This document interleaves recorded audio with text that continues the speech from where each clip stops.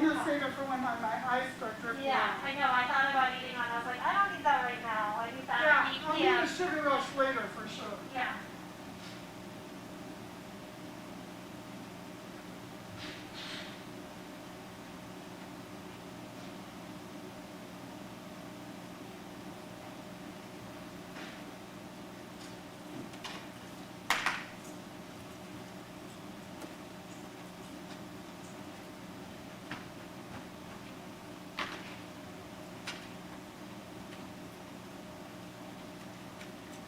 Now that you have all the pieces of your puzzle, Yay, hopefully it'll work. you're gonna play nice or you're gonna not play nice. Yeah, I think the keys protected us. We had to return a key before they gave us. That was funny. Jen forwarded me that email.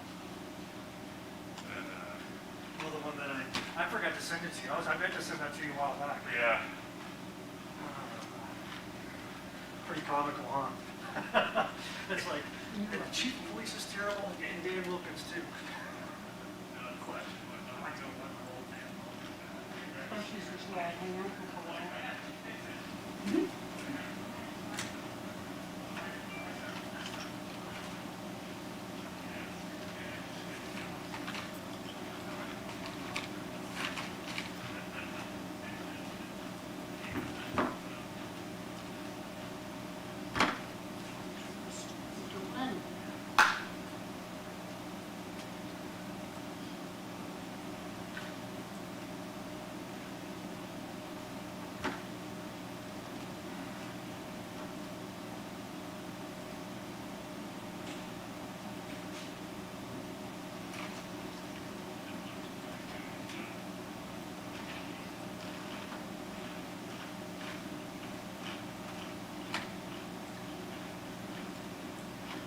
Public comment on 419, and you expect them to read this? Yeah.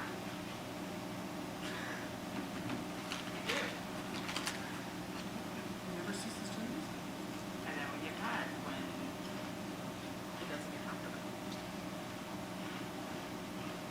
My favorite is open fire. This duty! Oh, just bussing while we wait for Other duties as assigned? Yeah.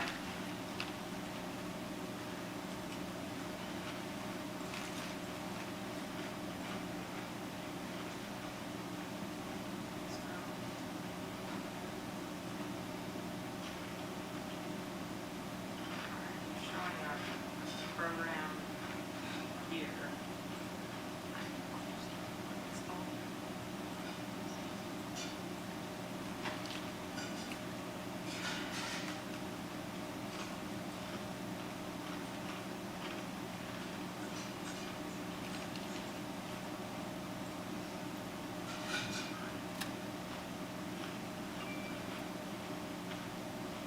That's when you need the authentication thing. This is my phone with my phone, so I forgot something. Because I have an authentication over here.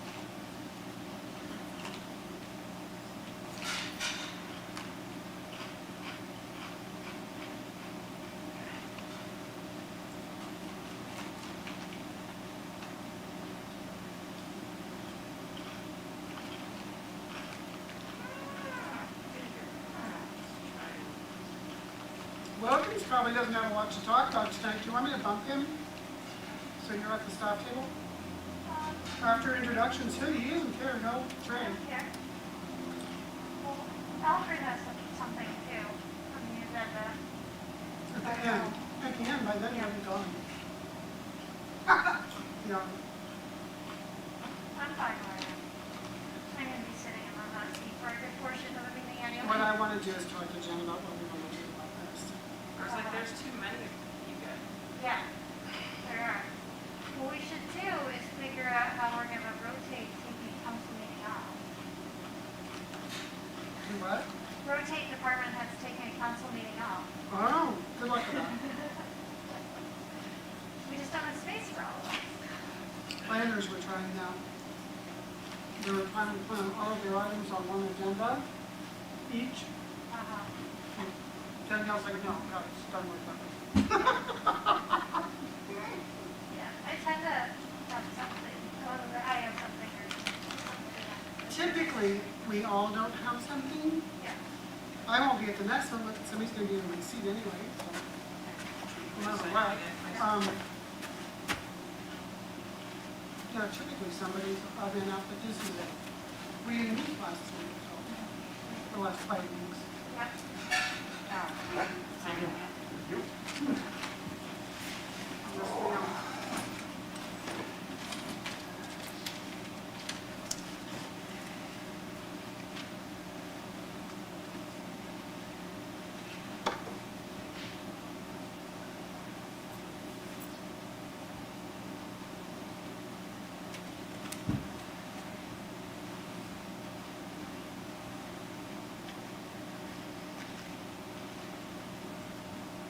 Don't worry about this one. We're just gonna do it. We're just gonna do the big question. Stuff words, type words, great. You are a more trusting person than I am. I wonder if it's because it's already been installed. But I got rid of it entirely, Mm. and then it restarted itself. So in theory, It should be there.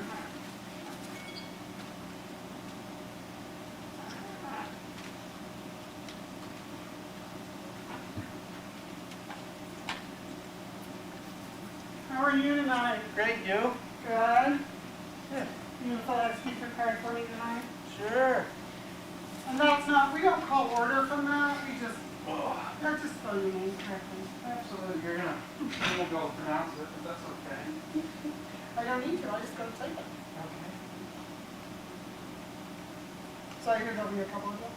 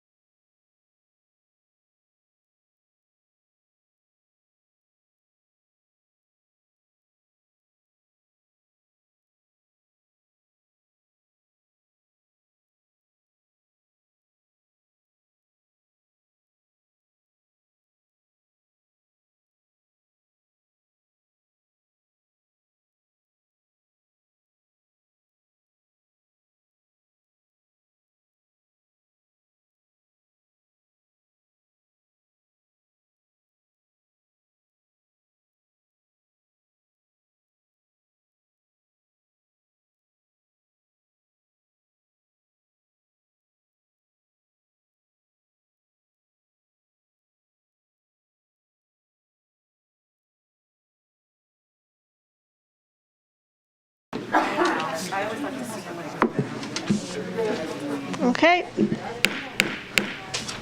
Welcome, everybody, to Truckee Town Council meeting for September 24th, 2021. Please rise and join me in the Pledge of Allegiance.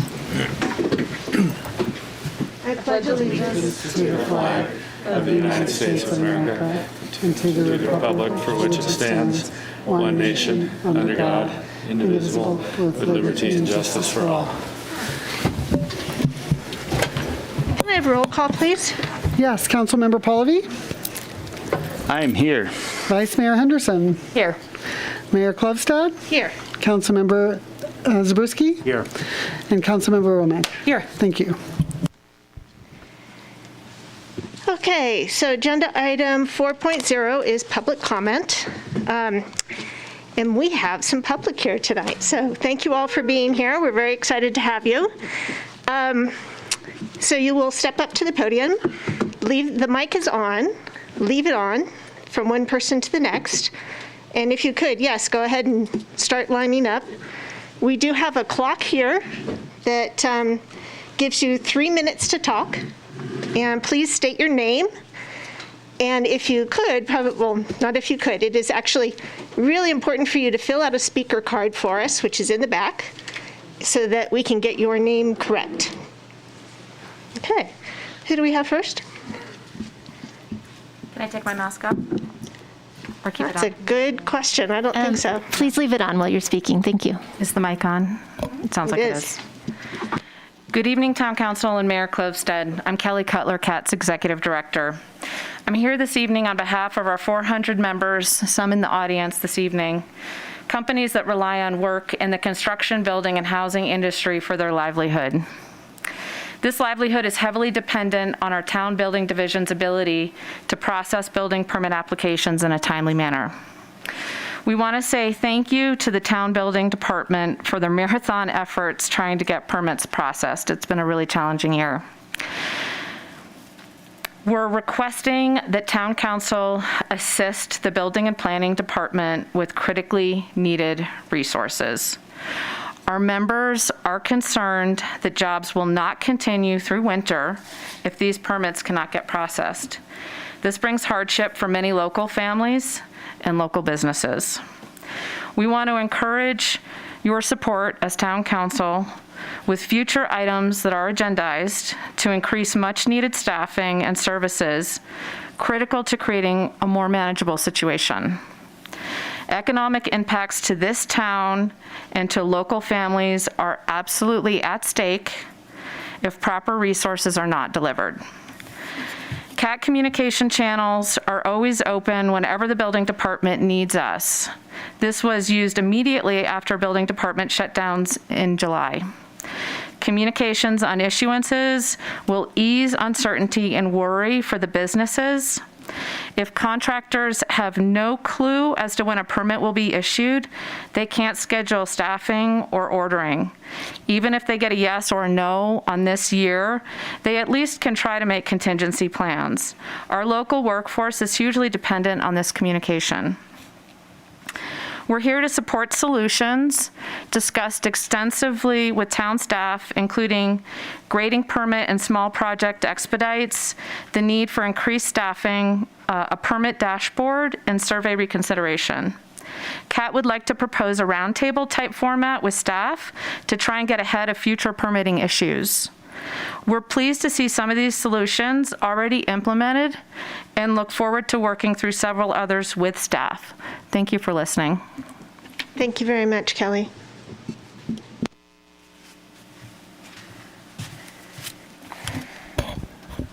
Brian McEnany, CAT president, builder, father, homeowner, class of 94 Truckee High. Right? The people to the right are our community, our construction community, our families that depend on construction. The impacts of our industry touch every corner of life in Truckee. At our core, the construction industry is simply a collection of families. Families of workers, families of suppliers, and the families within the houses that we build and work on. We provide income to households and houses for families. Delays in our industry are felt throughout. For each building permit that is not issued, a crew of workers loses out on that job. It could be a deck, it could be a bathroom, it could be a replacing windows, a small addition, or a new home. For our bigger and smaller contractors alike, each job is a vital source of income to their families. When we get squeezed because of permit congestion, we lose members of our community and our families.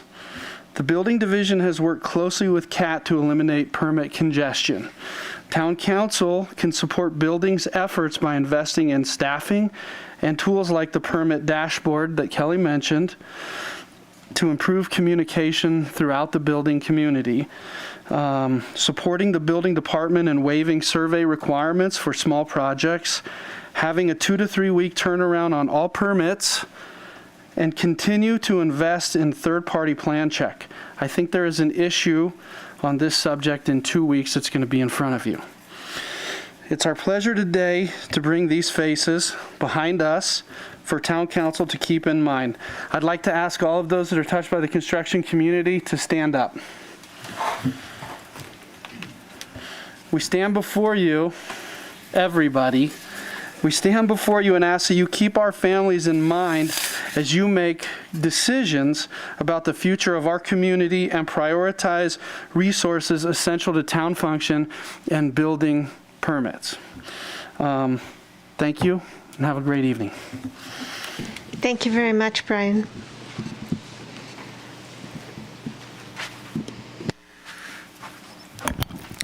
Mike Schwartz, the Backcountry Bike and Ski Shop down the street is my business. I'm also, love this, I'm part of one of them.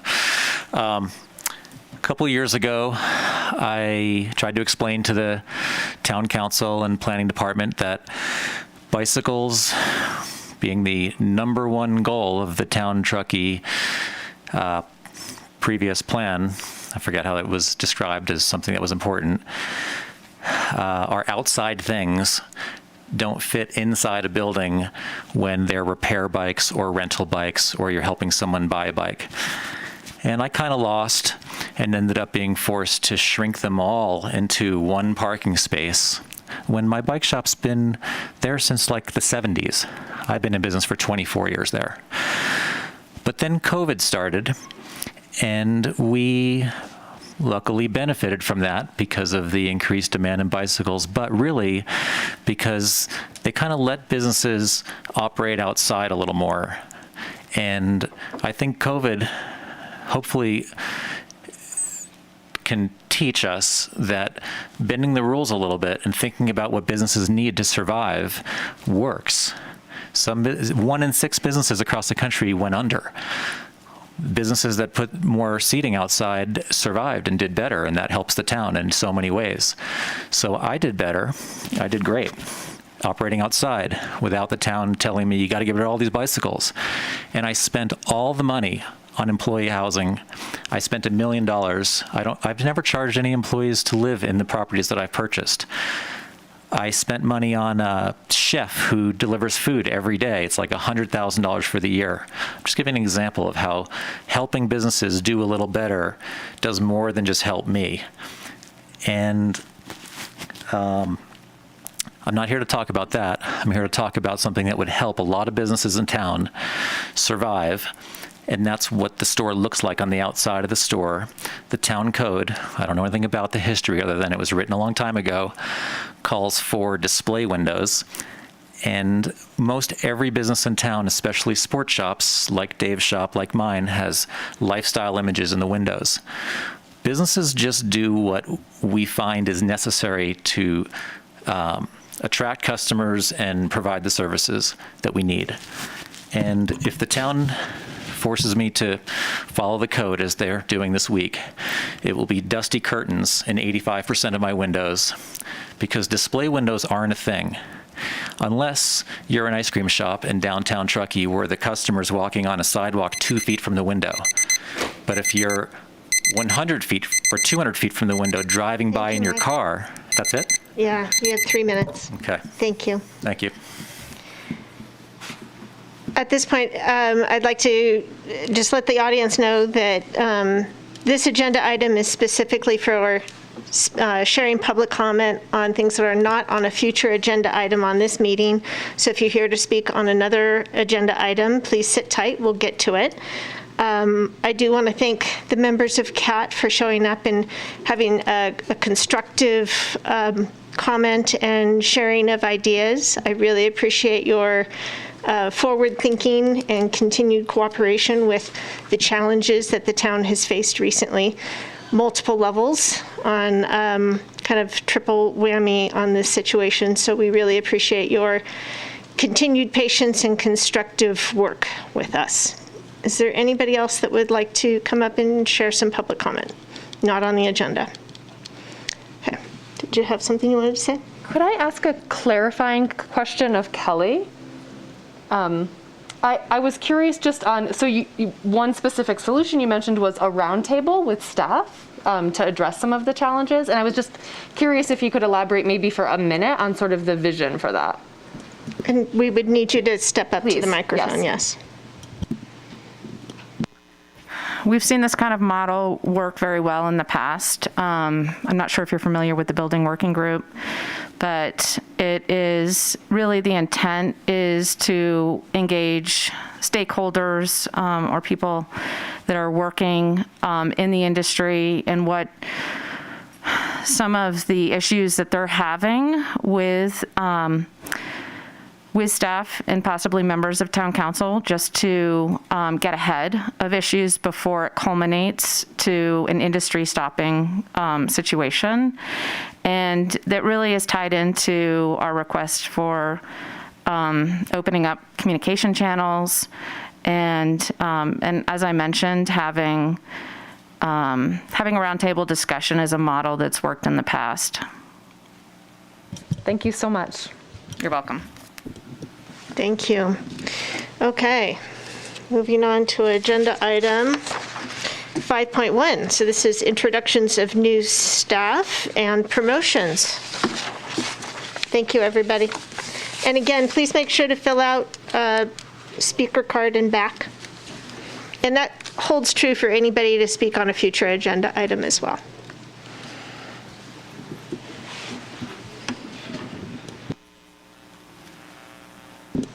Who will be doing the... So Chief Billingsley, I believe, is starting out with the introductions in the police department.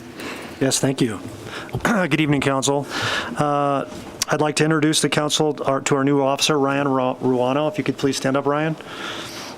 Ryan comes to us from the Lassen County Sheriff's Department. He started his career there as a deputy in 2012. His prior assignments include patrol deputy, field training officer, detective, patrol sergeant, and even detective sergeant. Very impressive. He was also a task force officer with the FBI Safe Streets Task Force. Ryan grew up in Placer County, and his family owned a cabin in Truckee for 20 plus years. He spent those years recreating in Truckee, riding motorcycles and snowboarding. He currently lives in Reno and still enjoys snow sports and motorcycle riding with his twin 10-year-old boys. Please help me in welcoming Ryan Ruano to the town of Truckee and the Truckee Police Department.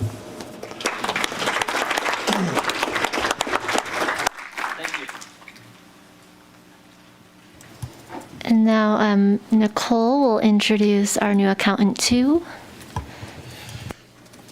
So I'm excited to announce our new our accountant, and this is Eric Hopkins. Eric has a finance background with 7 years of experience in accounting and budget administration. Most recently, he worked for Truckee Craft Ventures, and he's also worked at the Ritz-Carlton and for the California Conservation Corp. He enjoys spending time with his family as a young baby, and skiing, golfing, and the typical Truckee outdoor adventure activities, and we're super excited to have him join our team.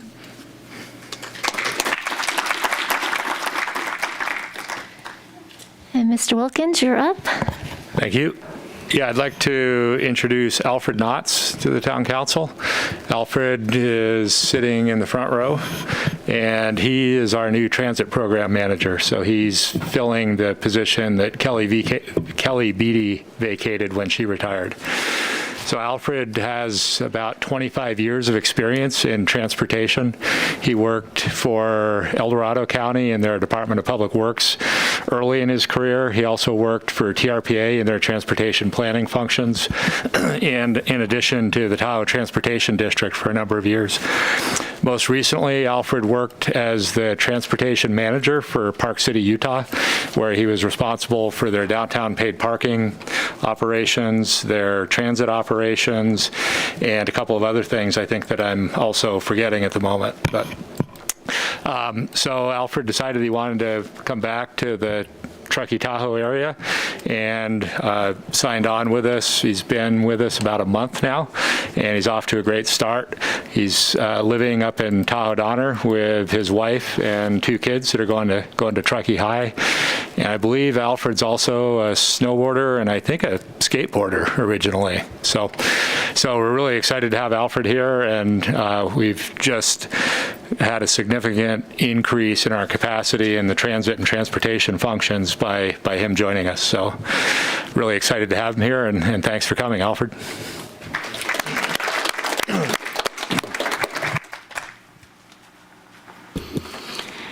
Yeah, I have a couple of promotions to announce in our Public Works Department. First, we have Kyler Coxon, back corner there. I think he had a promotion more recent than this one, to father of 2. As he and his wife have just welcomed their second daughter into their family about a week and a half ago. So congratulations on that, Kyler.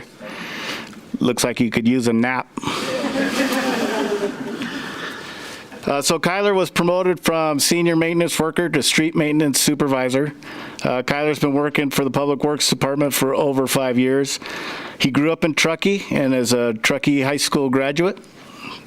Kyler enjoys taking his family camping, sharing his joy of the outdoors, fishing, and working on his early model Jeep 4x4.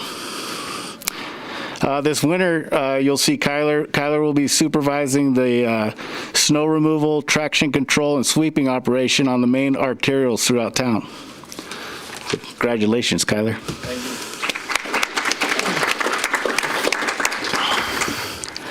Our second promotion, sorry about that, got one more. Ryan Zusi. Ryan has been promoted to from maintenance worker 2 to senior maintenance worker. Ryan's worked in our Public Works Department also for over 5 years. Ryan also grew up here in Truckee and is a Truckee High School graduate. It's good to have local blood on the team for sure. Ryan is an avid golfer. He'll be golfing tomorrow at the John Schaefer Memorial Golf Tournament, and I'm sure with his golf stroke, he'll provide a great benefit to this local community charity event. One other thing about Ryan, you'll oftentimes hear Ryan Zusi being referred to as Zeus. That's because of his demeanor mostly resembles the Greek god of the sky. Protector of all human roadway users here in Truckee, and helper to all that needs help, especially when your road is buried in snow.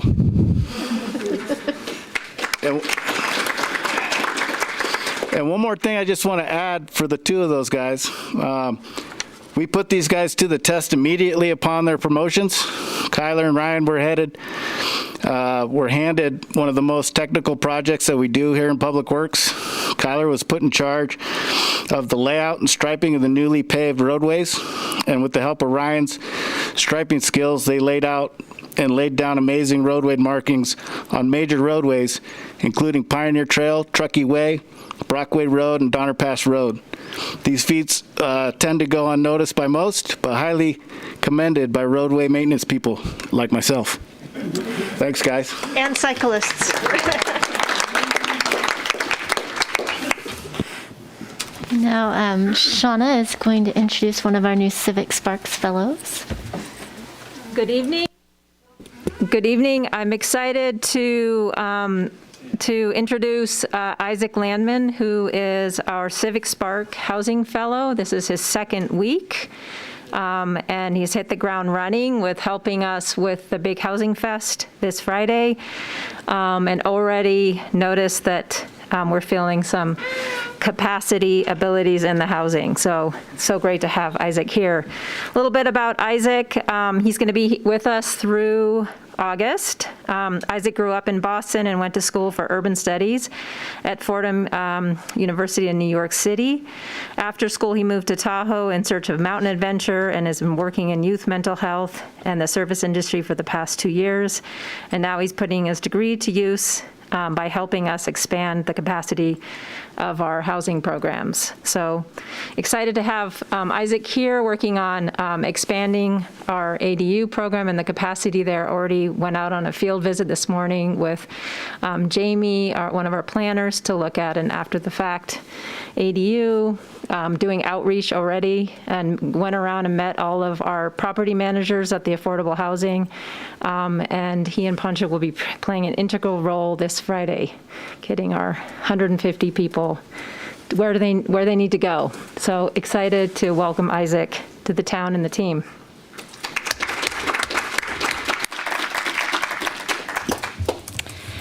All right, Sarah, can you stand up? I'm thrilled to announce the promotion of Sarah Sherburne to Sustainability Program Analyst.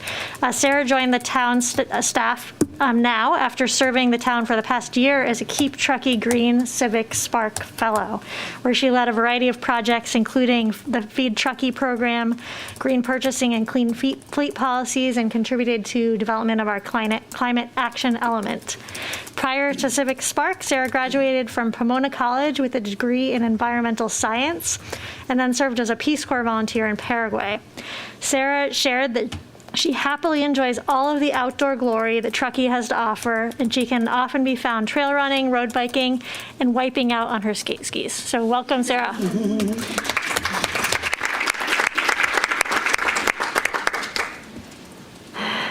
Good evening, Council. I have the pleasure of introducing Pancho Mackenplanky. He is our Keep Truckee Green Civic Spark Fellow for the next 11 months. And Pancho graduated from Vanderbilt University in May of 2020 with a double major in history and religious studies.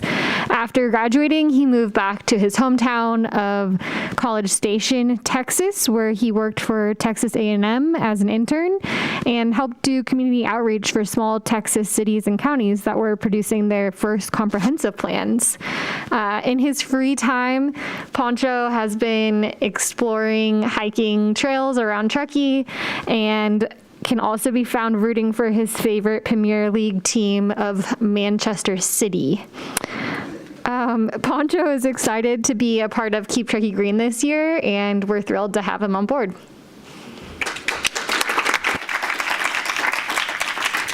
Just wanted to welcome everybody and say we've obviously had a flurry of new activity at the town with some new hires, so we're excited to welcome everybody to the team. They're going to be great additions. Absolutely, and I just want to thank all of you for coming here and letting us get to know you a little bit and understand your backgrounds, your interests, and the various ways that you are going to and already are contributing to our community. So thank you. I know this is kind of after hours, but it really helps me put the faces to the names, even though we still all have masks on.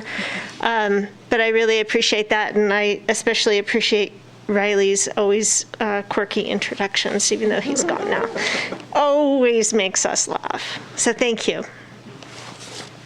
Any questions from anybody on any of that? Okay.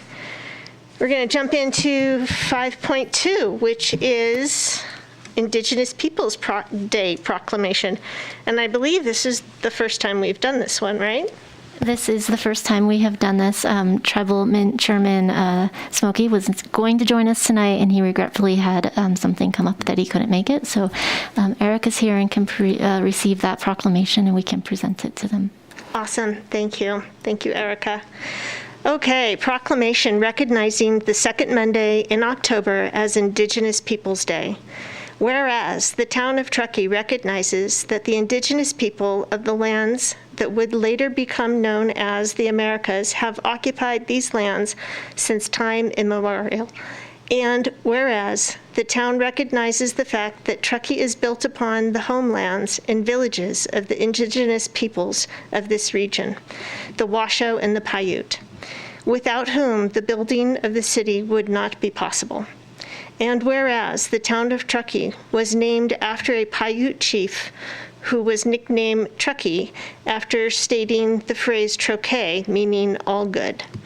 And whereas the town recognizes the value of many contributions made to our community through Indigenous peoples' knowledge, labor, spirituality, technology, science, philosophy, arts, and the deep cultural contribution that substantially shaped the character of Truckee. And whereas the town of Truckee supports the closing of the equity gap for Indigenous peoples through policies and practices that reflect the experiences of Indigenous peoples, ensuring greater access and opportunity, and honoring our nation's Indigenous history and contributions. And whereas Indigenous Peoples Day was first proposed in 1977 by a declaration of Native Nations to the United Nations-sponsored International Conference on Discrimination Against Indigenous Populations in the Americas. And whereas the United States endorsed the United Nations Declaration on the Rights of Indigenous Peoples, the Declaration, on December 16th, 2010. Now therefore be it resolved, the town of Truckee shall recognize Indigenous Peoples Day on the second Monday in October. Be it further proclaimed that Indigenous Peoples Day shall be used to reflect upon the ongoing struggles of Indigenous people in our county and to celebrate the thriving culture and value that Indigenous peoples add to our community. Done this 28th day of September 2021. Mayor Klostad. So thank you. Really appreciate that well-written proclamation. Okay, and we have Deborah coming up for, the celebrating of the 20 years of our Truckee Police Force. She's sauntering to the front.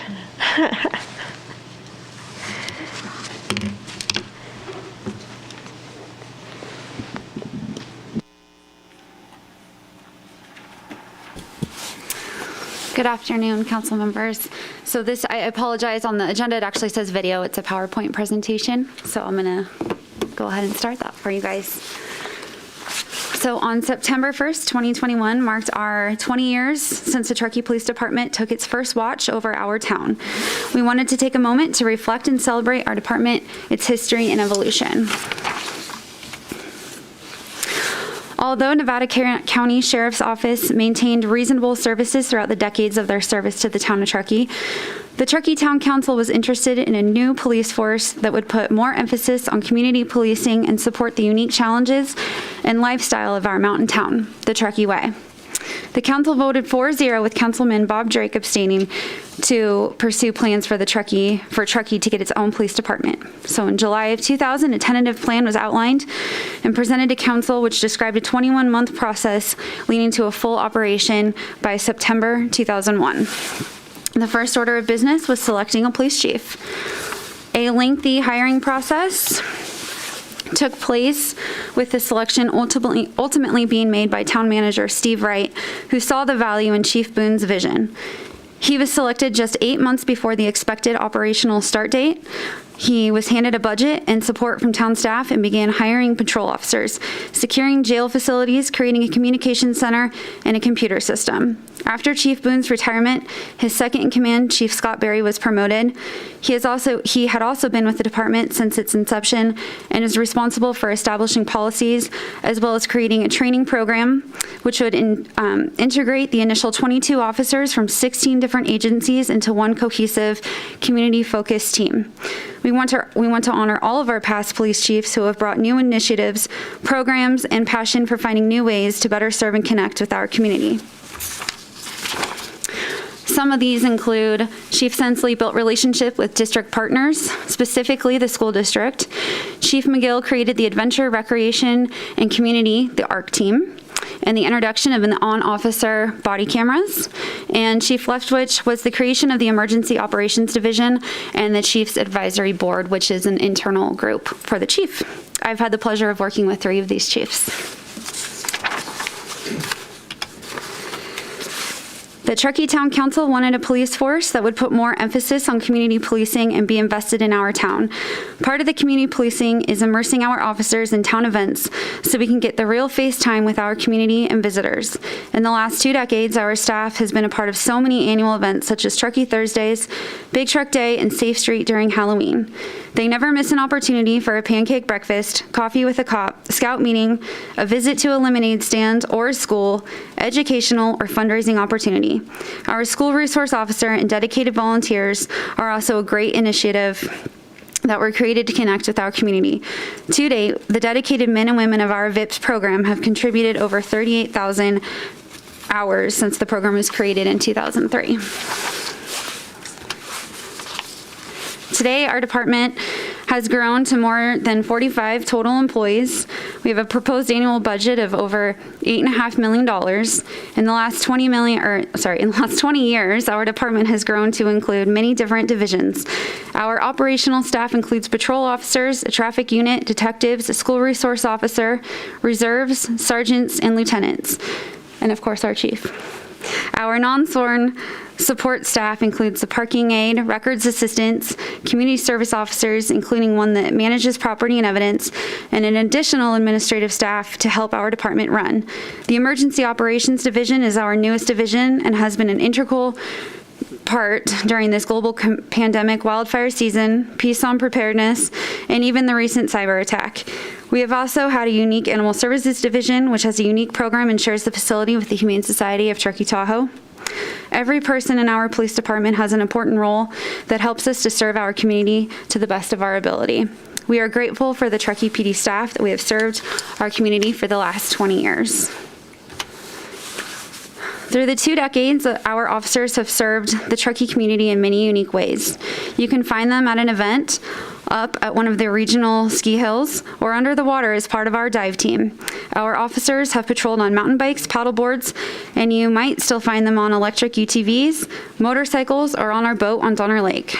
Although our regular units may not be the ones you see are the ones you see the most, we are proud to have served our active community in many ways, which promote this adventure lifestyle that we all love about living here. We place high value on the training of our sworn officers and civilian employees to maintain a superior level of competency in serving the residents of the Truckee community, to sustain an officer's skill level and prepare them for the unpredictable environment in which he or she works. A commissioned officer attends training annually. Staff also has the opportunity to attend various other trainings to develop their skills for specialized disciplines and assignments, which will further support them to serve our community in diverse ways. Bron and I really enjoyed working on this project together and highlighting our department over the 20 years. We're proud to reflect on the development of this organization and look forward to our continued evolution and future success. We encourage everyone to take a look at our website for our 20th anniversary newsletter. We hope it gives the community a small insight to our department and culture. That is fantastic. Thank you so much, Deborah. Do we want to pause here? Do any council members have any questions on any of that? Okay, great. Thank you so much. Okay, and Chief Billingsley, we have some department retiree and service recognitions? Yes, we have 2 retirements, and I think it's pretty amazing. Both the people that, they couldn't be here tonight, but both the people that we're honoring here tonight, the retirees, were here for the first watch. So they both did 20 years with the Truckee Police Department. The first one is Sergeant Russ Walsh. He started his career in law enforcement as a Colorado State Parks Marine officer from 1993 to 1997. After spending some time as a Tahoe ski bum, I think he still is actually, Sergeant Walsh went to the Butte Police Academy, and in 1999 he began working for the Nevada County Sheriff's Office, where he was assigned to the Truckee substation as a deputy. In 2001, Sergeant Walsh was hired as an officer with the Truckee Police Department. He was an original member of the newly formed agency. For the last 20 years, Sergeant Walsh has been assigned to numerous additional responsibilities, including search and rescue coordinator, boat officer, dive team commander, firearms instructor, field training officer, officer in charge, and team leader of the ARC team. He was promoted to the rank of sergeant in 2012. His natural leadership style has left a positive impact on many, but he is also known for never sugarcoating anything. And he will always tell you like it is, which is why I'll miss him the most. Russ, thank you for your 20-plus years of public safety service to the town of Truckee. We wish you well in retirement, and you'll be missed by many. Russ, his wife Kathy, and their 2 kids will continue to reside in Truckee for the foreseeable future. The other person who I worked very closely with before I became a member of the Truckee Police Department as well, so I have a really long relationship with Officer Bill Martison. He and I worked detective cases together when I was at the district attorney's office, and I met him about 13, 14 years ago. So he'll be a great loss as well. He started his career in law enforcement in 1993 with the Nevada County Sheriff's Office as well.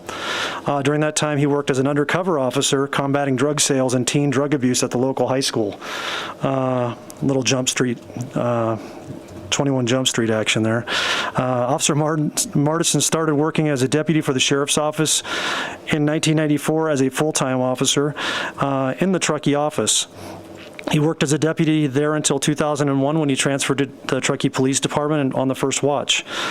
Since then, Bill has worked many different assignments to include boat patrol officer, field training officer, detective, and officer in charge. Most importantly, I think Bill was the POA president for many years and interfaced with every chief that you saw on that list.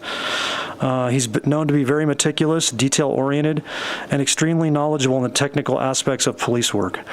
Bill's investigative skills are truly outstanding, and he will surely be missed by the entire town and the police department. Bill, thank you for your dedication and service to the town of Truckee for the last 20 years. Bill and his wife, Wendy, will continue to live in the Reno area for the foreseeable future as well. So thank you very much. That is just amazing that they both served since the beginning. So thank you for that overview and how lucky we are to have had them this whole entire time. I'm sure the contributions are numerous to our community, so thank you. Okay, we are on to 5.5, town managers providing an update on the cyber incident. Yes, thank you. And I'm going to read this tonight, so I make sure not to miss any of the important points. So please forgive that. I don't typically do that. But wanted to thank the council and the community for the opportunity to provide an update. We wanted to let the community know where we are since our cybersecurity breach that happened on July 22nd in 2021 in terms of rebuilding and restoring and what you can expect going forward. So on July 22nd, the town endured a cybersecurity attack that breached the town's IT system. I received the call from Kimberly English in our IT department informing me of the incident early Thursday morning around 4 a.m. So that gives you some context as to what time this happened and staff getting in very early in the morning to respond. At that point, staff were already here on site responding to the incident. Town staff responded immediately and effectively by shutting down the town's IT network completely, literally pulling the cords. This included all of our phones, access to data, our internet access, all of that exists behind our firewall and in our network. So all of that was shut down. The Emergency Operations Center was activated. Our insurance carrier for the town's cybersecurity insurance was immediately notified, and their team of cybersecurity experts were brought on board. Nevada County also graciously provided immediate staffing support, which we're grateful for. After the cyber attack, our town services continued. However, they continued in many ways very differently. It took several weeks to outfit all employees with new computers and hotspots for internet access. These attacks were paralyzing in many ways, but your town team showed up every day and became very creative in how they could continue to carry on the business of this town despite all of the challenges that we were facing. We've taken steps to file a report with the appropriate authorities. And with that being said, this is an open investigation, and with an abundance of caution as we move through the recovery and rebuilding efforts, we haven't been able to be as transparent as we normally would or would like to be, as transparent as our community expects and deserves. So we apologize for that, but I have to say my first obligation is to make sure our town is protected and our town assets are protected. And that's where we've been focused on the last last several months as we've been recovering and rebuilding and restoring. Our organization is really undergoing a digital transformation and modernization of our IT systems. We have, sorry about that. Got a little excited about reading through all of this. Transformation of IT systems. We're rebuilding and transforming our systems to be a model for agencies going forward, utilizing the NIST cybersecurity framework as a model. We're now 2 months and a few days post-breach, and I'm happy to report that, well, the last few months have been incredibly challenging, and I can't stress that enough. At this point, we've been able to build new security systems, recover our data, and restore many of our systems. So we are moving forward at a good pace. We've brought in IT security experts Corey Wilburn and Franklin Jackson to complement our IT team and help lead us through the restore, recovery, and rebuild process. Corey and Franklin are here tonight, and I'm going to ask them to introduce themselves and say a few things. But first, I want to touch a couple more points. There's still a lot of work that needs to be done. We have a process to go through, and we're being very methodical about that to make sure we're rebuilding in a very modern and secure fashion. But I want to let the community know what this really means for you and how it's going to affect you. When the breach happened, we didn't have access to any of our data. That included permits that had been submitted and those that were in the review process. In response, staff rebuilt the entire permit queue and all the permit files by working directly with applicants and our third-party plan review firms. We were only recently able to recover the data, and we're now caught up with resubmittals, and we're working through ready to issue permits and have moved on to processing permits submitted post-cyber attack. Currently, we are approximating about 6 weeks behind in that process. We're working hard to bring on additional staff. You will see a future agenda item on that in 2 weeks to help reduce these turnaround times. We estimate 6 weeks. It's an estimate. We're trying our best, and hopefully we can make that shorter, but we just can't commit to that right now. Secondly, we had a number of public records requests that were either in process or have come in, several pending requests, many of which we just simply can't fill at this point.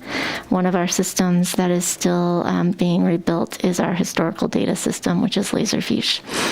So until we get that system back online, we won't be able to respond to many of those requests, unfortunately. But once it is restored, which we expect will be in about 3 weeks, we can begin the process to fulfill those requests and get that information out. Apologize for the delays that this has caused, our permit delays have caused. We know it impacts the community, and it's certainly nothing that we had hoped to be going through. We also wanted to note that at this point, it doesn't appear we'll be able to restore our legacy emails or emails prior to about a month ago. That particular Exchange server was infected with a very malicious piece of malware, and it has been recommended to us by our forensic investigators that we don't turn that on for risk of spreading that malware further into our newly rebuilt system. So we don't think we will be able to recover those at this point. Also want to point out, I'm sharing with you the most up-to-date information, so that could change at some point in the future. This is what we know as of today. So right now, I'm going to ask Corey and Franklin to introduce themselves to the community, provide a little bit of background on their expertise so you can see why we brought them in and how they're helping us really move forward and helping our entire town team. So Franklin, if you'd like to step up to the podium and introduce yourself, that would be fabulous. Hello, everybody. My name is Franklin Jackson. I'm the global managing security consultant for E+, your strategic partner going forward for cybersecurity. I've been in the industry for about 36 years. I've been the CIO for quality for AT&T. The executive director for cybersecurity for the Department of Defense, the CISO for Esurance in San Francisco, and now most recently the global security manager for E+.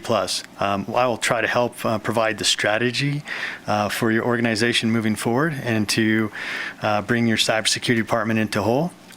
Corey here, my colleague, will actually be helping with all the tactical work, making sure that that's spread across the environment and that you guys are up and running in a quick manner of time, and we'll try to do our best to make sure that we help the town out as best we can. Thank you. Thank you, Franklin. And Corey, if you'd like to introduce yourself.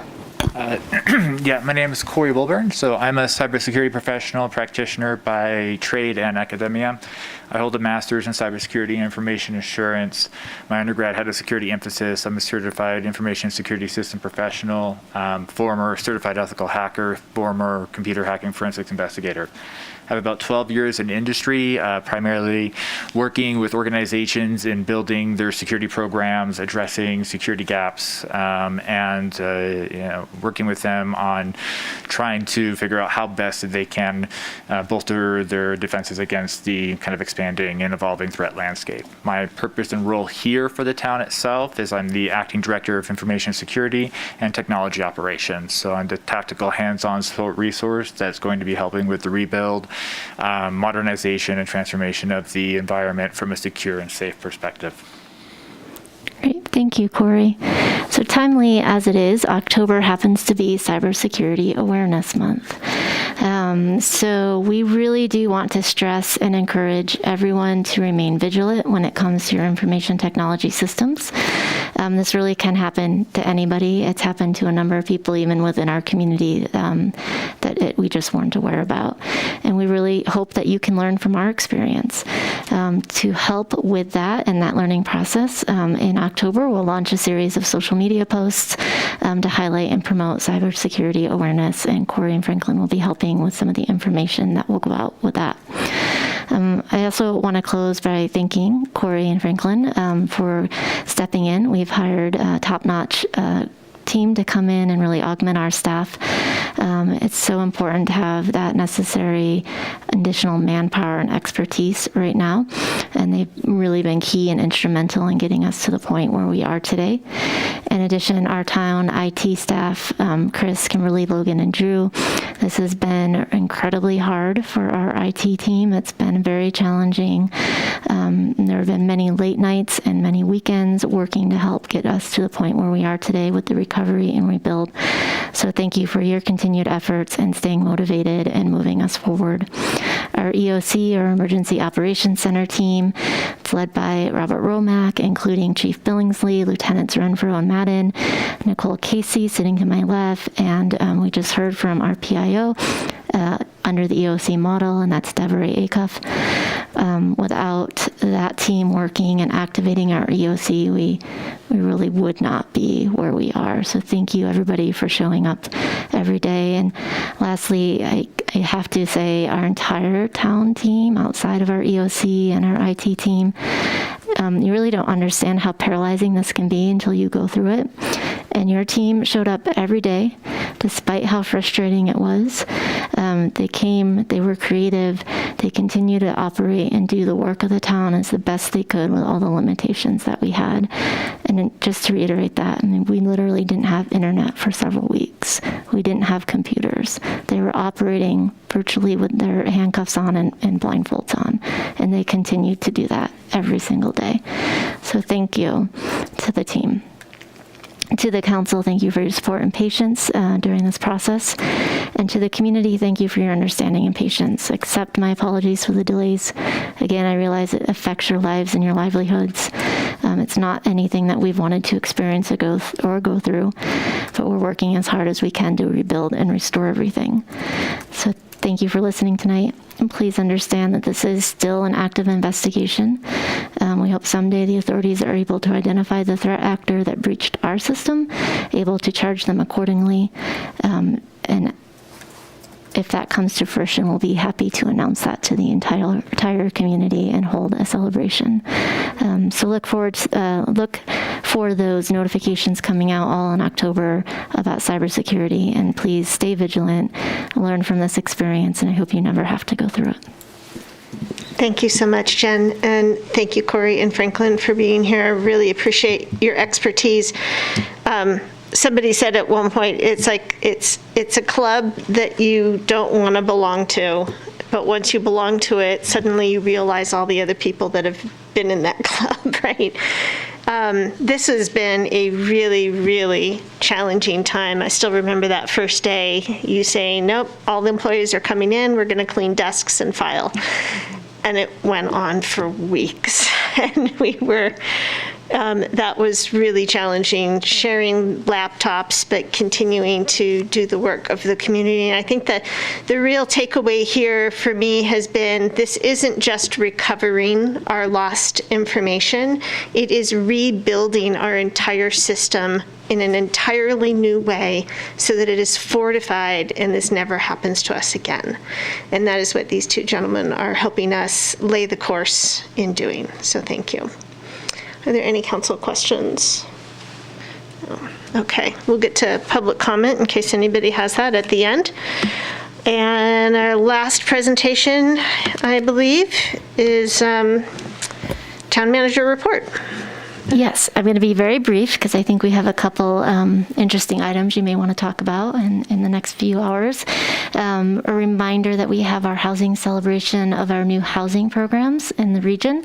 That's a shared celebration with Placer County. That's on Friday, October 1st. The ceremony starts at 2 o'clock with a bus tour of the 5 new housing projects. That includes Coldstream Commons, Meadowview Plaza, Truckee Artist Loft, Hopkins Village, Frischman Hollow 2. And the ceremony follows with a reception at 3 o'clock, and that all happens right across from the Artist Lofts in downtown Truckee.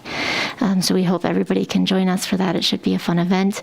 And then in some late breaking news, we received word that we've been awarded a $50,000 grant for our renewable diesel tank project, and that's from the Northern Air Quality Management District. That's great for our community, and really want to thank the KTG staff, Hillary, Erica, and Sarah, who you met earlier. She worked on this while she was a Civic Sparks Fellow, so thanks for their work on that and bringing that to the town. And that is going to help us expand that system and have backup in case there's the inability for deliverables and maybe some other jurisdictions to participate. Correct. We already have 2 jurisdictions that are exploring that with us. We'll have coverage over the second tank, so it can be used year-round. That's fantastic. Thank you. Any questions from council on that? Do we have any public comment on any of the presentations? Okay, seeing, oh, yes. Step on up, Peter. Peter Finolio, Government Affairs Manager for the Contractors Association. You heard our presentations earlier. I just wanted to step to the mic to say how much we appreciate town staff and the council for not only keeping an incredibly cool head through this cyber attack. I guess I'm speaking on 5.5, but bending over backwards to find workarounds and solutions to difficult challenges. So you guys did a really great job. Just want to express that appreciation. Thank you so much, Peter. That means a lot. Any other public comment? Okay, seeing none. We're going to move on to consent. Do we have any council members want to pull any items from the consent agenda? Any staff? No, ma'am. Any public pull any consent agenda items? Okay. We are going to be considering 6.1 minutes of July 13th and August 24th meetings. Contract for state legislative advocacy.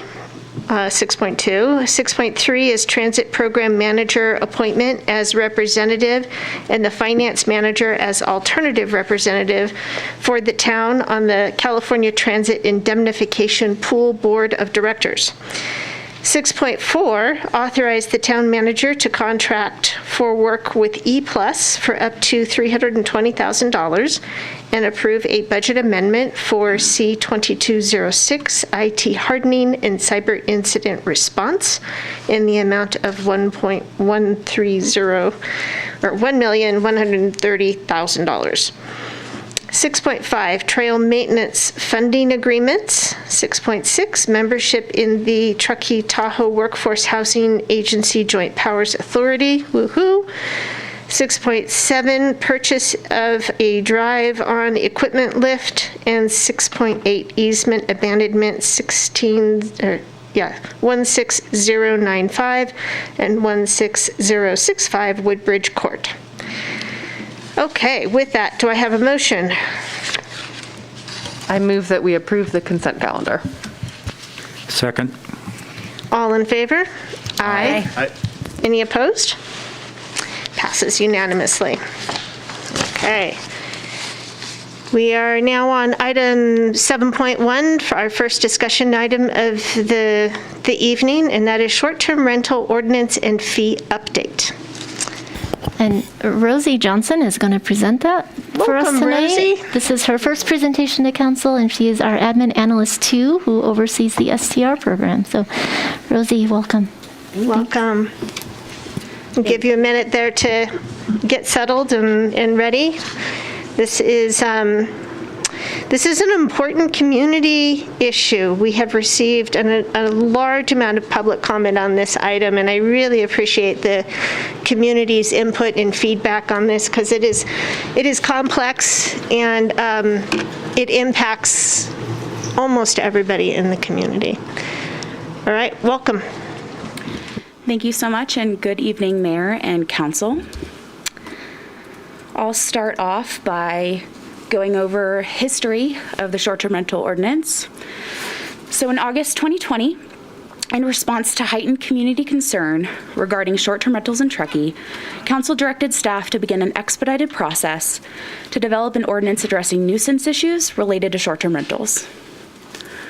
On October 13th, 2020, following a significant public input process, Council adopted Ordinance 2020-07, amending the Town of Truckee Municipal Code by adopting Chapter 5.02 regarding regulation of short-term rentals, Chapter 9.20 regarding noise regulation, and amending Section 3.24020 regarding transient occupancy tax.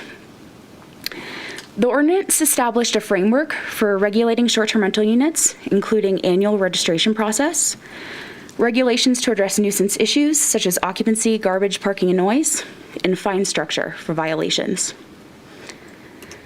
So going into a little intent of this evening, staff has since successfully implemented this program, including registering 1,100 short-term rentals, implementing complaint response procedures, issuing fines for verified permit violations, all while continuing an approach on education and outreach in regards to rules and regulations concerning short-term rentals.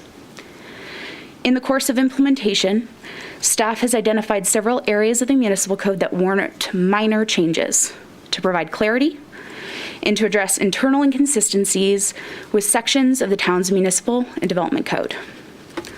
I want to put emphasis on the fact that the intent of these changes is not to introduce significant policy changes to the short-term rental program. Rather, these proposed updates are intended to clean up the short-term rental ordinance by improving clarity and consistency. So first off, starting up with short-term rental ordinance updates and leading into one correction for Chapter 1.02 for violations. And this is the authority to issue citations section. So code currently authorizes specific officers and employees of the town's public works and community development departments to issue written notice, to appear and release citations for violations of this code, which such officers' employees have the duty to enforce. To expand upon this, currently staff assigned to the short-term rental program has the capacity to review, respond, and address compliance complaints as they come in. With addition adding further staff to the authority to issue citations section, this increases the capability of further STR staff to issue an administrative citation in the absence of a currently approved employee within that section. We recommend updating the list of officers and employees who are designated and authorized to issue such citations to include from Administrative Services, the Finance Manager, Administrative Analyst 1 and 2, and from the Police Department, Support Service Manager and Community Service Officer 1 and 2. This again increases the capacity of employees that have the authority to issue citations that are directly involved with short-term rental compliance. Now transitioning into Chapter 3.24, Transient Occupancy Tax. First section being that of definitions. We recommend to update the tax administrator definition to mean that role is assumed not only by the town manager, but by his or her designee. This provides consistency and aligns with language already presented in other sections in Chapter 3.24. The next section in 3.24 is reporting and remitting. We recommend clarifying when we require returns to be filed by including each operator shall file a return quarterly, and include data filing is determined by the postmark date or when the return is filed electronically. This, again, provides clear instruction to the operator when a return should be filed. It's twofold for these sections, so failure to collect and report and violations. Recommend replacing the phrase tax collector listed in these sections with tax administrator. This would be consistent with the tax administrator definition as listed in Chapter 3.24. Now for the appeal section of 3.24, the adopted language in this section currently states that town council will schedule an appeal hearing. We recommend modifying this language to allow the town clerk to schedule the meeting on the council's behalf. The proposed amendment aligns with how staff currently schedules other hearings of appeal. Now on to Chapter 5.02, transient rental of residential units. So definition section, specifically the short-term rental bedroom definition. The short-term rental ordinance establishes a maximum occupancy for each home based on the number of permitted bedrooms. To ensure compliance with this requirement, staff reviews and confirms the permitted bedroom count for each application. Using a space as it is intended and permitted is an important life safety issue, since building code requires separate standards for review and means of egress or exit access for sleeping rooms. The short-term rental, building, planning, and engineering divisions reviewed the STR and development code bedroom definition and derived a revised bedroom definition that was adopted into the development code. We recommend to replace the short-term rental ordinance bedroom definition with the definition from the development code and maintain the short-term rental ordinance requirement that all bedrooms construction shall be authorized by a building permit, and it shall comply with all codes in effect at time of construction or conversion into a bedroom. This modification will provide uniformity with the town's bedroom definitions, mirror closely to the building code, and provide a consistent approach to what constitutes a bedroom. So for the registration certificate requirement, there are two sections where we're going to recommend a modification. First being Section A, registration certificate required.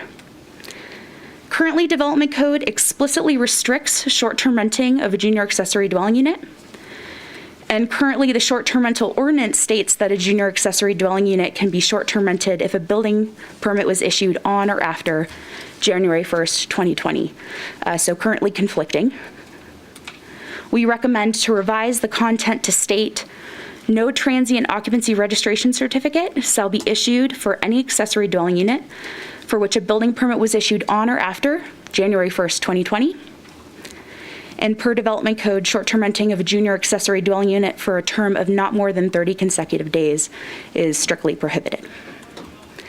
This ultimately aligns the short-term rental ordinance with the development code. And for Section D, term and scope of the certificate, this is a minor numbering error in this subsection. So looking to modify that to reference subsections C7, C9, and C11. Gonna get a little water. All right, so advertisements. Advertisements for short-term rentals are currently required to list the maximum number of occupants permitted by the transient occupancy registration certificate.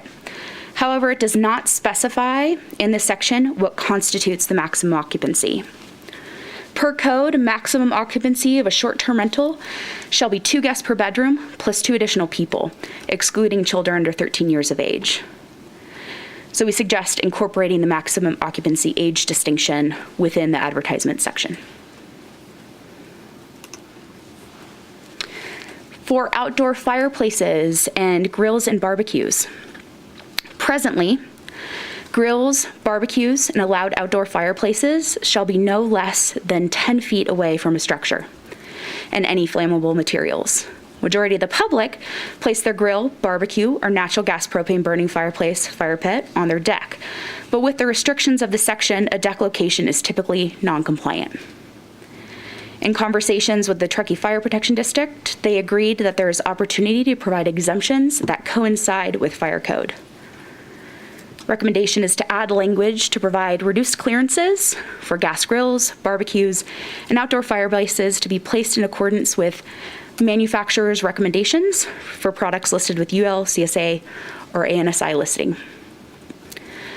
And further allow if construction of gas grill, barbecue, or natural gas propane burning fireplace is authorized by a building permit.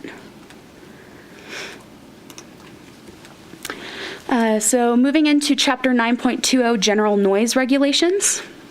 I want to preface this section by stating that the following modification in this section has no relation to short-term rentals, but a discrepancy was found in relation to construction noise. So staff recommends revising the initial recommendation for construction noise, which was posed in the staff report. And in the initial recommendation that was in the staff report, we were mirroring development code noise parameters for non-single family residential construction, but further restricting single family dwelling construction when development code does not. So our revised recommendation of the recommendation is to modify the section 9.20030G to mirror development code explicitly. We will keep the same construction noise restraints for non-single family residential construction as stated in development code. And in light of recent concerns posed by the construction community, limiting construction timeframes due to noise restrictions for single family dwelling construction would inhibit building when we already have a short building season. So staff suggests to maintain the development code definition for single family dwelling construction where currently no noise restrictions apply.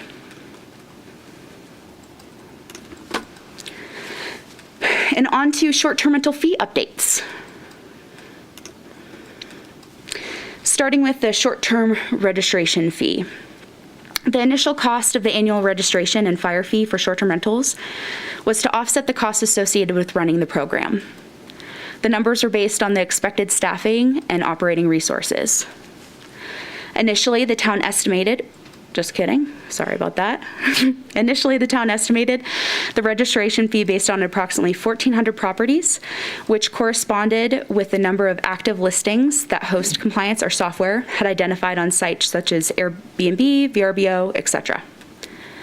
However, after 9 months of operation, our annual 2021 active registrant list is closer to 1,100. And a true-up estimate to actual number of registrants, the annual STR registration fee would be increased to $345. So for the 2021 registration fee, that was set at $300. The 2022 registration fee is posed at $345. So that is an increase of $45. So to go a little bit of the background of the short-term rental operating costs.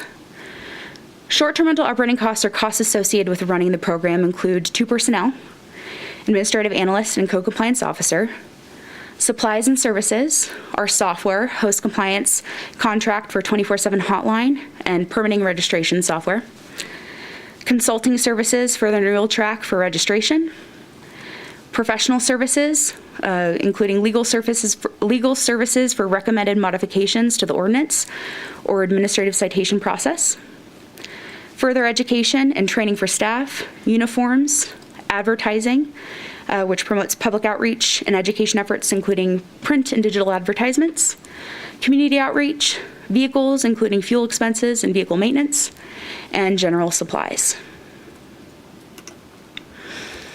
On to the short-term rental fire fee. So Truckee Fire Protection District has reevaluated their costs associated with providing fire safety inspections for short-term rentals.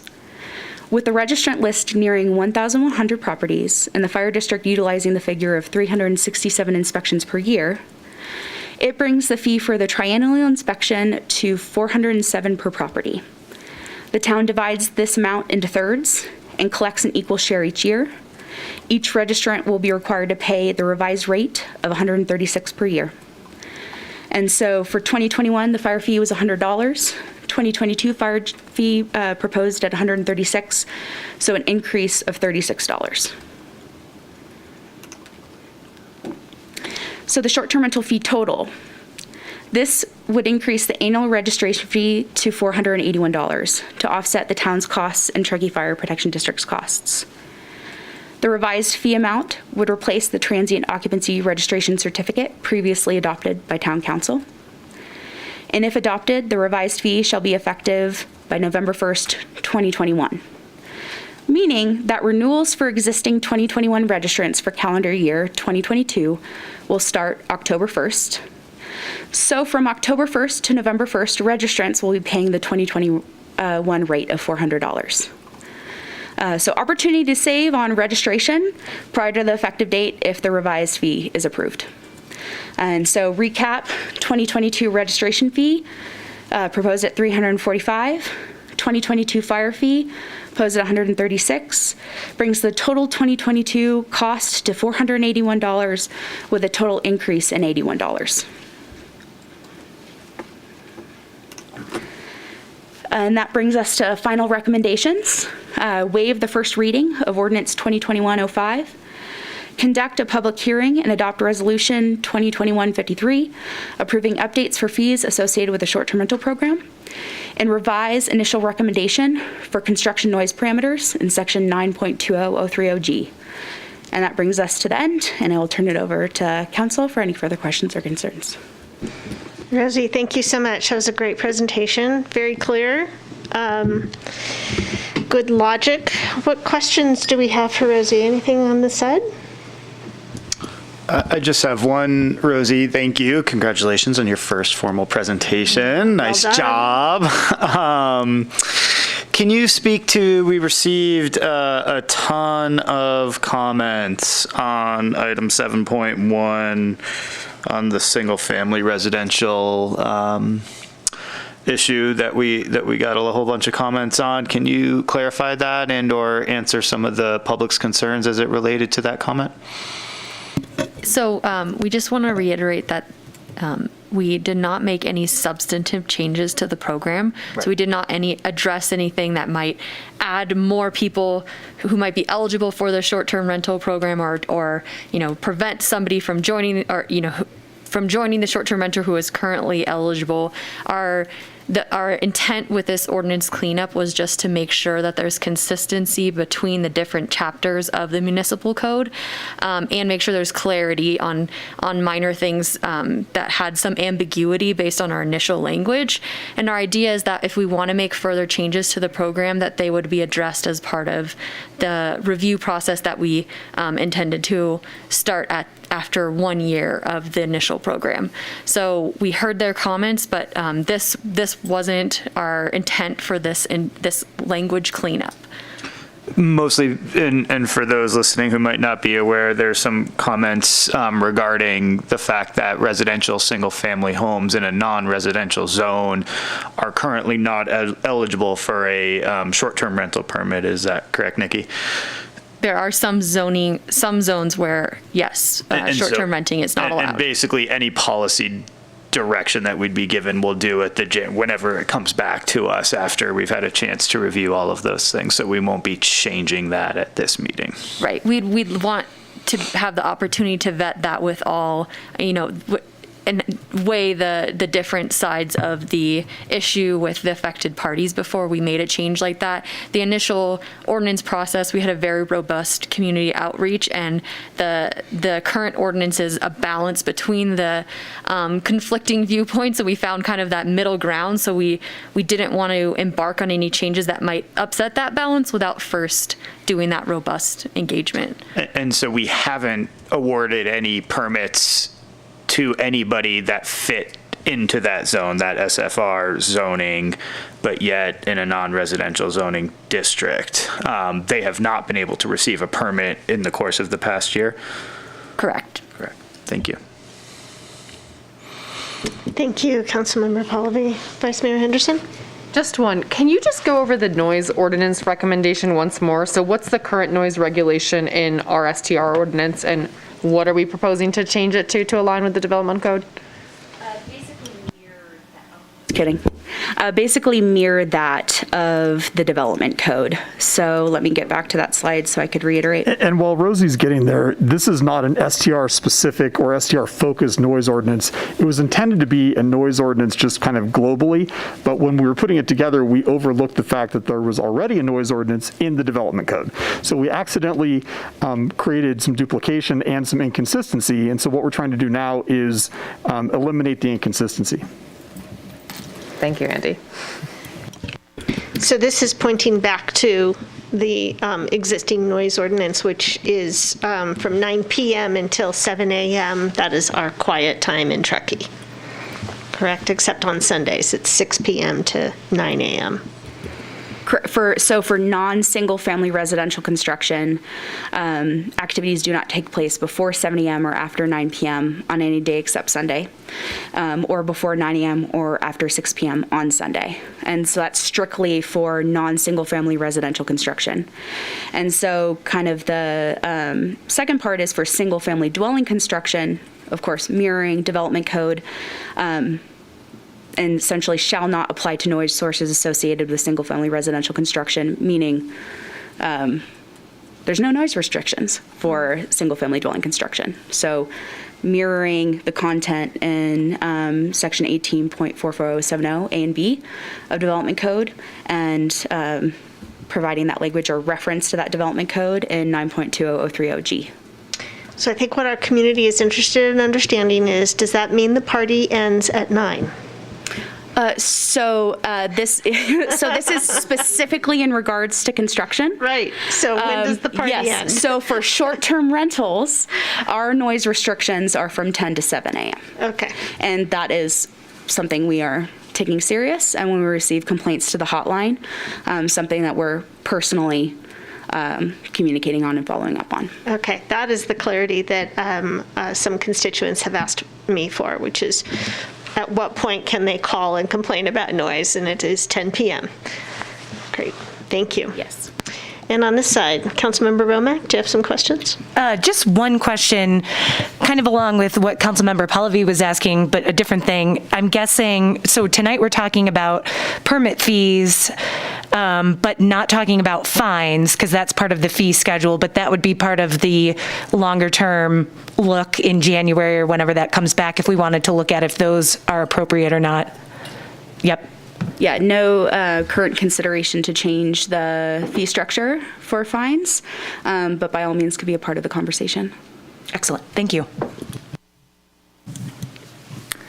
I have just 3 questions that grow out of the comments, and I know we will have a lot of questions on 7.2. I'm trying to make sure I'm restricting myself to 7.1. Right, that's really, should be careful on that, same with the public in consideration, yeah. Right.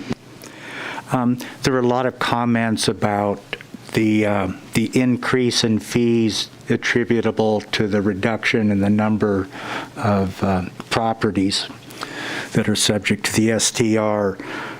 Can you explain why there's not a decrease in the aggregate amount with the reduction in the number of properties? So our current cost is not really based on, it doesn't ramp up when we have more or ramp down when we have less. They're fixed costs because it's it takes 2 personnel to run the program.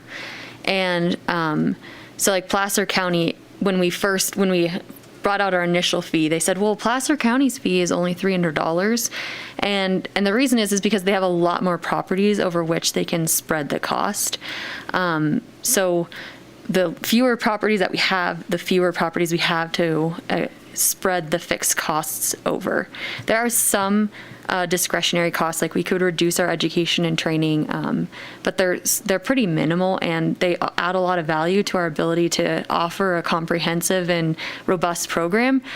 So we aren't recommending to council that we cut those fees or those expenses from our budget.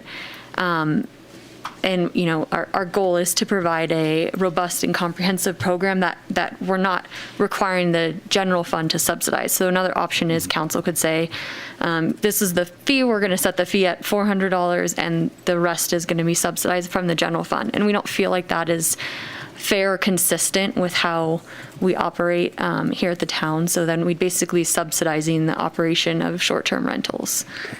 I'm thinking that what the premise is of the criticism is that it should require less staff time, some kind of substantial reduction, and you're telling me that really it's going to be the same amount of staff time for all practical purposes. Yeah, I think if we saw like a 50% reduction in the number of short-term rentals, then we would certainly explore whether we have the right level of staffing.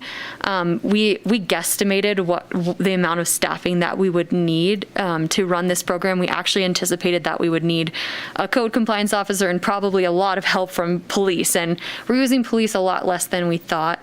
So we're, you know, we basically, our initial estimates were our best guess of what we would need. And after 9 months, we really feel strongly that this is the correct level of staffing to ensure that we're, you know, addressing those nuisance complaints that come in and providing adequate education to the short-term rental operators to make sure that they understand their requirements and how they can operate as a responsible short-term rental owner in our community.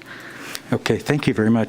The next question arises from just a comment from was only one comment from William and Norma Markley, who built a 1,300 square foot home, and they're proposing that the registration fees be based on square footage. Has that ever been considered? And I know I'm asking you just off the top of your head. Do you have any sense whether that's even something worthy of consideration? So you'll recall, everyone, that several years ago, Prop 26 was approved by the electorate in California. And what Prop 26 did is it required an even closer relationship between the fees that public entities charge and the costs that they incur in providing the services for which the fees are charged.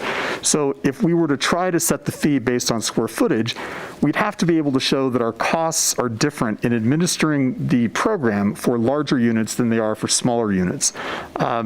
I'm not confident that we could really show that with any degree of accuracy. I think that, as Nikki was saying, by and large, our costs are somewhat fixed. And I do think that with each individual registrant, our costs are likely to be more or less the same, regardless of whether it's a smaller unit or a larger one. So I think it would be difficult to justify a fee differential along those lines. I understand. Thank you. The last thing is there was a proposal from one of the commenters about they were proposing 5 additional changes. I don't know if you had a chance to look at Jack Cashton's comment and can address that in any way. Yeah, we did. So there are several items that he was suggesting that are actually already prohibited. Specifically, there are no charcoal grills allowed at short-term rentals at any time. Additionally, he had concerns about short-term renters producing bodily functions on his property, and those actions are also prohibited by a separate section of the short-term rental code. So whether or not you're a short-term renter, you're not allowed to urinate or defecate in public or on somebody else's private property. So it would simply be that the police officer or an officer of the town who can issue citations would have to witness the activity. And they also mentioned littering, which is also something that is currently prohibited in the municipal code. There were other items that he was suggesting that would restrict the parking requirements, would restrict occupancy based on setback, and might have been one more. But we wanted to just reiterate that we are not exploring substantive changes to the program, and we wanted to leave that for a time where we could explore with all of our community partners, their interest in making further restrictions or, Yeah, thank you for giving that your attention, and those are all my questions. Thank you very much. I have no further questions. Do we have public comment? please step up to the microphone or to the podium. The microphone should still be on. There is a clock on this side here. You have 3 minutes, and you will be cut off at the end. That clock's not working. I'm going to time it. Oh. He'll hear an audible timer. Okay, thank you. And if there are others, just in expediency of time, if you could line up and be prepared to speak right after. And then last little note before she starts the timer, please fill out a speaker card so that in our notes we can get your names correctly spelled. Thank you. Yeah, I am the aforementioned Jack Cashton. The question of parking we're asking for is a clarification of the existing ordinance in line of what you're doing today, which is that parking is supposed to be on site, but it's not. We'd ask that you clarify that it is entirely on site and that the parking be code compliant in terms of its size, which is a 10 by 20 spot, and that also that the side setbacks of 5 feet be observed. So currently they're allowing 5 cars to park in a space that under, if it was code compliant and entirely on property, would only allow 2 cars. So that's a clarification that I would think would bring the ordinance more into compliance with the development code. So that might be something worthy of consideration today. If not, then in the future.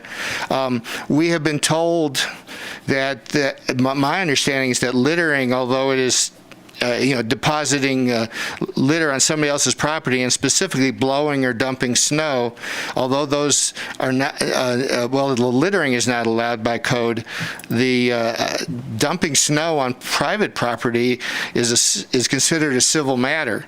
And we've been told that by a previous code compliance officer in the past. We would ask that that be made specific to the STR code so that, first of all, we don't have to get police involved, that the code compliance and TOT officers can deal with that issue, and so that the fines and action against the certificate can be taken rather than making it a criminal matter. Those were the two. I won't go over the occupancy, that I made in my written comment before, but the items of parking and dumping, I think are clarifications of the existing ordinance, and I would ask that you consider them today or in the future if you wish after the further review. Thank you. Thank you, Jack. Hello, my name's Andy Finch. I am a homeowner here in Olympic Heights, and I have a short-term rental that we've had for, I think 5-6 years. It's been a huge help to our family of 4 just to make ends meet and to live comfortably in Truckee. It's been a huge blessing. I will say that, we started out with a 10% TOT tax, and the fees have increased, the websites, kind of everyone's, hopefully this doesn't offend anyone, but there's kind of like a cookie jar, and everyone's kind of getting their hand in there and wants to get their part, and those fees kind of keep going up across the board, which is getting pretty hard. Even like a simple thing that's tough is on the tax, I pay a cleaning fee, which is great because I get to hire someone in the community and bless them by giving them work, but I still pay taxes on the money received to pay for that fee, and there's no tax break there. So it's just tough. I know that this new year we filed a new certificate, and there's quite a few new requirements. One of them, which is a fairly costly item, was the bear box.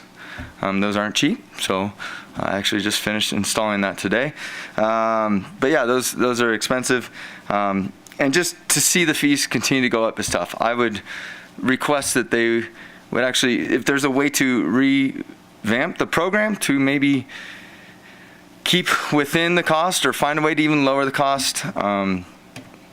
It makes it tough to have to try to. It's a lot of work to have a short-term rental. It is our personal house. We will leave when a guest comes. We don't do it that often. About 6 times in the winter, 6 times in the summer, and we'd love to just. Yeah, I think it's hard when you have a short-term rental and there's so many fees. It definitely adds up, and every little bit counts. So even though it's $36 and a total of $81, it still adds up. Thank you for your time. Thank you, Andy, and thank you for being a responsible short-term rental owner. Are there any other public comments? Okay, seeing none, I'll turn to council for deliberations. Councilmember Zabriskie? Just one quick clarifying question. Yes, of course. Maybe to Andy or Rosie or whoever. Can you clarify Jack's comments on the parking? I did think when we originally passed this ordinance, it was legally permitted parking on pavement, on site, et cetera, et cetera. So can we just get that clarified for the record? Yeah, I can try to do that. So when the ordinance was passed, there was a portion of the ordinance that identified restrictions under which short-term rental operators could do advertising for their unit. So there were, like, for instance, a maximum number of people that tied into the number of bedrooms and whatnot. And also, there was also a component of that calls for the short-term rental operator to identify the number of parking spaces that are on their private property, so that when they're advertising, if they have one parking space on their private property, that's something they should be advertising and telling prospective renters of the property that's how many vehicles they should plan on bringing. So there's that component of the ordinance. There's another component of the ordinance that basically says you have to have at least one parking space on your property in order to qualify to rent or to offer a short-term rental. So I think those are the requirements in the ordinance. Now, I'll use an example of a home in Tahoe Donner where you may have 2 parking spaces that are on your property, which would be the number you could advertise in an ad. But there may also be 2 additional spots to park vehicles that are in the town right of way, but behind the snow poles. So generally, what we're enforcing in our parking requirements are, parking in the right of way is not illegal. So while you could have a short-term rental property where you may have only 1 or 2 parking spaces on the property, and as long as you're advertising it that way, you're in compliance. However, if a renter were to come up and have vehicles above and beyond the number that were advertised as being acceptable, and they could park them legally within the right-of-way, that becomes a very difficult thing to enforce, to basically say, okay, this is a short-term rental car versus some other vehicle. So I think that's the discrepancy that Mr. Cashton was referring to, and the reason that exists. So just to clarify, what the short-term rental ordinance states is that all cars must be parked in a paved area on the property, with no definition of whether that's behind the right-of-way or not. Jack Cashton has suggested that we add a definition that all parking spaces be 10 by 20 feet and have a 5-foot setback and be outside of the town right-of-way. The reason that we did not explore that definition as part of this ordinance cleanup is because that would actually prohibit a lot of properties who were constructed before the current town requirements went into effect, and our intention was not to remove any properties from the program at this time. So there'd be several properties at Donner Lake where they may have a paved parking pad that's maybe not 20 by 20, but it would fit comfortably 2 cars if we weren't considering the 5-foot setback. So we decided not to explore that definition because normally we don't require properties to bring their parking pad up to the current development code requirements unless they're like doing a significant renovation or remodeling. We didn't feel like it was appropriate to change the definition. That would push out a bunch of properties or make them do like a really huge project on their home.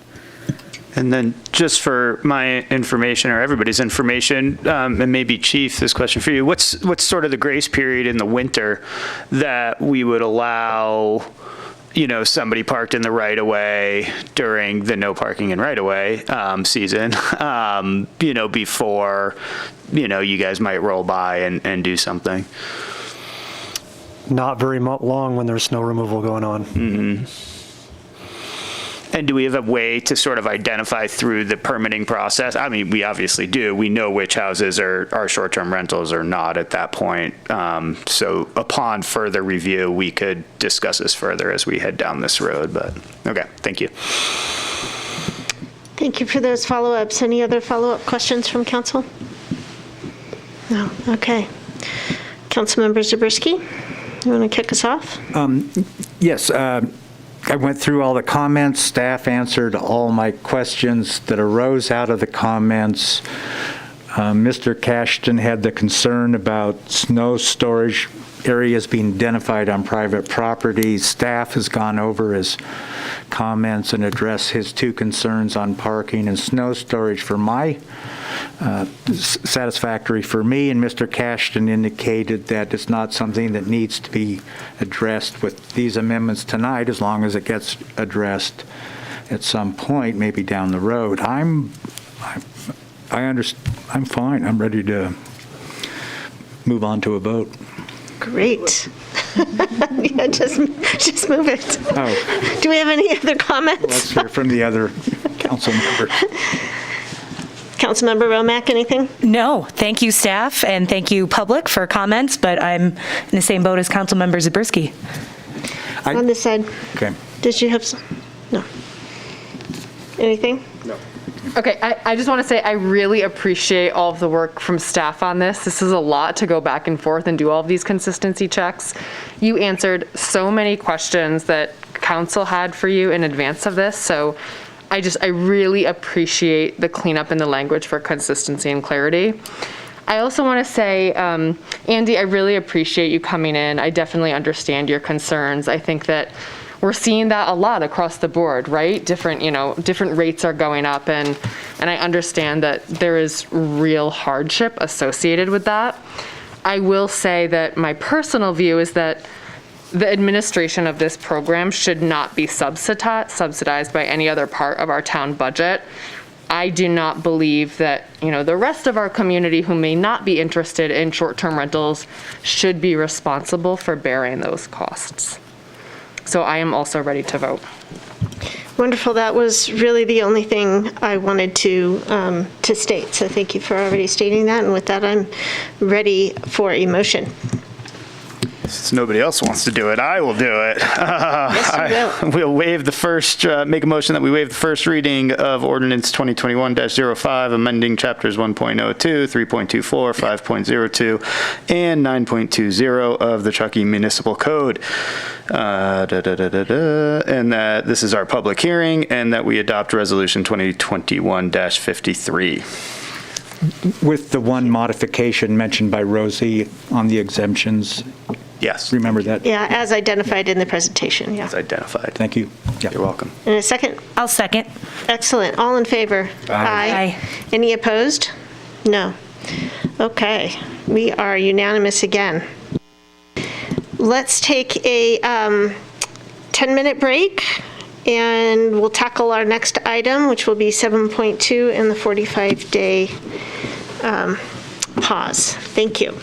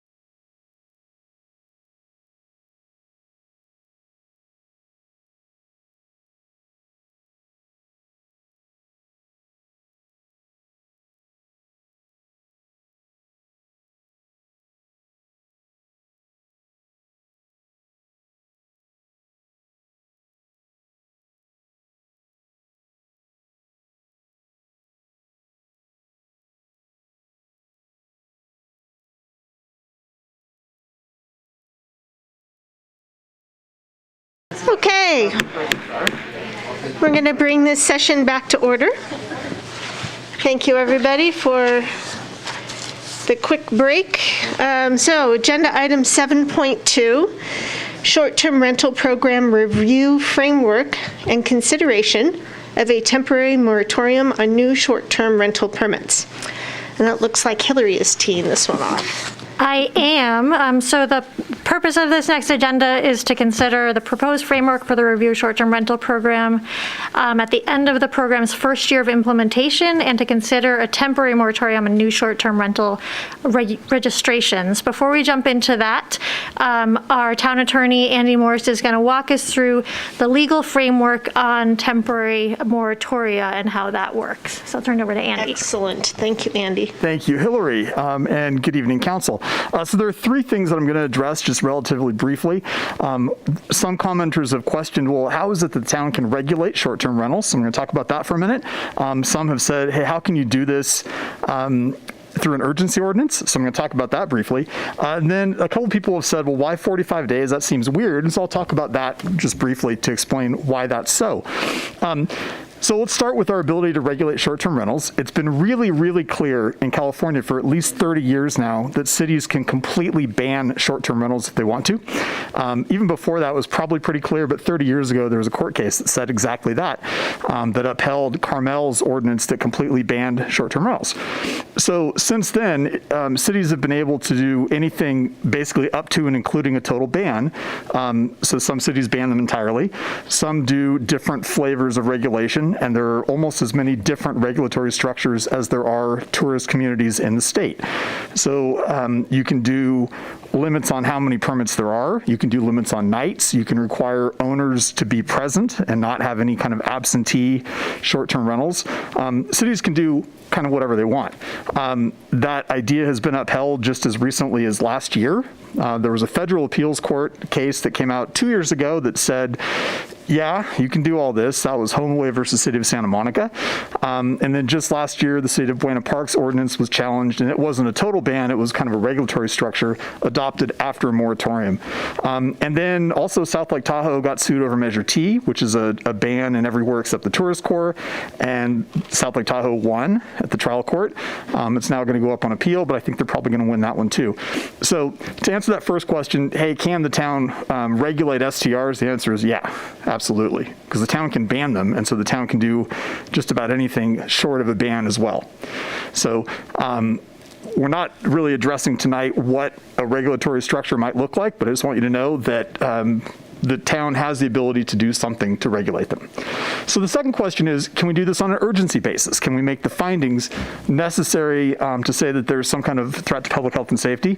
And the answer to that is that's something that's in the government code, and the courts have said that they'll be really, really deferential to what constitutes a local legislative body's declaration of circumstances that constitute the need to do something on an urgency basis. It doesn't have to be, it's not a really high standard to meet.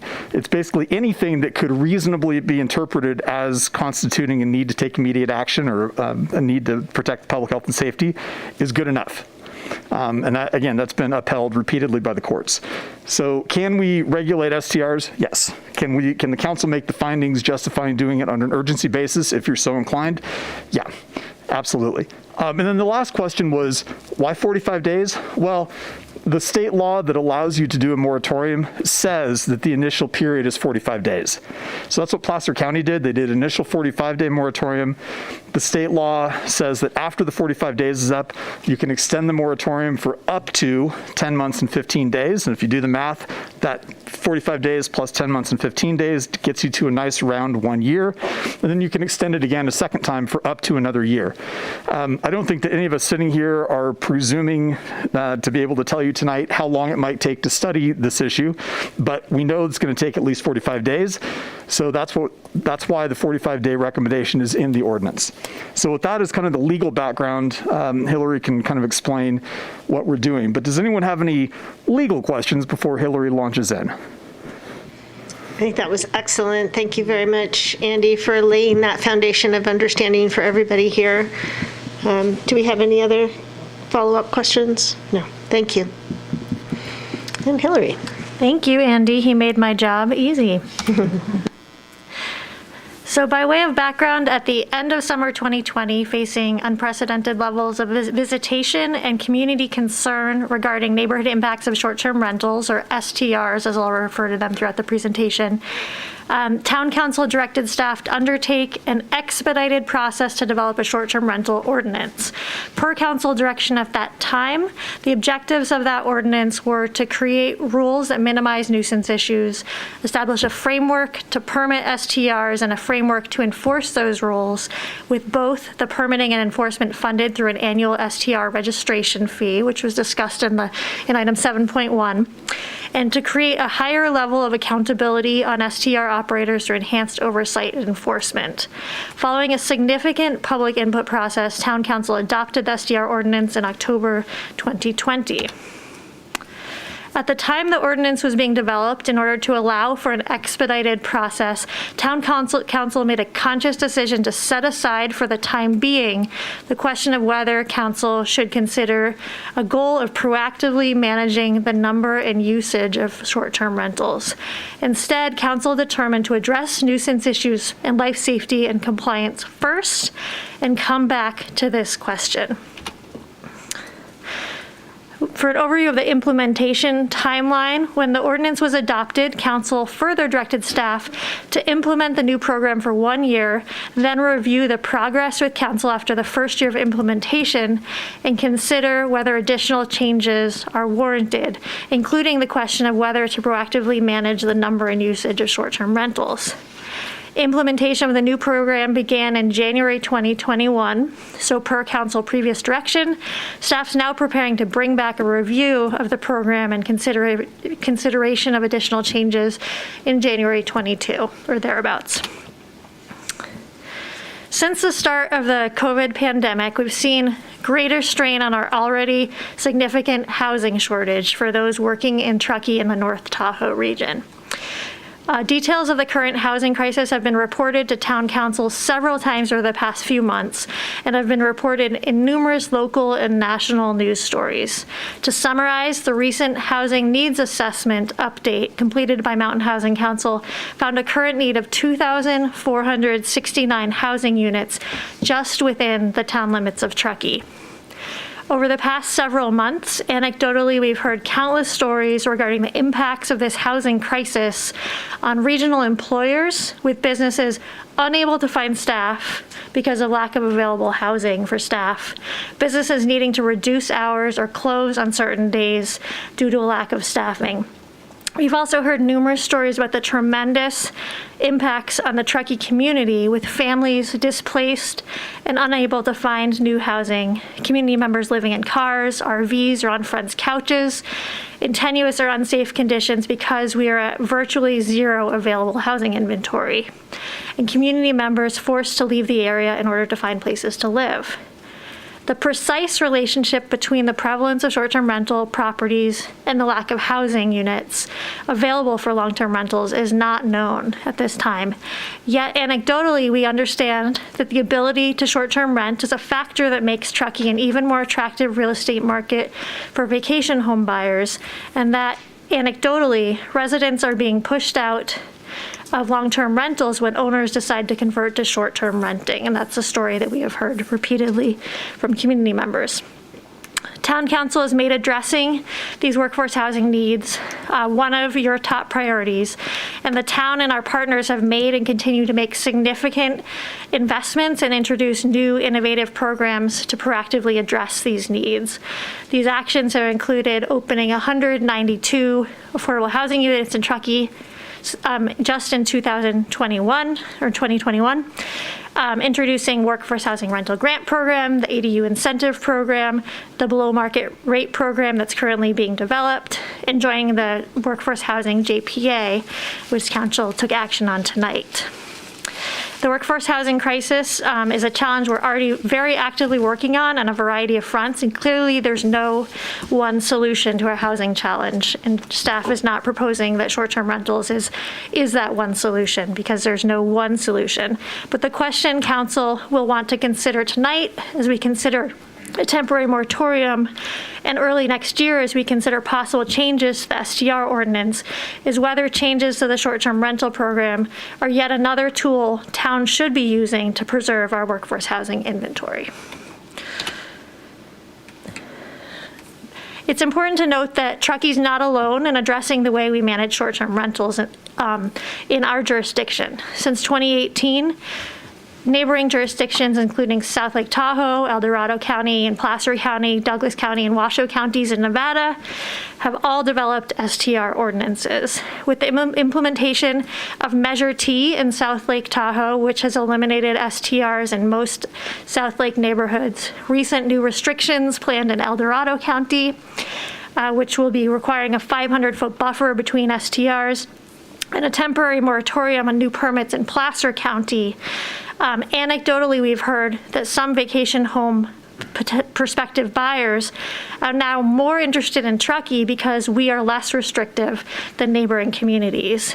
So in an already very hot real estate market, we face the potential that increasing regulations in neighboring jurisdictions will have a further impact on the Truckee market as more homes here are converted to short-term rentals. That's part of council consideration for tonight. With all that background in mind, in anticipation of the planned January one-year review of the STR program, staff is asking council for input on the scope of this one-year review. As proposed, the first component is a summary of program implementation for the first year, as outlined here and in the staff report. This would include data on registration certificates issued, as well as complaints and enforcement actions during the first year. The second component will be an analysis of the STR landscape and policies in similar jurisdictions, including investigating the relationship between STR markets and workforce housing, the regulatory frameworks used in other jurisdictions, and economic impacts and benefits of short-term rentals. And the final component proposed consists of policy questions that will provide a framework for recommendations to council and council's consideration of any future action. To help provide input to staff and ultimately to council regarding the outlined policy questions, staff intends to form an ad hoc advisory committee to meet between October and December of this year to inform this study. The outline of the committee is provided here and will represent a range of stakeholders, including an STR property manager, independent STR operator who's a full-time resident, as well as one who is a part-time resident, who bring different perspectives, a realtor representative, contractor or builder representative, employer, housing advocate, a member at large, and staff have also asked Vice Mayor Henderson and Councilmember Pallavi to join the committee.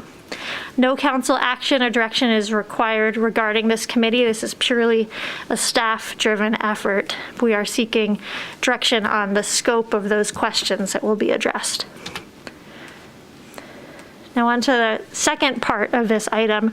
Due to the urgency of the current housing crisis, council may wish to consider adopting an urgency ordinance to temporarily establish a moratorium on new transient occupancy registration certificates under the framework that Andy described. And an additional reason why local jurisdictions often consider a temporary moratorium is to avoid a rush of applications when the program is identified for potential revisions. Processing a significant influx of applications over the next few months could detract from staff's ability to complete the study outlined here, and also could run counter to council's ultimate direction if council decides to consider a framework to cap or reduce the number of registration certificates. And just in the past week alone, since town agendized a potential moratorium, we've seen a dramatic spike already in applications received. We've received over 150 new short-term rental applications in the past few days, and that's up from around 10 per week received in the previous weeks. So we're already seeing that spike. As Andy described, government code provides a legal framework for a temporary moratorium. Adoption of an urgency ordinance would require a 4/5 vote of council, and if passed, it would go into effect immediately. After adoption, government code then requires that council issue a written report 10 days prior to the expiration of the moratorium, which would detail the steps taken to alleviate the conditions that led to the adoption of the ordinance. To satisfy that requirement, in October, staff would present to council and for council approval a draft report summarizing the research completed to date. Finally, as Andy described, the government code does allow for up to 2 extensions of the moratorium, one for up to 10 months and 15 days, and a second for up to 1 year. The findings required for adoption of a temporary moratorium are included in the draft ordinance and published in the agenda packet.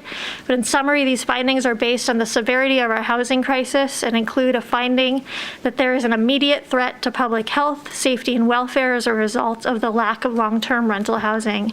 There's a link between the prevalence of short-term rental properties and the lack of long-term housing, and the issuance of new STR registration certificates while the town is reviewing and considering possible measures to regulate STRs would exacerbate the housing crisis and could diminish the effectiveness of new STR restrictions should council choose to take action to further restrict STRs at the end of the study process.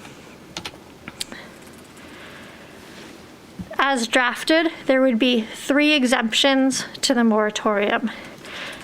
First, the town would continue processing of complete applications that have been received by the town prior to the adoption of the ordinance. Second, for homes that are in escrow for a pending sale at the time that the moratorium goes into effect, the town would process a new application for the new owner of the property if a registration certificate was in effect for the property immediately prior to the close of escrow and transfer the property to the new owner.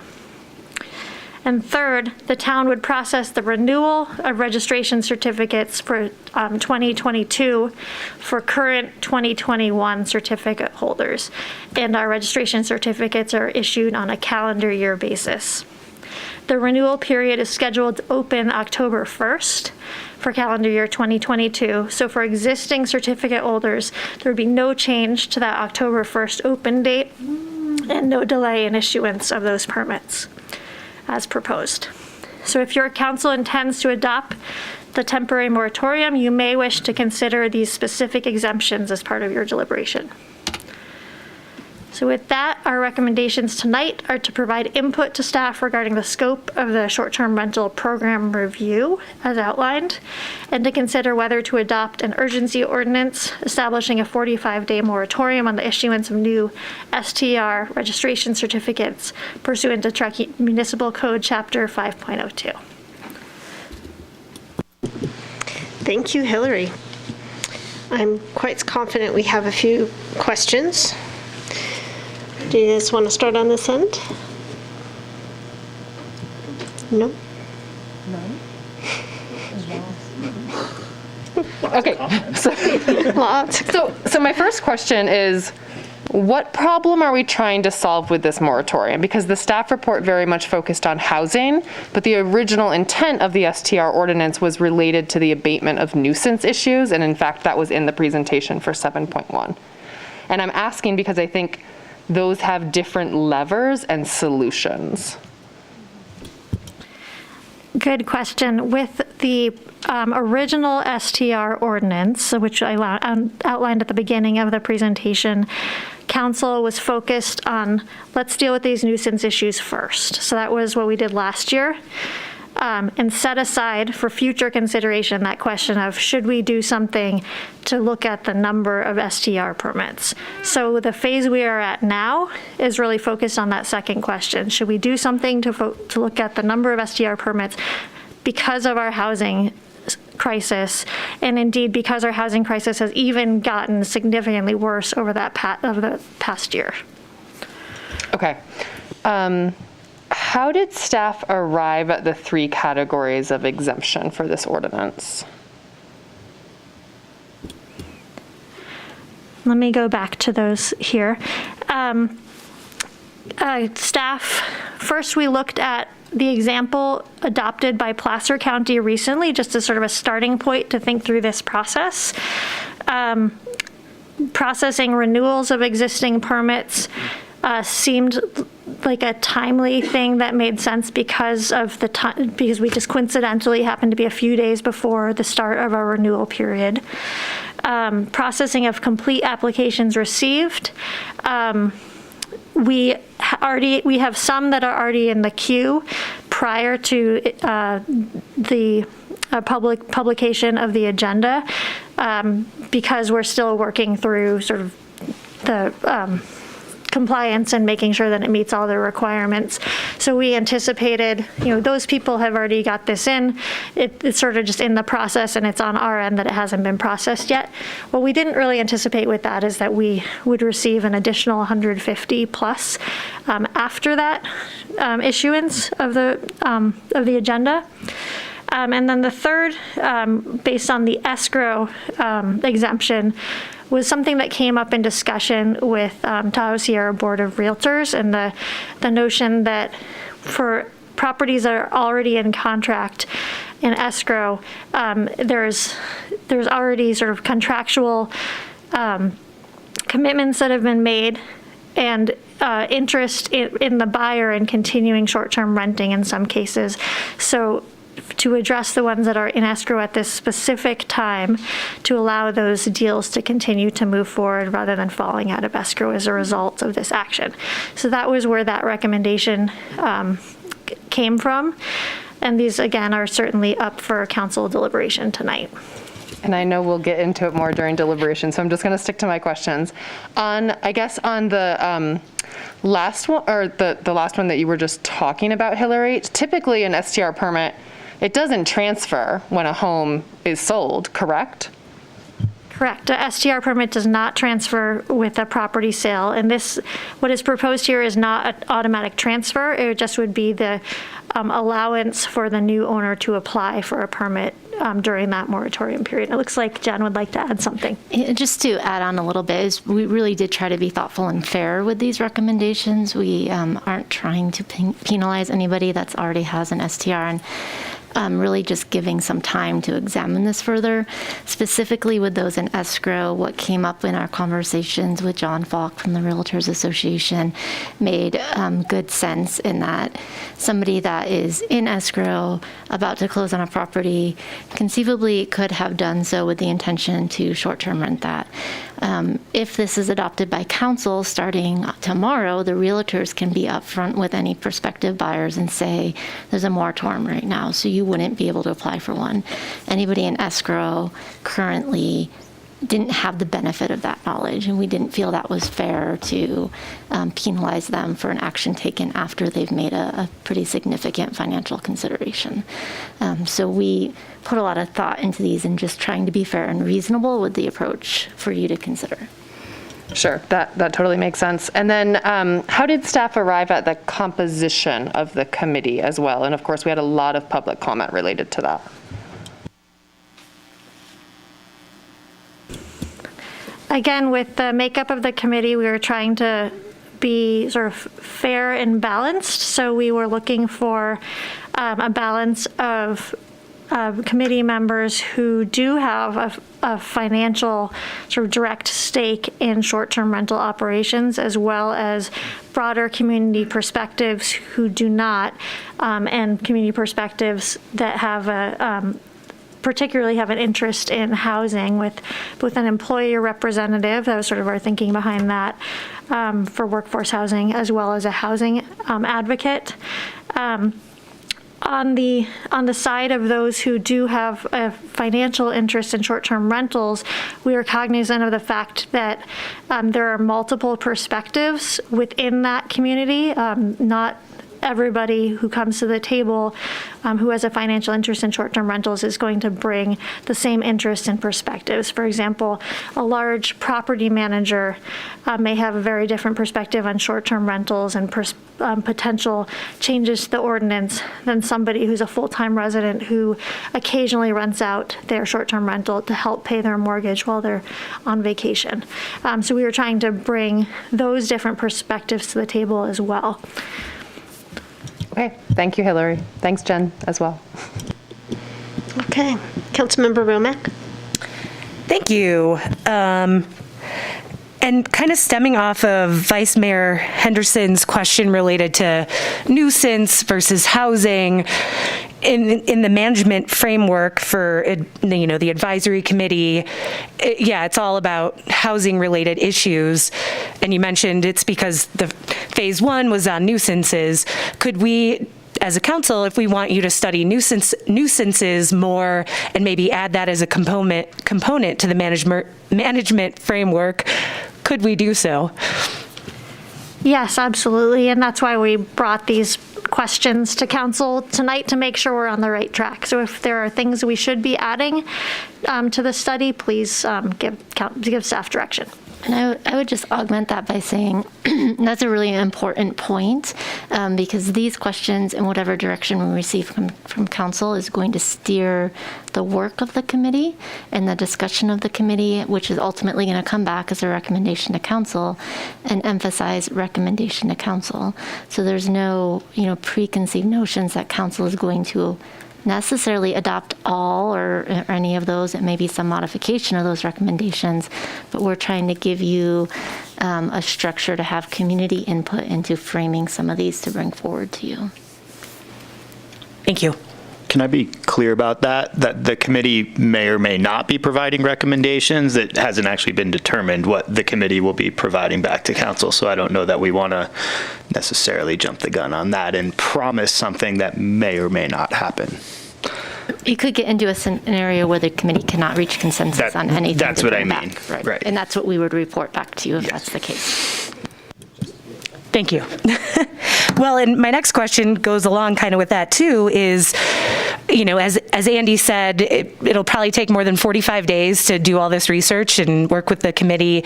And I know we don't know how long it'll take, but what's the estimation? I know you mentioned January. Is it kind of thought that would be the time where we would hopefully have some ideas at that point to move forward with any new ordinance changes? Yes, the hope is to bring recommendations or whatever comes out of the committee to council in January, probably at the second meeting in January. So that's the target. There could be a scenario in which that committee just is really having a hard time sort of churning through it and coming to recommendations, in which case we may need a bit more time on that. So that would bringing a discussion to council at that time to then receive council direction to then go forward and draft a revised ordinance if that is the direction that council proposes to move. Thank you. And then Hillary, as you did a great job mentioning, that the town is doing so many different things for housing, and this is just one of the tools in the toolbox or whatnot that we hear before. We heard from a lot of folks of, just do incentives so people don't short-term rent, and we do have an incentive program. Can you give us an update, or Shauna, on how many houses are in that workforce rental grant program? I don't know if you have it off the top of your head. Yes, we have a workforce rental grant program which provides incentives to homeowners to long-term rent to community members who work in the Truckee, Tahoe region. That incentive program is scaled based off of the number of employees housed, as well as the length of that rental, with rentals from 3 months all the way up to a year. And I believe our current number is 35. 29 homes and 43 employees. Okay, that's slightly off. 29 homes and 43 employees employed within the region are currently taking advantage of that program in partnership with homeowners. How many weeks old? So that's the total amount. Shauna, you need to go to the microphone so the community can hear you. Thank you. Sorry for the on-the-spot questions, but... Shauna Doherty, Town of Truckee Housing Program Manager. So in the program, the Workforce Housing Grant Program has been in operation. It changed names partway through, almost a year as of October, end of October. And so the numbers reflected, what did I say? 29 homes unlocked, and that includes some of those are rooms, and then 43 employees served in those homes since we started last October. Thank you. And then before you step away, this program is still open now too, so yes, folks could jump on the boat and long-term rent their place, right? Yep. And actually, we don't call it long-term renting anymore. We call it renting, and it can be a minimum of 3 months now. Thank you. Sorry to put you on the spot, Shauna, but you were sitting right there, so had to ask. And I think that is all my questions for now. Thank you. Thank you. Do you have any council members, Zabriskie? Right, I have a few questions relating to the moratorium, but I want to hold those off until we get to the moratorium. What I want to do is ask you questions in connection with the recommendations you're asking of council, starting with asking what sort of historical information the council might want to see. Are you talking about the different categories that we were to consider? Like how many short-term rentals and what areas and things like that? Is that what you're going to focus on? Exactly, Hillary. I was just going to see if you could bring it up for us. Talking about the summary of STR program implementation. I'm in that box right now, but I'm expanding a little bit just from reviewing the Mountain Housing Council's March 2019 white paper on housing. What I'd like to know is what staff's thoughts are on attempting to determine what the historical trend has been on short-term rentals in the town, essentially working off the Mountain Housing Council, updating it, and what do they call it, kicking the tires on what Mountain Housing Council developed. And along those same lines, what are staff's thoughts on trying to improve the information on the number of long-term rentals that have been switched to short-term rentals? For Mountain Housing Council shows a real range, in some cases very small. They point out how difficult it was. I'm interested in whether staff thinks it's worth making an attempt nonetheless to see what new data there is on that. And then the percentage of second homeowners, permanent homeowners, and investors who short-term rent.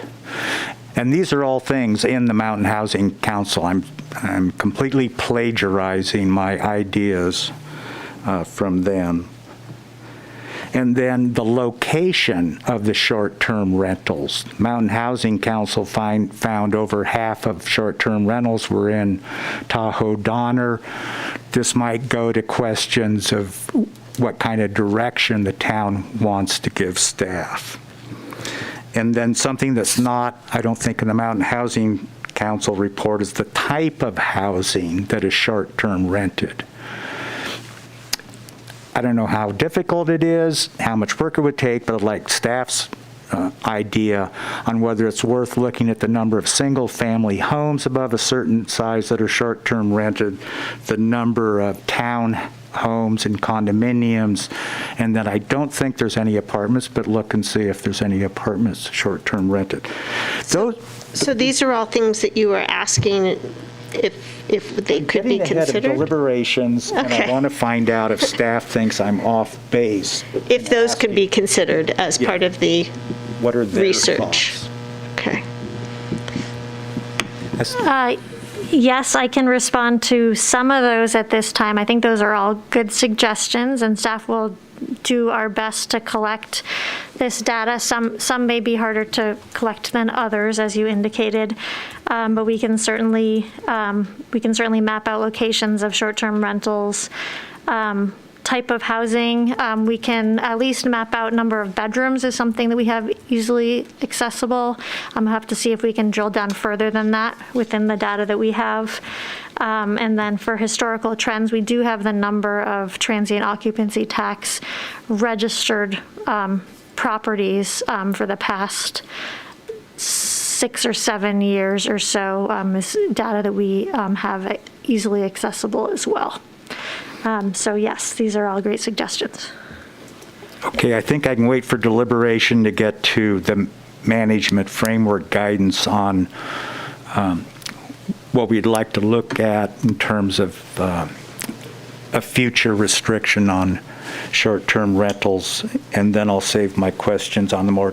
Oh, I do have a question. I didn't get down the number of applications you said that had been recently filed. 150. Yeah, it was I think 154 as of this morning, so we may have received a few more during the day today. And that was since when? Over the past week, I believe. Yes. We were typically getting about 10. And staff have not yet reviewed those, so there likely are some that are not eligible for a variety of reasons, even without the moratorium in place. But we do have a number now in the queue, much more than we anticipated, or than we typically would have. Okay, I'll have more questions, but I'll wait until we get to the moratorium part of this staff report. Well, I think we're considering all questions at this time. Collectively? Okay. Or unless, I mean, does any? Sure. So we really have been focused on the scope. Vice Mayor Henderson, you had a few questions on the moratorium. Do we have any other questions separate from separating the two? Anything in addition? I mean, I guess I'll just ask this question, but I'll save it for deliberation. Can we choose to add potentially one representative to the committee, should we so choose? Or because it's not a council-directed committee, we cannot? If the council takes action to form the committee or to direct its composition, it becomes a Brown Act body, which would make it operate very, very differently. The intent was that this would be a staff committee formed by staff, put together by staff, and the council's only direction, so we thought, would be to kind of tell us what to look at. But if the council would like to kind of direct the formation of the committee and spell out the composition of it, we can certainly do that. It just changes how it will work a little bit.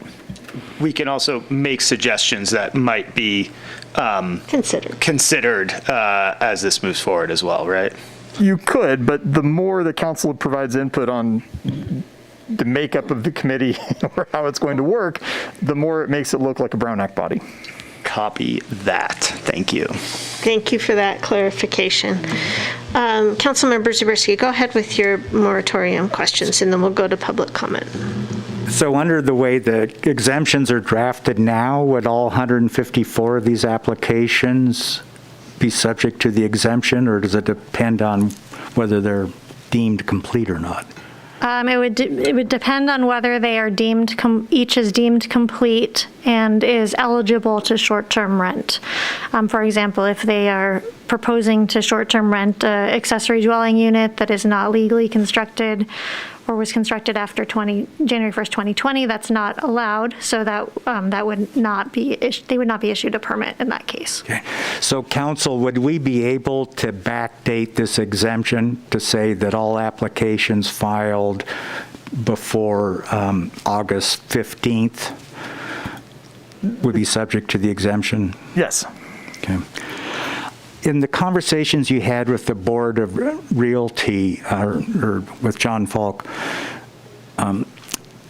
did you have any discussion about the ordinance providing that no vested rights are created by the acquisition of an STR permit? We did not discuss that in this most recent conversation before we brought this to council. Okay. Okay, so he didn't say anything about people being aware of this, or that the Board of Realty, that realtors communicate to prospective buyers that an STR can be prohibited and that it creates no vested rights. We did not specifically address that topic, so I didn't ask that question. Okay, thank you. Thank you. Did you have something else? No. Okay, we're going to open it up to public comment now. please approach the podium. The microphone should be on. State your name, and it is also really important for you to fill out a speaker card so we can get your name spelled correctly in the notes. Our timer apparently is not working up there, but oh, it is now? Awesome. Okay, so that's going to give you your 3 minutes. When it beeps, your time is up. Ready? Ready for you, Andy. Come on in. Andy Finch, you guys already established the fact that I have Is his mic on? Did you, is it red? red button. Check. Oh, that sounds better. Okay. Okay, start over. All right. Again, Andy Finch. I'm already have a certificate for STR, so this moratorium really doesn't like it would apply to me in any way, shape, or form, but just some major concerns to me with the things being discussed. Obviously, workforce, you can see it going around town. It's an issue, right? Like, there's more demand for people coming to town, less workforce, and then the other issue is housing, just for that local workforce, and third, nuisance of the nuisance issues. And I'd like to address each one just a little bit. Try to do this quickly. The workforce, and we heard some numbers, and as I see those numbers, I keep thinking of SCR being kind of an easy target. Now, I guarantee it does play some role. Absolutely. But I feel like a lot of it's being put on STR, which is unfair. We have a changing culture right now. I'm very involved with youth, and I see it. It's like harder to get kids to work. That plays a role. We live in a recreational area. That plays a role of people wanting to recreate instead of work. The government's supplementing people leaving work. There's a lot of major issues here. Fear of being in public, strongly communicated through media. Workforce. There's many other issues. I think it's great that we try and do our part, and if you have a role, I can see why you want to address it. And which takes you to the housing. That was a pretty big number that was put up there, but at the same time, I think the actual, my house doesn't have any role in that because I'm already a local working here, and the people that come and stay, they get blessed just to come up and stay, and I'm still working in town. Again, I think it does play a role, but I don't think it's fair to put that big number on the STRs as a full responsibility for lack of housing for working force. And because there's a lack of working force, that price is going, just the working wage is going to go up. It's supply and demand, right? Nature has a way of working these things out. Supply and demand has a way of working this out where as there's the demand for it, it'll start pulling people from Reno, Sacramento. As that number goes up, they can live there cheaper and they can commute and make more money in Truckee. It'll draw people to work here. Nuisance issues. Absolutely, they need to be addressed, for sure. Again, I feel like SCR is kind of easy target here because we know people when they go to vacation, they do like to party a bit or have big groups of people together. But at the same time, all right, well. Thank you, Andy. Yeah. Not favorite. Get it?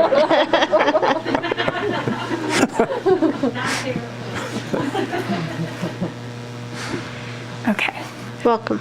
Thanks. I'm Christy Morrison, and I've been a realtor up here for over 20 years. And I just wanted to ask the town council to not vote for the moratorium. I don't think that the moratorium is going to have any effect on the workforce housing. I'm 100% for workforce housing. And I just wanted to explain a couple things about being in the industry for 20 years and working with both primary homeowners and second homeowners. Most people short-term rent their houses to offset the costs and come up and use their houses. So to turn their house into a long-term viable workforce house, they have to completely not use it. it. They have to move their furniture out of it. So most people that are short-term renting, they want to offset their costs. So by limiting the amount of short-term rentals, you're not going to all of a sudden have those people say, okay, well then I'm just not going to use my house anymore. They're usually going to want to sell it, or they're going to just not rent it at all. So I don't think that thinking that limiting the short-term rentals is going to all of a sudden solve our workforce housing needs. Now, in my experience, the workforce housing has been eliminated because of people being irresponsible with people's houses. I list 1 to 2 houses each and every month. That's 12 houses a year, and multiply that by 10 years at least. And that's because people are not responsible taking care of people's houses. People have owned their homes for over 20 years. They say, yeah, I want to give back to the Truckee community, so they let people live in their houses. And then what happens is a year or 2 years they come up and they see their house is completely trashed. The carpets are wrecked, no one's taking care of it, and they have about $10,000 to $12,000 worth of damage. And, you know, it works for my business. I'll come up, I'll fix up the house, and we'll go sell it. But that's what you need to address here. I think the moratorium is completely irresponsible. I think it's following other counties and not really thinking through the implications. So I would highly suggest maybe doing like an insurance program, not only giving homeowners a incentive to rent to workforce housing, but also say, yes, we'll back you up. If your house gets trashed, then we'll give you $10,000 to fix it back up, or we'll give you some insurances so that you don't have to go through this property damage, or if you do, at least you'll have some, backing to put your house back together. So thanks for hearing me. Thank you, Christy. Good evening, Council. Good evening, staff. I'm Carmen Carr. I'm a local resident, and I second what Christy just shared. I'm also in the real estate business, and what I see is that the short-term rental of the homeowners that own homes, that short-term rental are not necessarily the people who will full-time rent their house to locals, because they want to have the flexibility of using that house at their discretion. And I really think that the moratorium on the short-term rentals will prohibit locals from buying houses, because that's how they can offset them owning a house and making a mortgage payment, by having the option of portion of their house and short-term rent that.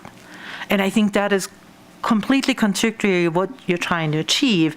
I really don't think that the moratorium is effective in creating housing. And I feel that constantly that housing is to blame for our local workforce and our local businesses not to be able to find help.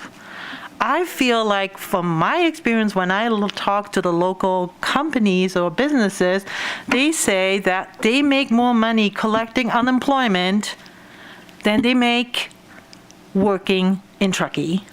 And that is a big issue we need to address as well. It is not, we can't just constantly say, it's the housing, it's the tourists, it's the visitors, it's the second homeowners. We can't have the Truckee Chamber promote, come visit Truckee, if we're not welcoming them, the visitors. And our local businesses are dependent on visitors. And I'm asking you, when you go on vacation, go out of town, you go and visit pretty places. And you most likely choose an Airbnb or a short-term rental, especially during these challenging times, over a hotel. And what are we doing? We need to be welcoming. We need to support our local businesses. They have suffered tremendously during COVID, during the recent fires. And if we can't have people come and visit here who actually can afford to use our local businesses, we are jeopardizing our local businesses. I really believe there needs to be a solution to create workforce housing. And putting a moratorium on short-term rentals is just putting a Band-Aid on something without a future big picture of making a consistent and something that is really reliable for our local community. We can't jeopardize one part of our local community trying to fix another problem. We need to be considerate of all community members. Thank you so much. Thank you, Carmen.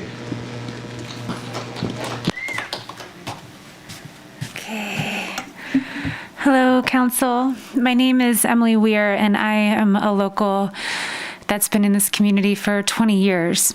And I'm finally at a place where I'm trying to buy a house. I lost one this week, and it was heart-wrenching to me. And to take this moratorium into action is actually hurting me as a local, because I need to be able to supplement when I leave town. The prices have jacked up so high. I'm in the healing arts here, and I'm offering a lot to our community to heal, and I'm not making money as a software person. So I'm asking, if you are doing this moratorium, to maybe at least look at an exemption for locals that are here, that locals are still able to put in an application for STRs. How you determine who's a local, that's up to you. Maybe we've had a PO box here for 5 years or 10 years or however that looks. But I'm begging to ask to look at that aspect. It's actually hurting me as a local by putting this into place. And then another aspect is, since we are talking about workforce housing, I also want to look at the middle income people in our community, because I lost my home 3 months ago, and I've been staying at people's houses in the community for the last 3 months. And I make just too much to apply for the artist loft, but it's really hard for me to buy here right now. So I'm in this middle place where there isn't anywhere to go. And so I'm encouraging you, when you're looking at the workforce housing, where do people like me go that actually makes an okay living here, but I can't compete with the Bay Area people very well buying a house, but I don't make, it's such a little amount that you're saying that we have to make to apply for the low income housing. It's too low. It's not the actual median of what is in this town right now. So yeah, those are some things. As far as STRs, I do believe it is hurting our community as far as a local renter. It is. What the answer is, I'm not sure, but those 2 points I feel really strong about, and I wanted to share as a local voice here today. Yeah. And maybe that just looks like another exemption that comes in, that so it actually helps the locals be able to still short-term rental when we leave town and things of that nature. So thank you. I appreciate it. Thank you, Emily, and thank you for your service in the community. I'm still Jack Cashton. I wasn't going to say anything, but I'd like to respond to what some of the speakers have said. In our little subdivision, the famous Greenpoint subdivision that's been before this council a few times, off the top of my head, I'm thinking of 6 STRs, and every one of them is rented by an absentee landlord. So I fully support the moratorium, but I could see it makes sense for after the 45 days, if it's to be renewed, to make an exemption for full-time owners who are renting out an ADU or even just a room short-term. But they would need to be full-time renters, not second home. Not second homeowners renting when they're not there. Thank you. Thank you, Jack. If there's any others, please go ahead and approach the podium. Thank you. Hi, my name's Nyla. I am also a local resident here, and I just wanted to kind of back up what a few other people have said. I do own a house here. I was only able to afford it with the help of my family, and I'm only able to afford making my mortgage payments because I can short-term rental it when I am out of town. I think that there definitely is a housing crisis. Emily is a good friend of mine. She's been staying with me through this. I've seen the process she's going through. But I think that something that is not talked a lot about is how, me as a homeowner, I had every intention that if I was going to be gone for a long period of time ever, that I would long-term rental it. But the costs of everything in this town, whenever I want to make any change to my house, the cost of like the permits and the this and the that gets so expensive that my bills just keep going up, and what I would need to rent my house for in order to just cover my costs is way too much for people to pay long-term here. Like it doesn't add up. So that is something that I think we should, if you're talking about a housing crisis, is to look at like all these, I understand why we have regulations and certain rules in place. Every single one of my neighbors, when I wanted to make an improvement on my house, told me not to get it permitted. They're like, don't go to the town, don't get it permitted. They're just gonna screw you over. And I went to the town and I still did the permit process, and it did screw me over. Like now it just was like I went from something that was supposed to be a little project and became this huge project because of all the regulations and all the rules. So I just think that if we're talking about housing crisis, we can't be blaming short-term rentals for what's happening in the town. I think that there's, you got to go to like the root, and there's a lot of underlying factors that, like somebody said, it's a Band-Aid to just talk about STRs as the problem. So I'm able to live here because I can short-term rental my house when I'm gone, and I really appreciate being able to do that. And I, know that my friend Emily is trying to buy a house right now, and that's the only way she would be able to do it. And I have many friends who are in the same position, so I think that putting more regulation on that is actually going to hurt a lot of locals. Thank you. Thank you, Nyla.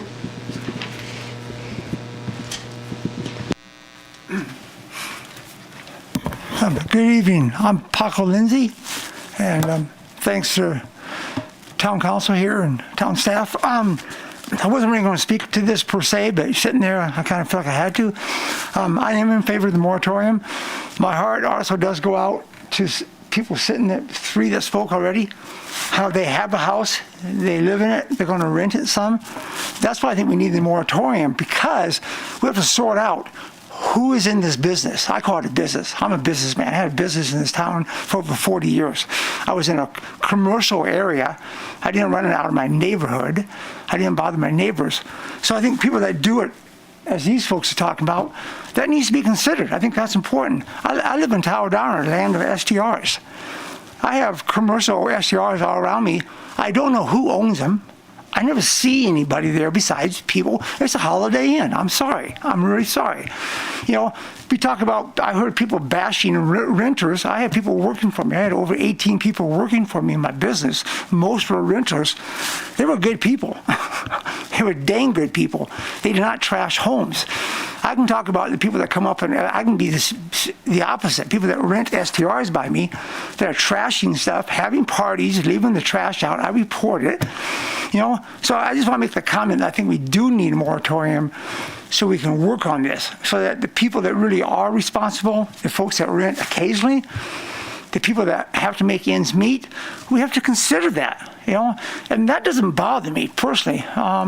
It's the commercialization of this, the people that own 1, 2, 3, 4, 5 business partners. I'm old enough to say in the old days, it was like, hey, with your buddies, you go, hey, let's buy a couple homes, and we're going to rent them to people that work at Mountain Hardware. We're going to rent them to people that work at, Safeway. Now, who would do that? The incentives aren't there anymore. People now commercially buy houses and to rent them at STR. Again, I'm a businessman. I understand that. I mean, that's profiteering. That's the American way. But I think we have to do something. So that's why I'm asking this moratorium goes into place. The fact that 150 people signed up shows you what's going on out there. That if that many people jumped into the gate right now, we have to be very careful. So I'm just asking you to do the moratorium. And once again, my heart goes out to you guys. I understand what I just heard. And that's why I want the moratorium, so we can sort this stuff out, have a bigger discussion, and then put it on that path. So thank you for the time, and thanks to everybody that showed up tonight to talk. Thank you. Thank you, Paco. Are there any others? Okay, seeing none, we'll bring it back. I do really appreciate everybody that came tonight to participate and contribute to this discussion. We also had quite a volume of public comments in advance that raised a lot of questions. a lot of people speaking out against it, a lot of people in favor of it as well, for many of the reasons that Paco just talked about. So we will now jump into deliberations. I have a few things I'd like to comment on based on some of the comments that we heard, and if you guys will indulge me. One being the reason why we started that rental program, not long-term renting program, was to provide that flexibility and a variety so that there is an opportunity for people that don't live in their home full-time, and they could still rent it out to a local worker for as little as 3 months. And they could do that once a year or twice a year or 3 times a year. They could, if they wanted to change it up and do one in the winter and one in the summer, right? They could still do that. They wouldn't qualify for all the rebates for the program, only on the first one.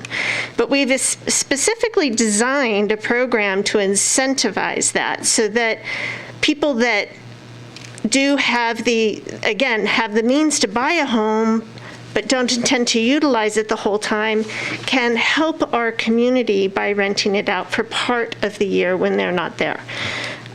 One of the recommendations that this committee would be looking at, because we have talked about this, is some sort of minimum, or if you rent less than 2 weeks a year or less than 30 days a year, that would be something that would be allowed. That's something the committee will look at, and that could help and offset people like Nyla and Emily.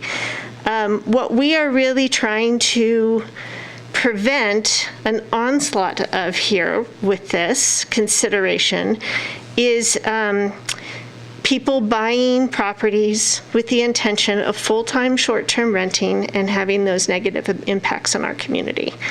And that is affecting our workforce housing, but it is also affecting our community cohesion. So it's a full spectrum of solutions that we're trying to look at. So I just want to make sure that that's clear to everybody here tonight and watching at home, because the town really has, I think, staff has done an amazing job being creative and creating some solutions to these nuances, still allowing to have people, give people the ability to make a little extra money on these properties without having to give it up for a full year to somebody else and move all their furniture out and do whatever else that they feel that they would have to do. So those are my comments. And yes, I know you're chomping at the bit. Go ahead, Councilmember Pallavi. I was just offering to start, Mayor Klobstad. Please start us off. Thank you, and definitely thanks to everybody for showing up and for the, couple hundred public comments we got in the past 4 or 5 days. I'm just going to quickly start with a couple of process scope concepts and ideas, and one is a breakdown, and I think Councilmember Zabriskie was getting to this. I wasn't quite clear on it, but a breakdown of number of bedrooms by permit. So basically how many 2 bedrooms, how many 3 bedrooms, how many singles.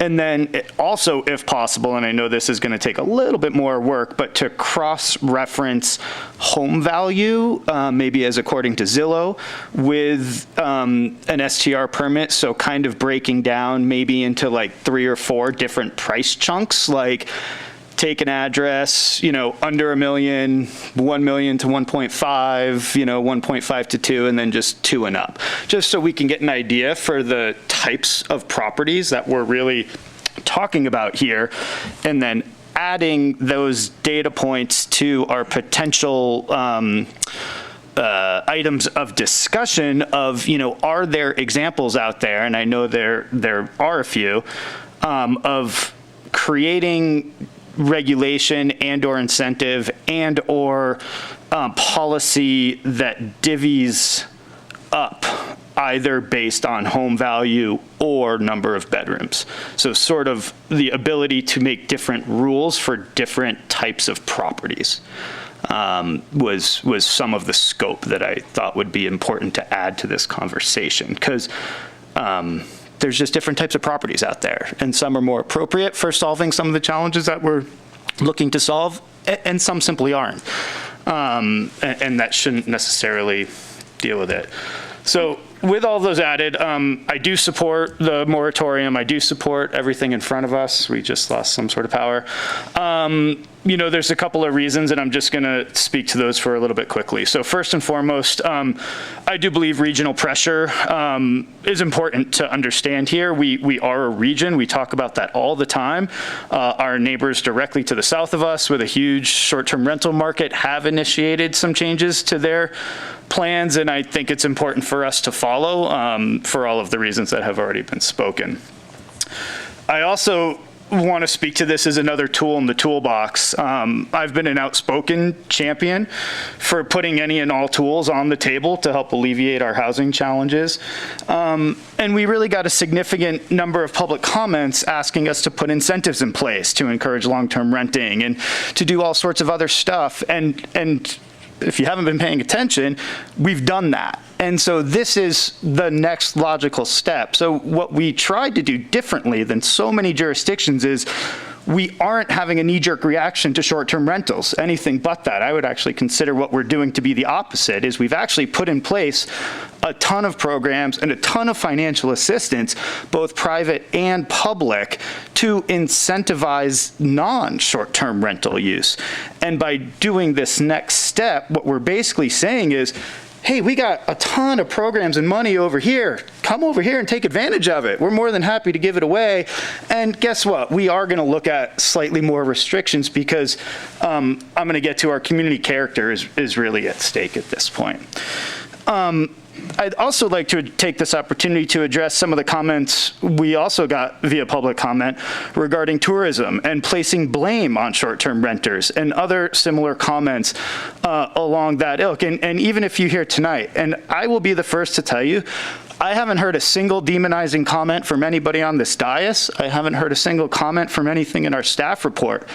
We do have a very strong tourism community and economy, excuse me, and I see that continuing. I don't see anything that we're doing tonight detracting from our product or detracting from our supply of said product. We already have 1,100 short and 1,200 maybe in a few weeks short-term rentals that are not occupied all the time.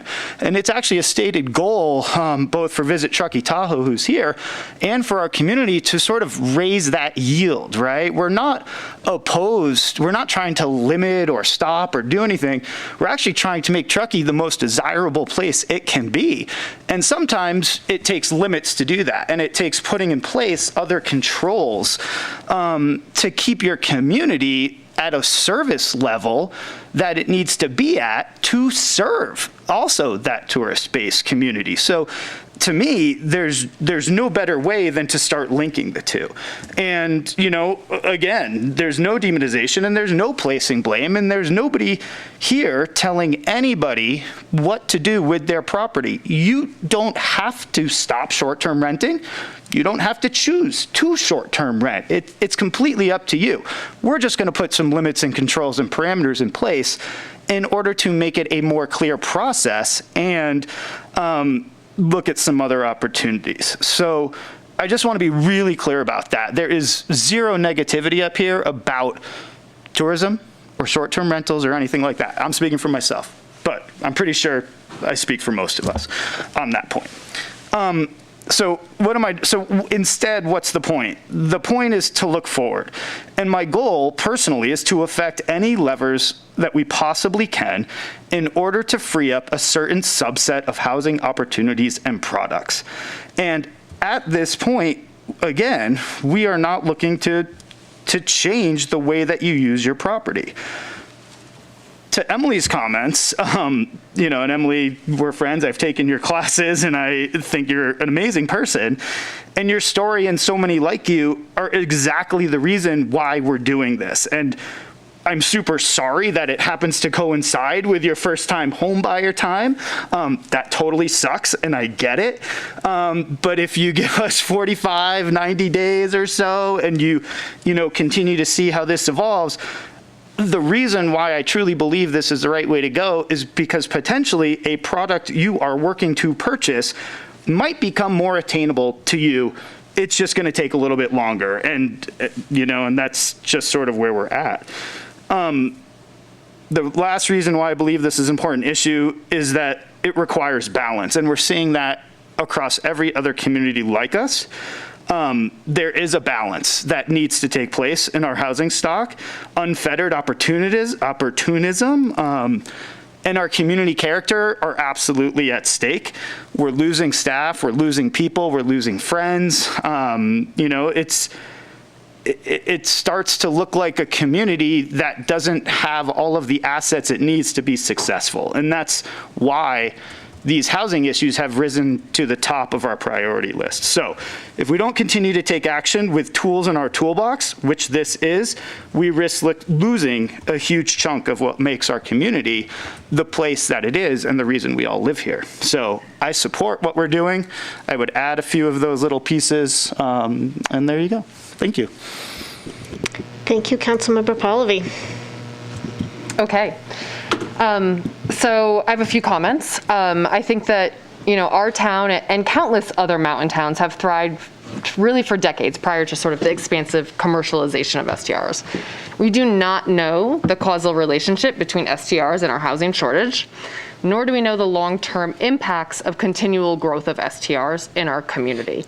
I think what we do know is that an issue that is causing this much angst in our community can't continue to go unstudied and unchecked. Can we connect vacation rentals to housing?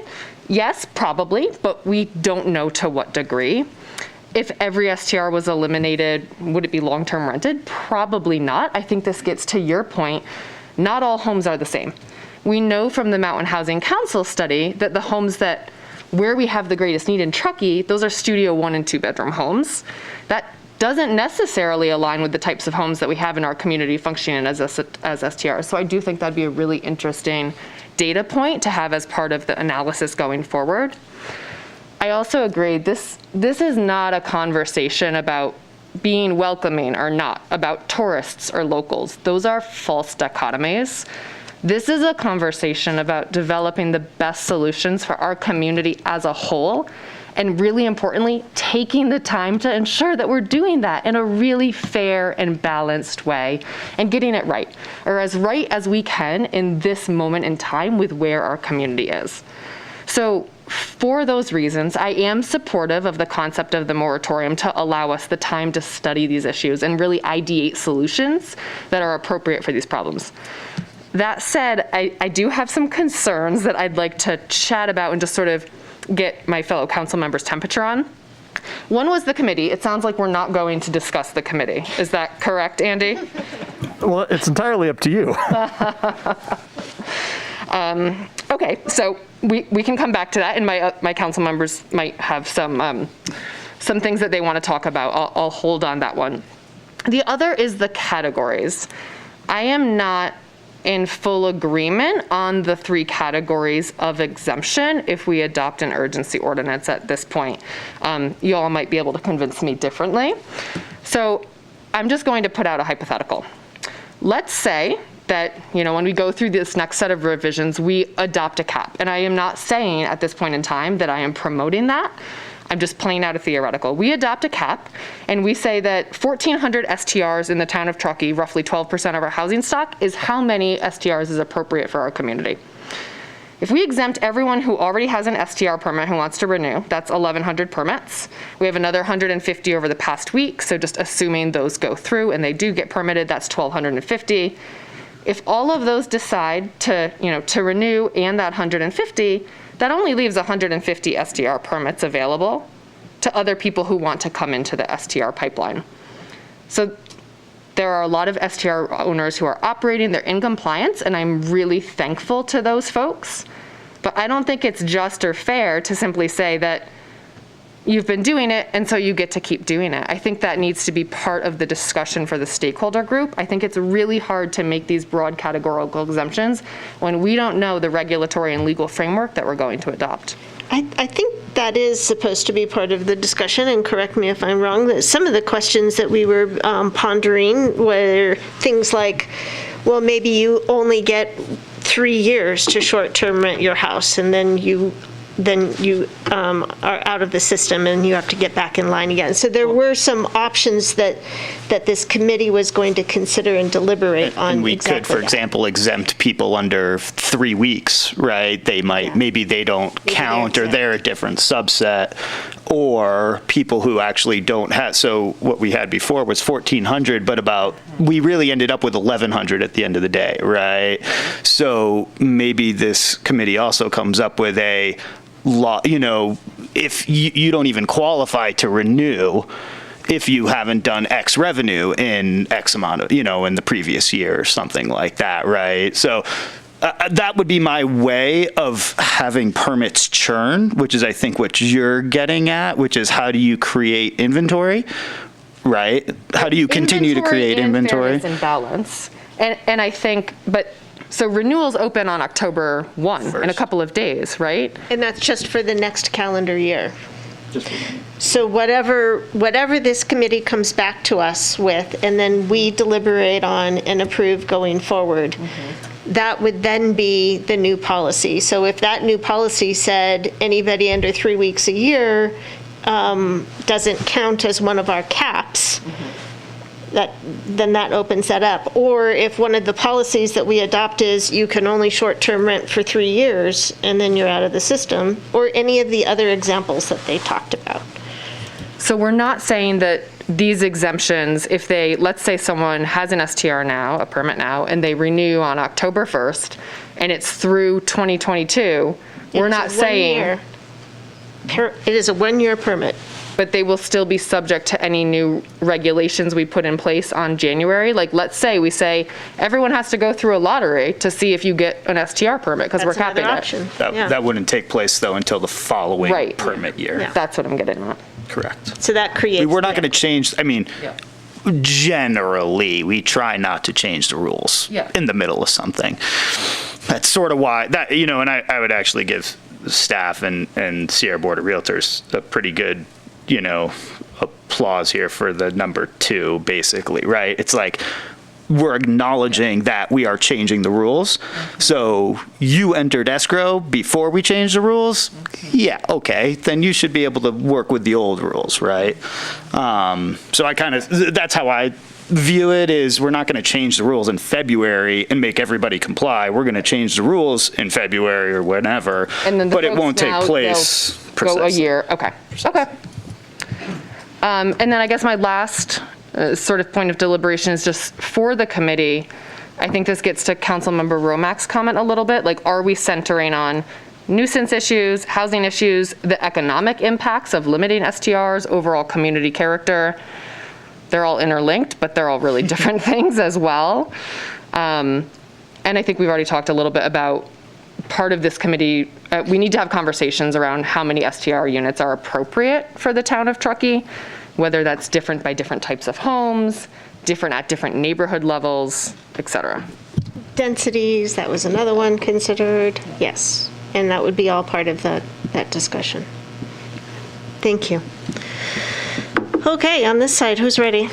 I'm ready. All right, take it away, Councilmember Romack, at the microphone. Just jump in with general thoughts, kind of going along with what Vice Mayor Henderson and Councilmember Pallavi said. This is a very tricky issue, and we're definitely trying to balance the needs of our community, and as Mayor brought up, community cohesion is one of our council goals.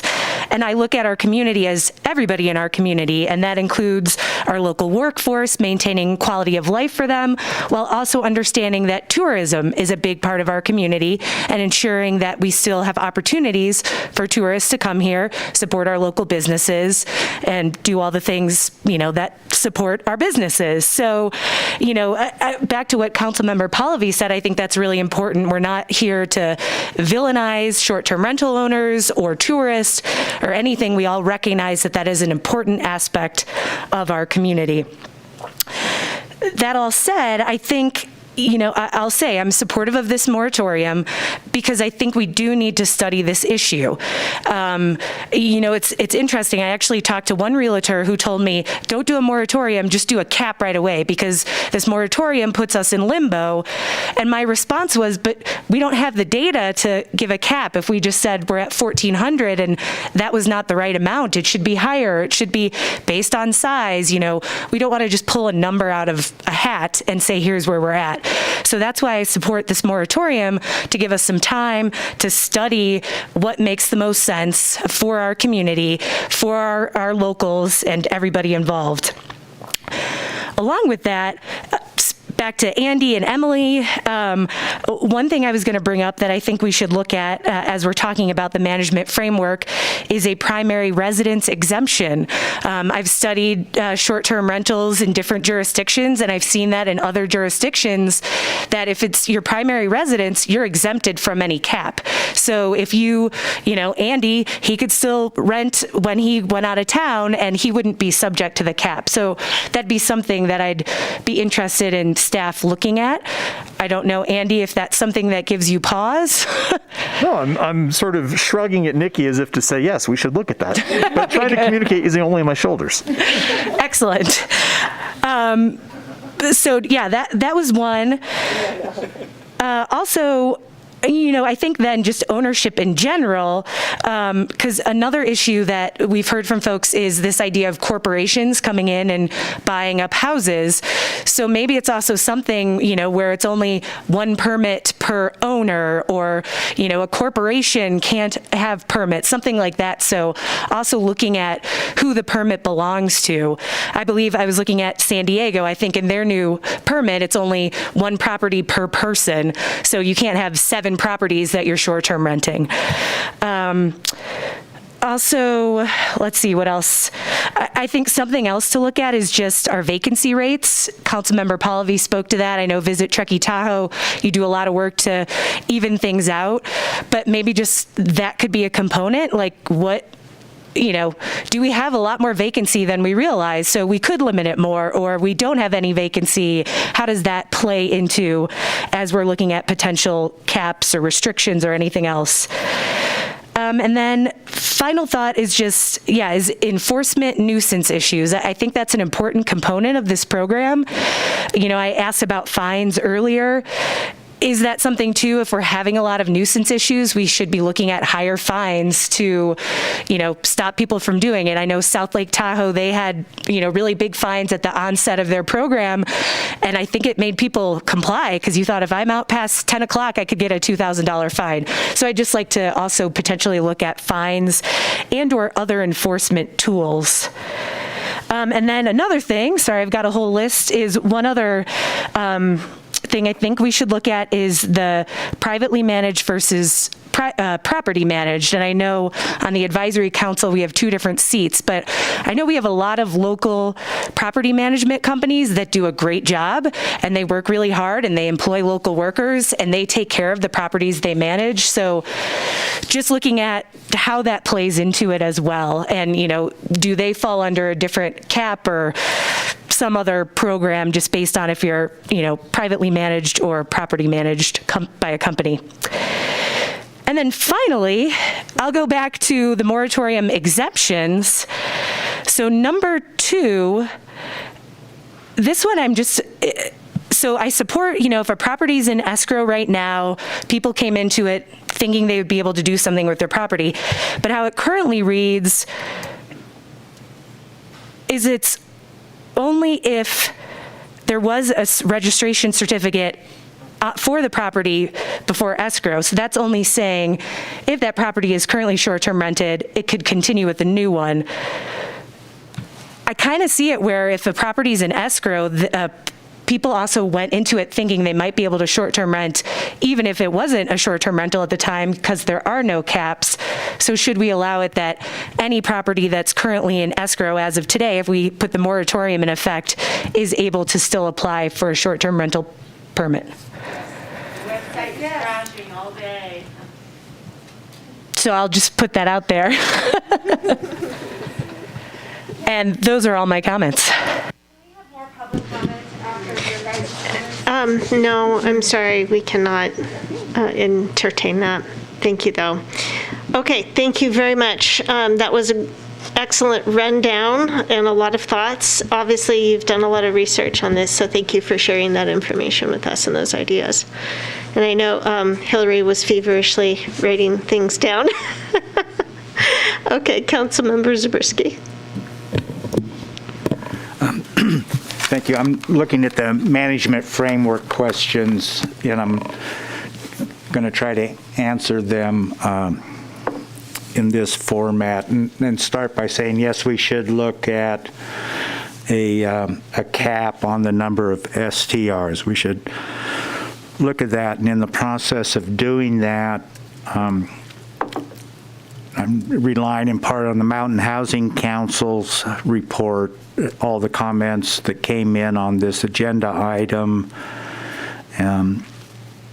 and a number of other sources that are referenced in the staff report as well.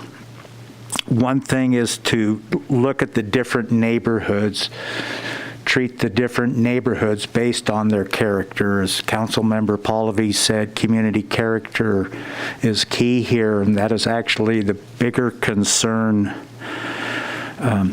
for me, in part because I do have questions on the extent to which short-term rentals are taking away from the housing market on long-term. The data I've seen shows that they do. The question is how much. And that's getting a handle on that would be very helpful on this very key question of providing housing for our workforce. I think we should take a look at the zoning. This comes back to community character again. People living in residential neighborhoods are, I think, can justifiably believe that they would not be next door to a commercial operation. In many respects, an STR operation is a business, it's a commercial operation, it's a mini motel to many people, and they suffer from a sense of stranger danger, seeing strangers on the street repeatedly, as distinguished from second homeowners who they see repeatedly over time. We should consider grandfathering. It would be good to poll homeowner associations to help get an idea on community character. We should consider the type of homeowner, whether it's an investor, a permanent resident, or a second homeowner. That's what Mountain Housing Council did.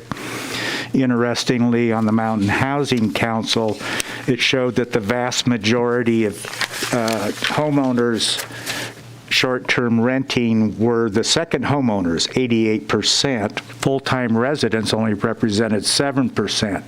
It would be nice to know what it is in Truckee, because some of the most compelling comments we heard were from permanent residents who work here, who are only able to afford the mortgage by renting out, and I guess they have to short-term rent versus long-term rent. But anyway, we should look at the type of homeowner.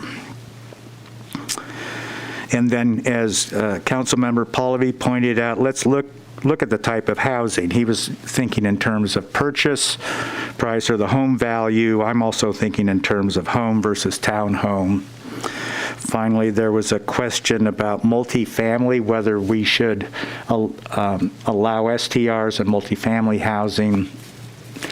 I think we should look at it, think in terms of how important that is to supplying housing to the missing middle, and take that into account. Can you, Hillary, can you go to the moratorium page, moratorium exemptions, I mean? I would like my fellow council members to consider changing both 1 and 2. And the reason for my asking this to be considered further is that we put into the ordinance that there was no guarantees when it comes to short-term permits, the registration. You get no vested rights. They can be prohibited at any time. If people go into escrow thinking they're going to be able to short-term rent, relying on that expectation, they should talk to their realtors and find out from their realtor why that was not disclosed to them when they discussed it with their realtor. But I don't think the towns, especially with these 154 applications being recently filed, I don't think the town should be bearing the burden of people thinking they were going to get some right to an STR once they entered into escrow. And Hey, excuse me. Yeah. No, we do not yell in our chambers. Thank you. So on item 1 of the exemptions, rather than saying prior to the adoption of this ordinance, I'd change that to prior to September 1, 2021. On item 2, in the 4th line where it says to the close of escrow, I'd change that to the opening of escrow.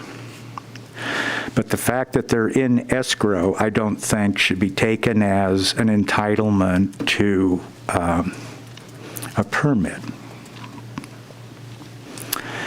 And just finally on the moratorium, I do think we should do the moratorium.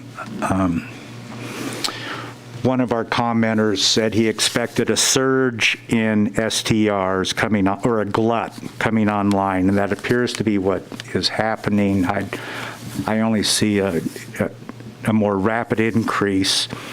We've had them in the past. 2016 to 2017, according to Mountain Housing Council, was a big year of over a 20 or 25% increase in STRs. So I think the moratorium's appropriate.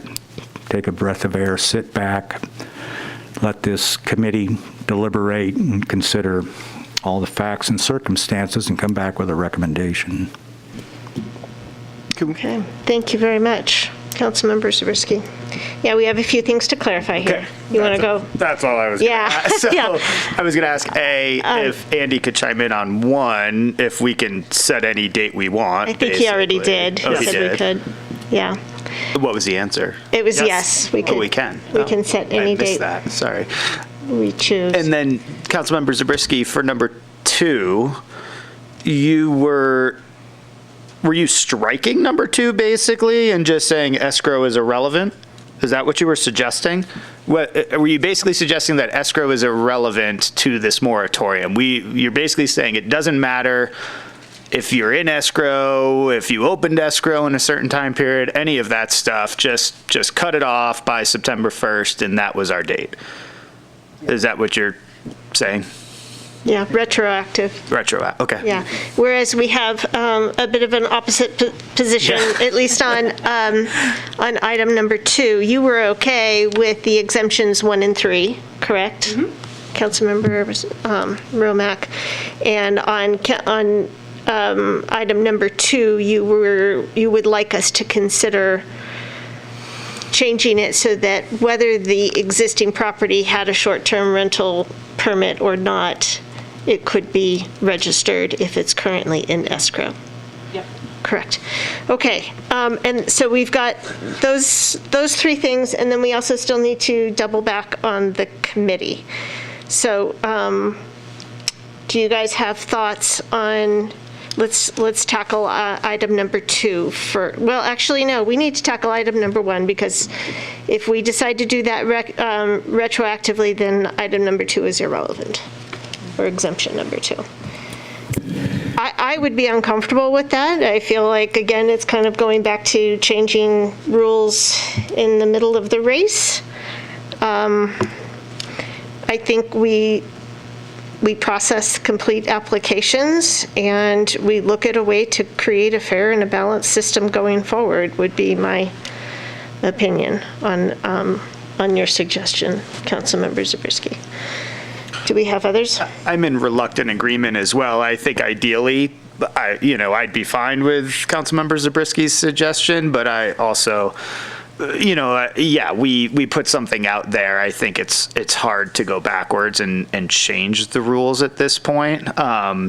It's also sort of why I'm gonna stick to number 2 the way it's written too, just because it was made clear beforehand. And I'm sorry if a couple people fall out of escrow because they can't short-term rent for 45 days. I'm willing to die on that one, but I'm in agreement with keeping 1 the way it is, and at the end of the day, probably keeping 2 the way it is, personally.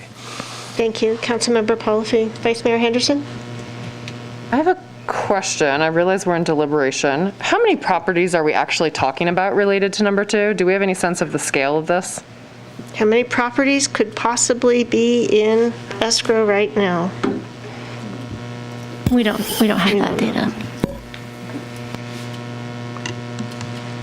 I mean, so it has to be a property in escrow that had a short-term rental permit. And that Can't was be. specifically what was requested 20? by the Realtors Board. Right. No, the Realtors Board wanted something more in line with Placer County, which was a little bit more elaborated on this. We did share with Mr. Falk that this is where we landed with our recommendation for you to consider. Okay, thank you. Okay. Let me say on the first item, the reason I was going back to September 1 is I was assuming we got this glut of applications because people were anticipating a moratorium in cap. It seems that the surge of applications was just within the past week, so it wouldn't go all the way back to September 1. But I assume that it is due to the consideration of a temporary moratorium as well. Okay. So this is not a case of people thinking that they would be able to get an STR. This is a case of people expecting a moratorium and that they wouldn't be able to get one Precisely. unless they rushed to town hall. But I would say these people had to have felt strongly enough that they wanted it because it includes a $400 check. And they're going to have to renew it in 3 days? Or they have the opportunity to renew it directly after they receive it? Well, there's money to be made. No doubt. And I totally agree with you on principle. I just don't agree with it in process. So I just want to be clear. If I had my druthers, sure, let's go back to September 1st or July 1st. I don't care. Pick a date. But the reality is we published a staff report telling people we were going to talk about this issue, and people made a choice, knowing sort of what was coming down the line. And so to me, it would be, I just wouldn't feel comfortable going backwards because they didn't know that back on September 1st. And so to me, there's just balance there. Can I ask a clarifying question too off of what Councilmember Pallavi just said? So if we have an application that was received September 20th and staff doesn't, I don't know how long it takes, but doesn't get to it till after October 1st, is it only for the remainder of this year, or would it be for 2022 since that process has already started?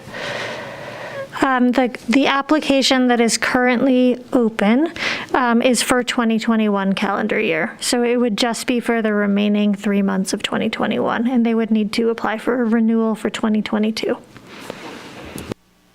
And based on 7.1, if they applied by the end of October, before November 1st, it would be with the old rates, the $400. If they renew after November 1st, it's the $481.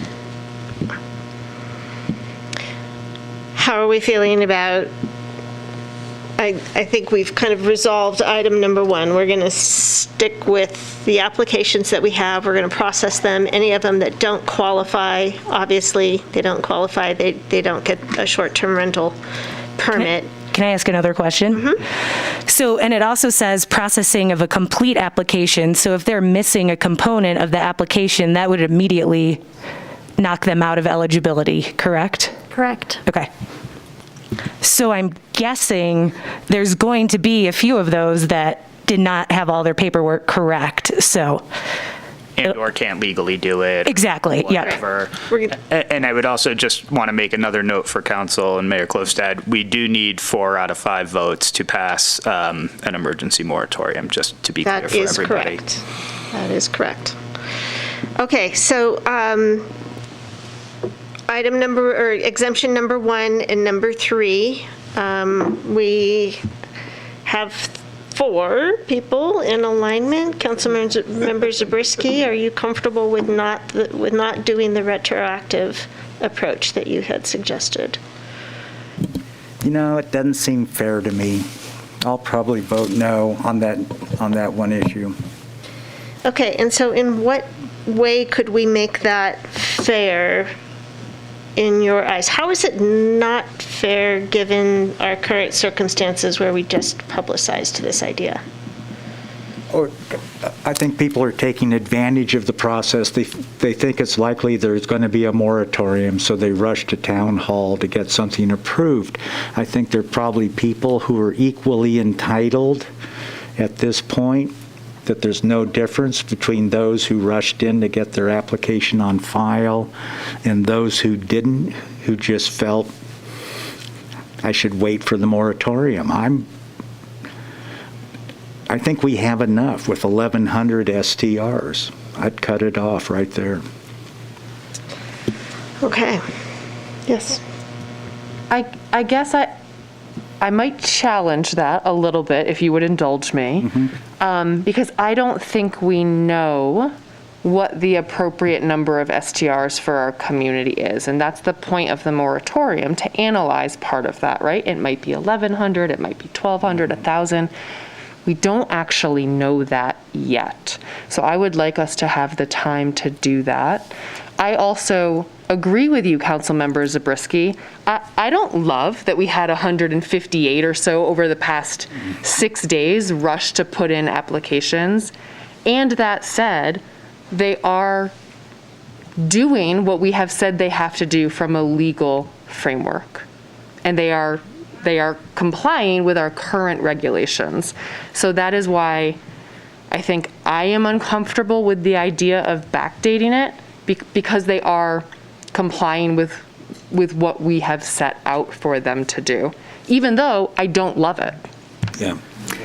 Yeah, it's not a game I want to play. I see this repeating itself over and over again. Something comes up on the agenda that involves a deadline that causes people to rush in to beat the deadline, to game. I see it as gaming the system.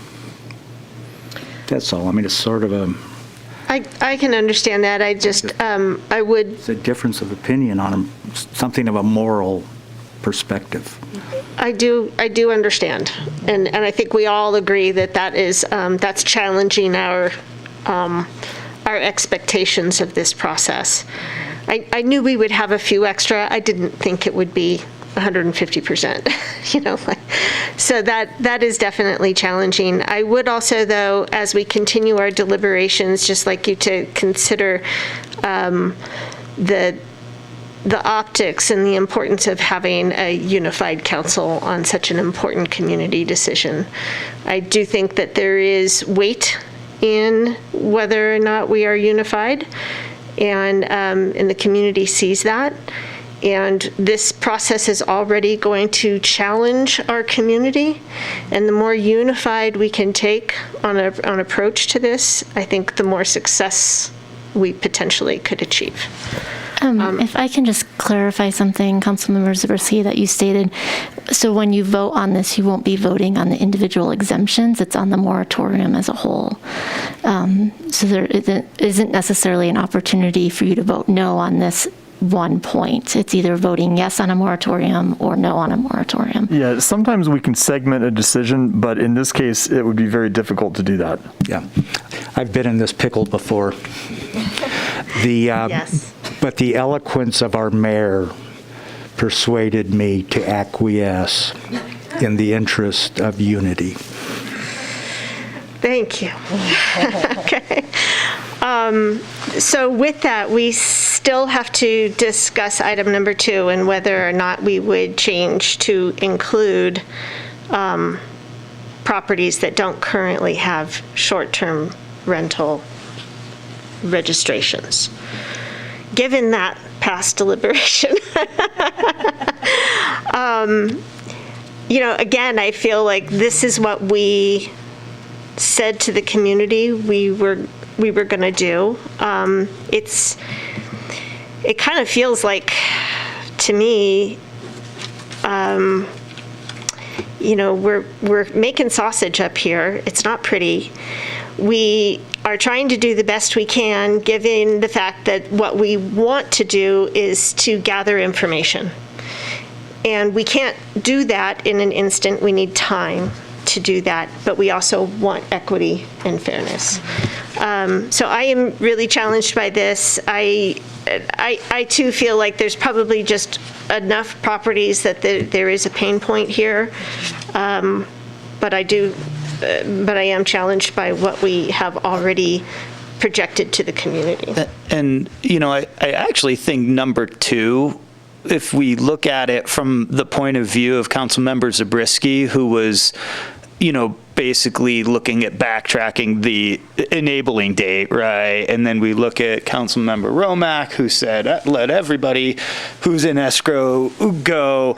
To me, actually, number 2 does strike a really nice balance, right? It's sort of not opening the gates to everything that's in escrow, but it's keeping the gate just open enough to say, look, you were doing short-term rental, you can keep going, right? So it's sort of, I truly believe it is striking. It's a very nuanced balance, albeit, but, I do think it satisfies the middle ground for what we've been talking about up here.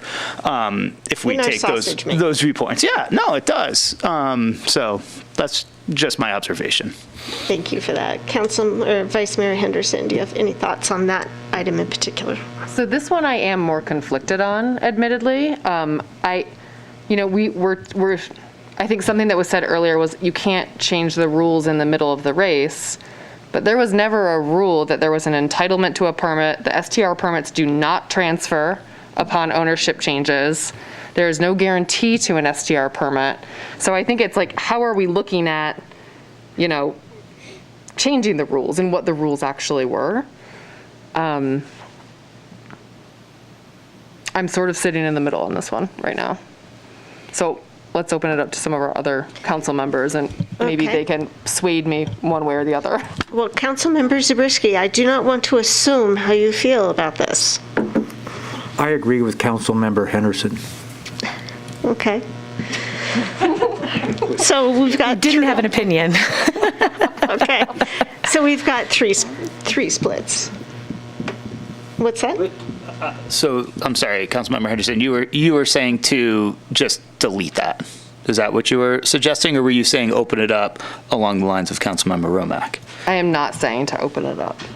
So are you saying to delete it completely, or No, leave it as is? She's conflicted. Yeah, I'm saying I'm conflicted. Conflicted. What are your conflicts? So exactly what I just said, that I don't believe that it's necessarily changing the rule in the middle of the race, because there never was, to Councilmember Zabriskie's point, a guarantee for a permit when ownership changes. So are you suggesting we strike number 2 completely? I'm not suggesting that yet. I guess I'm just trying to get, what are you suggesting? I'm just confused. I apologize. I don't think. Spell it out for me. We're deliberating striking it completely. We are deliberating, in my understanding, whether or not a property that is currently in escrow could still register for a short-term rental, whether or not the current property has a registration. Okay, thank you. I was not clear. So you're saying open it up. So the consideration is whether or not we should open this up to allow any property currently in escrow, whether they have a short-term rental registration on the existing property or not, to be allowed into the short-term rental registration at this time. Okay. And right now, the way this is written is it is limiting it to only those properties that already have a short-term rental permit. And Vice Mayor Henderson is making the very correct point that those are not transferable. They do not go with the property to the new owner. And so there's a little bit of a, why are we doing this then? Sure. And so maybe a response to that is, well, to Councilmember Zabrisky's comments, he feels like it's gaming the system. So that's why, to me, number 2 is a compromise between opening that opportunity to everybody versus limiting it. And we have a very small window of limiting, in my opinion. We're literally talking about 94 properties that are currently in escrow in Truckee. Of those, so we could have 94 more short-term rental permits on top of the 150. So now we're up to 240. Should all of those properties go into escrow, then you are hitting that 1,400 cap a lot sooner, right? So, to me, I think if we're looking to put a slowdown on the system, 2 is a balanced approach to that. And keeping in mind that this is temporary, this is subject to the refinements that will be offered to the council for consideration in January. And there may or may not be additional permits available in January or February of 2022 when any property can reapply. Potentially, right? So, really, this is also sort of a litmus test, I think, on number 2 as well, right? Out of those properties, which ones are going to short-term rent, which ones aren't? I think we don't really know. We don't know, but we also run that risk of okay, now we're just opening up the whole gamut, right? Everybody can short-term rent versus what we're actually trying to do, which is control it to the best of our ability. So, to me, 2 gives a little bit added control to the best of our ability. Backdating the whole thing, that was the fishy one to me, right? That's the one that doesn't provide the clarity. So that's why I continue to support all 3 that are in front of us as written. And can I jump in at number 2? Mm-hmm. Because I do feel like what Councilmember Pallavi is saying, I could go along with number 2 the way it's written, because you're right, it is a balance. And also, there is nothing that guarantees a property owner the right to get an STR permit, so that is also true. People should know that, and it's unfortunate, and I'm sure there are folks that are going to be disappointed, but yes, we also need to move forward, and this isn't, saying you can never get a permit. We have to study this, see where it lands, and maybe all 94 properties will be able to get a permit under any new ordinance we have. So I would just say I'm okay going along with number 2 as written. Okay. I think our former mayor has convinced me as such as well. How are you feeling about it, Vice Mayor Henderson? Yeah, I will acquiesce on that. Okay. Councilmember Zabriskie, we know this is not ideal for you, but I don't know what's being balanced. It's an expansion of the number of properties that can be short-term rented.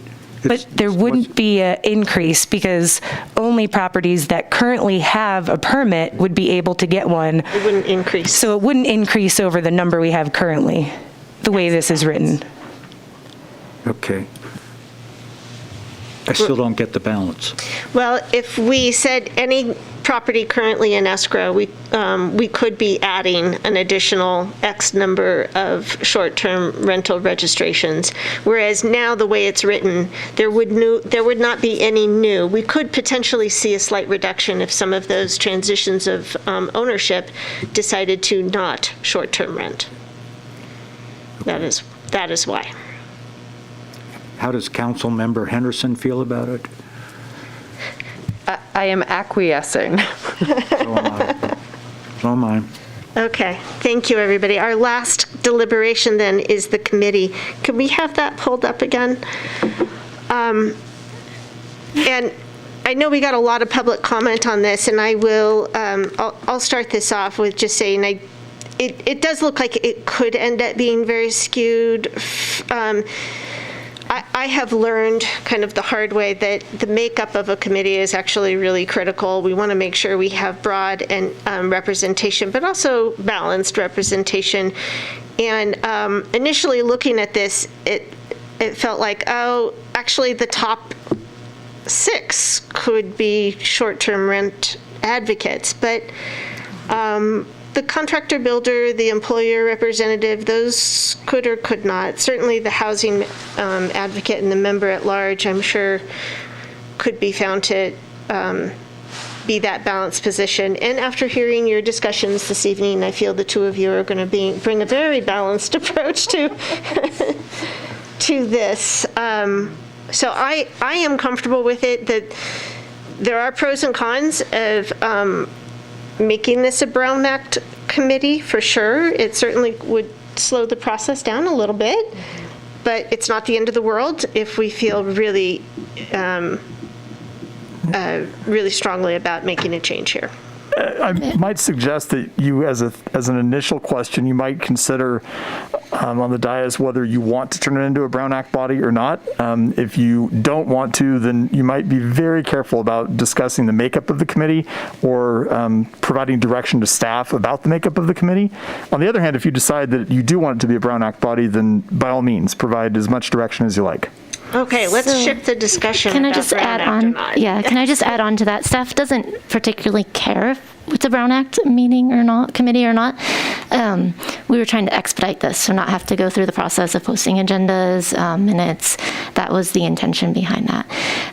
In just response to the composition of the committee, which is 10 members, including the 2 council members, our intention in that was the first 5 had a financial stake in this. The second 5, including the 2 council members, had no association with STRs in terms of financial capacity. The employer representative was really a local employer struggling with housing for their workforce. Okay, so that would if be that helps to specifically- clarify. Yeah, somebody that is not benefiting from a short-term rental. Okay, that does help to clarify. So, Brown Act or not? For the sake of expediency, I'd rather we not make it a Brown Act committee. Okay. And Councilmember Zabriskie? I feel the same way. Contrary to what people may be thinking from this prior discussion, I would like to see some certainty brought to potential STR owners as soon as possible, and I see that happening quicker with the ad hoc committee. Excellent, thank you. And then I just want to double back briefly. Councilmember Romack listed off quite a few additional items. Did anybody have any concerns about any of those asks of research points before we, no?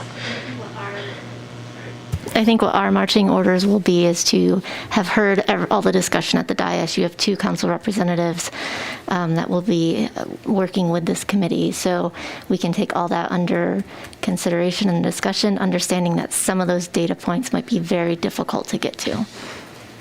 We understand. We ask for a lot. We expect a lot. But our staff's amazing, so. So you can do it. Except for the fact that they estimated this would only take 45 minutes. Okay, do I have a motion? And maybe we need the resolution or the recommendations up. They are up. Okay. Drum roll, please. Who would like to make a recommendation?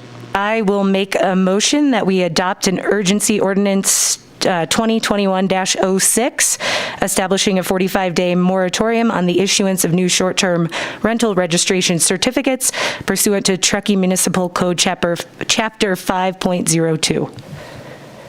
I will second. Thank you. All in favor? Aye. Any opposed? And we are unanimous. And I want to thank everybody so much for your time and consideration tonight. Great deliberation. Thank you. Okay, let's take 5 minutes and we'll plow through the rest of this agenda.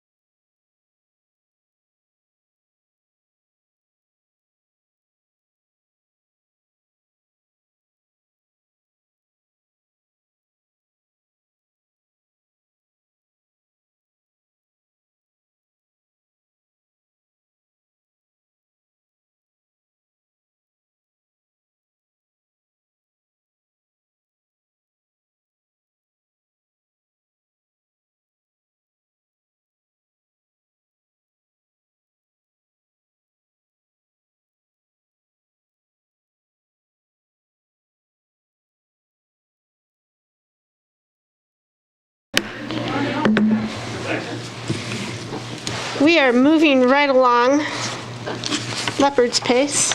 Item 7.3, formation of multimodal transportation funding committee and authorization to request proposal for TBWBH props and measures. Somebody, I'm sure, is going to tell us what that stands for, and that might just be Alfred. Yeah, and thanks, Mayor. Alfred's going to handle the bulk of this presentation. I wanted to kind of take some of this jargon and translate it into English. Excellent, thank you. So the Measure R quarter-cent sales tax that funds trail maintenance and trail construction is set to expire in June of 2024. Alfred's going to go into a little more detail on that. We have a couple of options in terms of considering renewing that. We could wait till 2024, or we could contemplate renewing it in 2022 during the 2022 election cycle. So that's the reason we're here now, 2.5 years in advance or more than that of the current sales tax measure expiring, is we thought it would be prudent to at least give you all the opportunity to make a decision of, gee, is 2022 best or is 2024 best? So that's kind of one big picture topic. The second one is we've heard, I think as staff in the last couple of years, more interest from the council in alternative transportation programs than ever in years prior to this. And all of them cost money, and in order, the amount of ongoing revenue we have dedicated to transportation is directly proportional to the amount of alternative transportation options we can provide to the community. So we thought that, gee, if we're going to be looking at a sales tax renewal, but we're also talking about needing more money for alternative transportation, that having those conversations independent of one another might be counterproductive. So the reason we have this item in front of you is to, number one, check in to see, do we want to get data that would inform us on a sales tax renewal for the trail, and potentially get data on the level of interest in alternative transportation funding at the same time? And do we want to contemplate, if we're going to collect that data, do we want to form a committee to be involved with that conversation or not? So I think at a very high level, that's what this agenda item's about. And then I'll turn that over to Alfred to bring us into a little more of the detail on it. Thank you. Good evening, Honorable Mayor, members of the council. Alfred Knotts, Transportation or Transit Program Manager.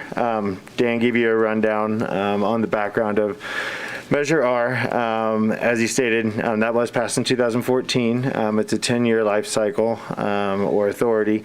And that looks at a 0.25% sales tax and is set to expire in 2024. So we did feel it was incumbent on us to start the dialogue within the community, look at kind of the scope of that authorization as it existed or was passed in 2014, and kind of start a dialogue about whether that is the authorization to proceed and funding similar to what was passed, but to look at additional initiatives through that also. And they aren't one and the same necessarily. We think that this is a good way to leverage some of the work that WBH is gonna potentially do for us at your direction as well. So it will help make an informed decision down the road as well, whether it has to do with Measure R or not directly. So just wanted to be clear on that. So with Measure R, I will go back a little bit. So what's been generated per year is about 1.3 to 1.5, obviously depending on the economic conditions within the town.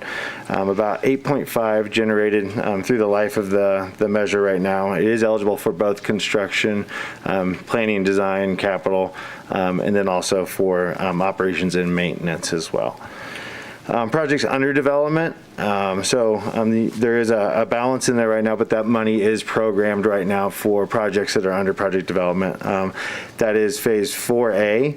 and Dan, kick me if I got these termini wrong, but 4A is South River to the town line, the county line, on the south side of the river, and then 4B is to extend from the county town line to the 89 West River Junction, and that will provide links from phases 1, 2, and 3 through the Mouse Hole and over to Deerfield, and then phase 5 is from Deerfield, Mouse Hole, over through Coldstream to the Donner Lake State Park. So hopefully I got that all correct.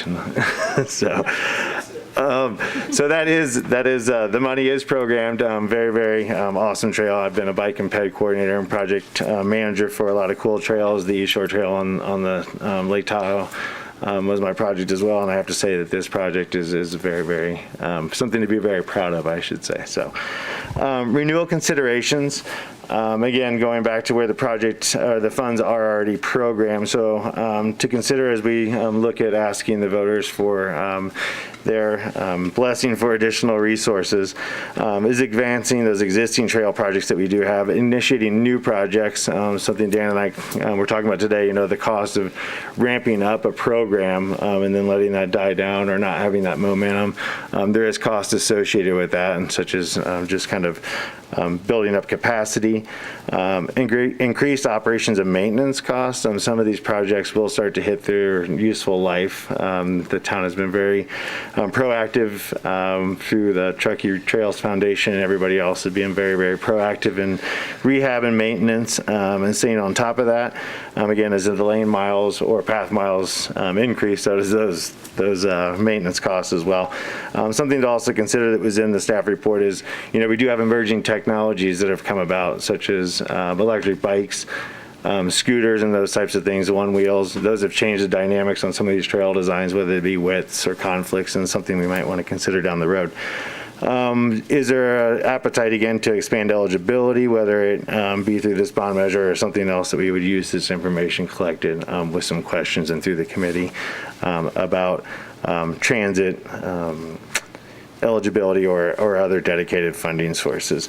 Timing of those cycles, as Dan mentioned, we're looking at 2024 as kind of the sunset.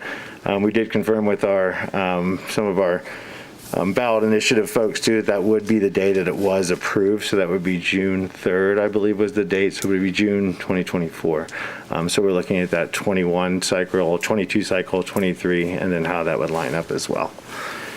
Committee structure, you guys kind of just had this discussion a second ago about committee structure and formation. Very similar in terms of the member makeup, in terms of the size. We want to keep it manageable, but we do want to make it a broad representation of the community. Looking at trail advocates, we would look to have transit or alternative transportation advocates within the community. Something I've found previously very helpful is having a senior disabled population advocate. They not necessarily for transit, but trails also. ADA accessibility is a big thing. Business community, school district, CAT, Chamber of Commerce, not getting down to necessarily the small business brick and mortar, but looking more at the chamber. What do trails mean to the community, such as some of that community fabric that was talked about as well. Board of Realtors, and then some council members, Romack and Zabriskie, identified on here, and interested members of the general public also. Similar to the discussion you had a second ago as well, not be subjected to the Brown Act. Again, this is more for efficiency, not necessarily to do anything with transparency. We would still publicly notice, maybe not legally notice, but publicly notice to make sure that they're accessible. People know these meetings are occurring. Report out in some form or fashion, such as notes, and post that agenda. Identify a mission, and conclude at the prior, kind of give them a task, give them a timeline. And we're looking at a timeline of about 4 to 6 meetings over the next 6 months. And what that participation would look like would be an hour or two of attendance, and then obviously preparation and download of the meetings also. The objectives and for public opinion survey. So before the survey would be established or drafted, and what is that range of that? Look at the broader public, provide feedback on the scope of those funding options, Inform future ballot language, whatever that may occur, should the town even want to proceed, but that would be their task as well. Inform on the timing and provide constructive feedback and just open dialogue to make informed decision-making down the road. Again, whether that's the trails, transit, whatever it may be. Pros and cons. I guess maybe I would look at these as benefits or risks. Maybe I don't like to use the word cons necessarily, but I've identified some of these as risk. But the pros are creates a community sounding board, increases the dialogue and overall awareness of this is going on. That even this is up for renewal. Some people may not even know. You know, we live in resort towns. People maybe not even know that this existed when the sunset is on this tax initiative. Manage and address potential misinformation. Go out there. What projects have been completed? What are in the pipeline? Again, coming back to that kind of transient population as well. Second homeowners. That kind of information gets lost in translation or never even digested. Build an understanding of programmatic relationship. So what does that mean? That's kind of a programmatic. How does this all fit into a transportation system? What are the relationships with sustainability, equity, those types of things? Trails mean a lot of things to different people. So does just transportation and mobility and freedom and access to goods and services, and even employment. So how do we best make our community move safely and efficiently? Cons and risk. Additional staff time would be required for this and resources. It's an additional step in the process, but it is a typical step in the process, but something to consider. Time commitment capacity of the members. We are talking about going into this right in the holidays and winter, and we know how priorities can shift, whether it's a powder day or it's Christmas. So it can be one of those things where people only have so much time. Create unrealistic expectations. I think this was mentioned a second ago about the consent or consensus. Taking a lot of classes and training and living in this Tahoe world is you don't always arrive at consensus. You try to get consent so everybody can leave kind of this process and say, yes, I feel like I was listened to. I was a part of the process. I may not fully agree, but they can help communicate that to the broader community. And again, this could create different kind of factions or competing interests, but I think these forums actually help kind of mitigate that risk. Is okay, everybody kind of understands what the collective effort here and where you're trying to arrive at. Next steps and timeline. I don't want to go through this any more verbatim than I probably have, but so what we would come back to you guys, to the council, on October 12th is our schedule right now, is to come back with a proposal from TBWBH proposal, and I do not know all the acronyms. I believe it's everybody's last name because they just added an H. And one of the gentlemen. It looks different. So they have done work for us in the past, so we do feel that they are kind of uniquely qualified. This is right up their alley. I think they believe in even helped Paco with Measure T in the community as well. Solicit and establish this committee. It'd be very quick, but very thorough. We make sure we get out to the community, convene and hold the committee meetings, develop that survey. Again, conduct the survey and evaluate responses. Holidays, again, will play into that. We'll talk to these folks, and that's their job, is to inform us about how to make sure this is a good representative sample, and cross-tabulation, all those fun things that come with surveys. And then come back and seek direction on, what the information tells us, and come back, and that's the idea, is for the council and the community to make an informed decision about how to proceed, and even if there is an appetite to proceed, and what that looks like and what that timing fits into the overall goals. So that is the overall recommendation from this presentation and from the staff report. So that's what we're seeking today, is the formation of that committee, and to seek that proposal from that qualified firm that we mentioned. Excellent. Thank you, Alfred. Okay. What questions do we have? Do you have any to start, Councilmember Romack? Yeah, and just one quick question based off your previous slide, Alfred. Thank you. It said, as proposed, the committee would meet October to March, but then the bottom bullet is in February, seek council's direction on vote. Would the committee still convene after the council decided to place it on the ballot? Would that be the intention, or? The intention was to give us a little bit of time frame. There's some statutory requirements of like 125 days, and to make sure that we hit that. But I think, what we did was give us some time in there with the expectations of the committee. They might want to bring one last, timeline back to them as well about what that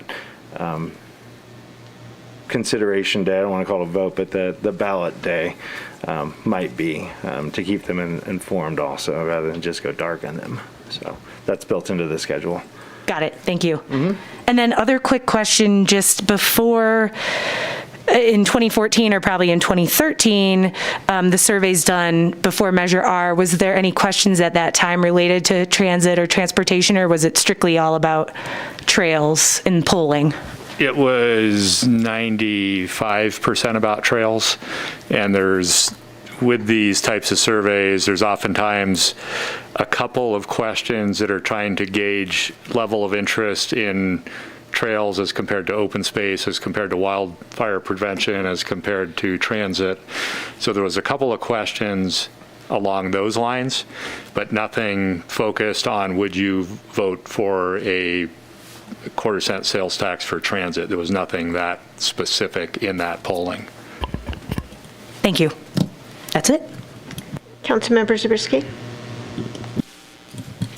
Yeah, following up on Lindsay's last question. So what I understand from the written staff response on the polling, along the lines of what you just said, Dan, there was a gauge. There were ancillary questions to gauge relative interest, and the interest in transit funding was lower than many of the other items, and I assume that includes the Measure R for trails. Yes. Yeah. Okay. Is there, can we go to the timeline you showed, Alfred? Thank you. Is there any reason the polling couldn't occur at the outset rather than at the end? Actually, to test that very question, how transit polls relative to trails? I think that would be the intent. So the maybe a little more detail on the poll. It's typically done by they're trying to get statistical accuracy in the polling, and there's quite a large effort that goes into that, into getting statistical accuracy. So the polling effort. So to go out and do a poll of transit versus trails versus something else, and then to go back and do a second poll later that's more detailed would be kind of inefficient and take a lot of time. So I think the notion, really the fundamental question is, if we're going to go out and get polling on Measure R, do we want to take that as an opportunity to also get detailed polling on transit to a similar level of detail as trails? And I think, as Paco put it, potentially get not a 2 for the price of 1 deal, but maybe a 2 for the price of 1.5 deal on the community interest and the data that would come out of a polling effort. So I'm looking like I did not answer your question. No, I just wanted which I think was, is there a reason we wouldn't collect the polling data early? And I think what I'm suggesting is we would do that. So we'd get a scope of work, we'd hire the consultant, they would do the polling, and then we would collect that data in that fashion. I think Councilmember Zabriskie, are you asking if we would do polling before establishing the committee? That was, the timing was more important to me than whether we established the committee. Whether the committee's established or not, my concern is putting a lot of work into it without the polling, because there's another staff response here that says the primary factor would be the degree of community support for a Measure R renewal. So it's almost, in terms of the committee's effort, it seems like it would be more beneficial and make more sense to do the polling first, then the committee knows how to incorporate the less important factors. That is an option. what I've seen with other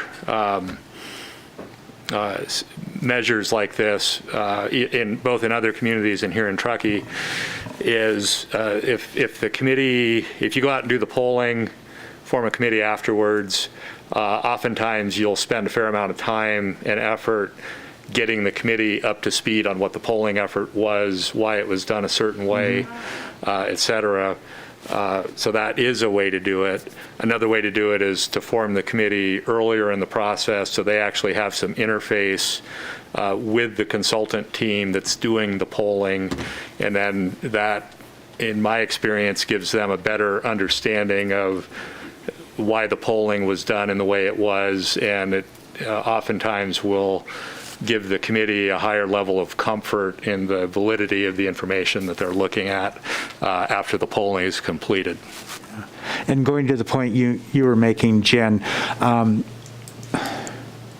guess I don't know that it would be necessary to form a committee before doing the polling, despite what Dan just was suggesting. Yeah, I have not worked with this particular consultant. I've worked on a couple other ballot measures in my former jurisdictions with a different consultant, and how it worked there was we as staff in the committee, if it's established, they don't get to write the questions because there's a lot of technical expertise that goes into that. Right. But we did review the questions and review the format of the survey for how did it flow? Does it have the right balance, in our opinion? In this case, are we balancing Measure R and transit? Are we asking the questions that we feel like are the right questions that resonate with our community? So one of the ideas of this committee is to have an opportunity to review the proposed polling questions and weigh in on that, instead of getting to the end of the process and maybe having, if, for instance, transit does not poll well, the feedback that we didn't ask the right questions, we didn't have the right balance. We wanted to have the committee have an opportunity, or at least our thought was to weigh in on that in advance when they review the questions. Yeah. In this case, we'd be using Charles, I forget his last name. Heath. Yeah, Heath. That's right. And he did the polling on the original Measure R. Yes. And Measure K. Okay. And T. Right, yeah. a bunch. And V, and yeah, Okay. and a few others up here, right? Okay.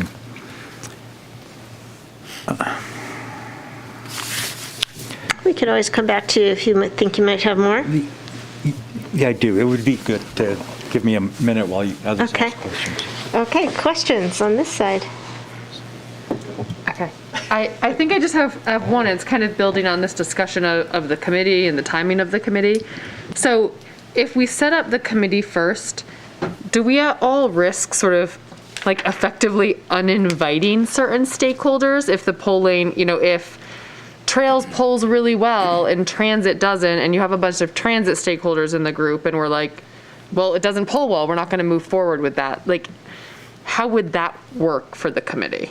Does that make sense? Yeah, so I think that's not an unrealistic situation, right? That we do polling, if the past is an indicator of the future, my speculation is that Measure R, renewal of a sales tax for trails that's already in place has a fairly high likelihood of polling well. Funding for alternative transportation programs that are maybe less familiar to the community, less top of mind, I think there's a very reasonable likelihood they would poll lower. So if you've got a committee that's got trails advocates and alternative transportation advocates on it, one may be pleased with the results and the other may be displeased. And then we ultimately, you as a council, would be making the final decision on whether to move forward with one measure or another or neither, or both.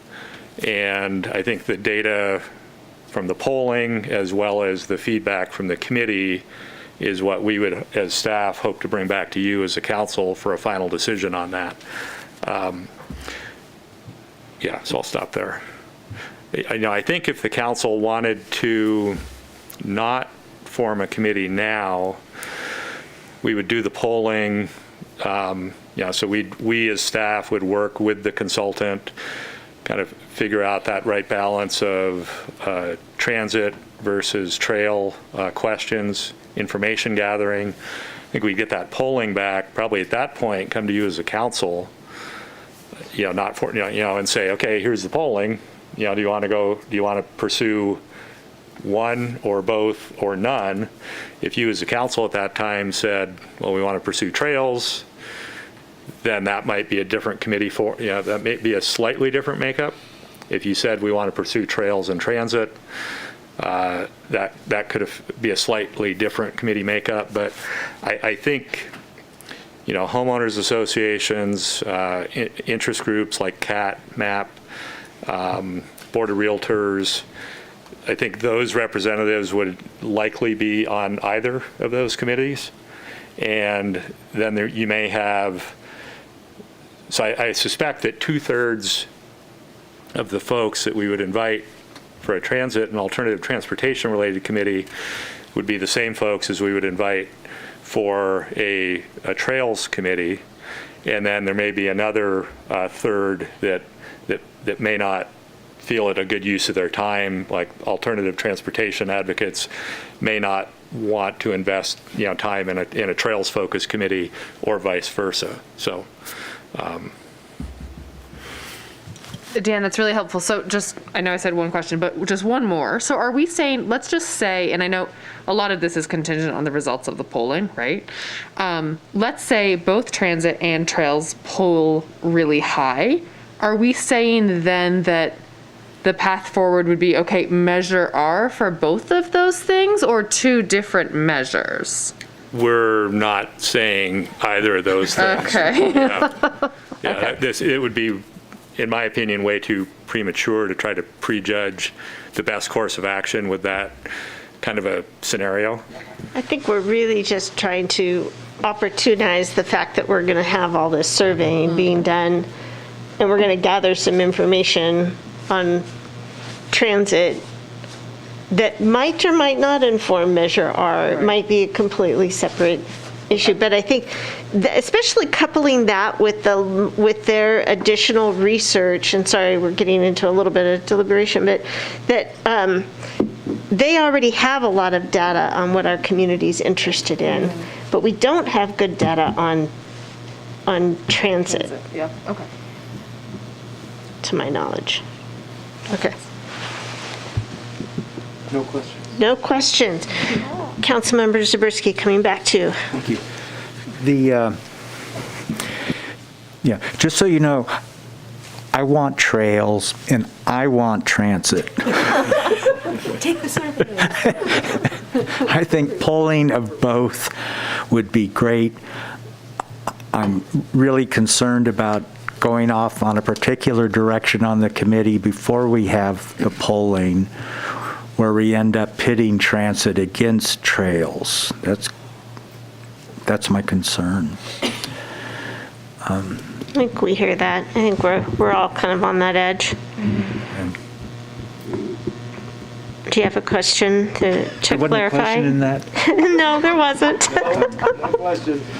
Do we have any idea how many other funding sources are out there in the world for trails and transit, and what the relative amount of money is coming from the state or the federal government for one versus the other, as it would apply to Truckee?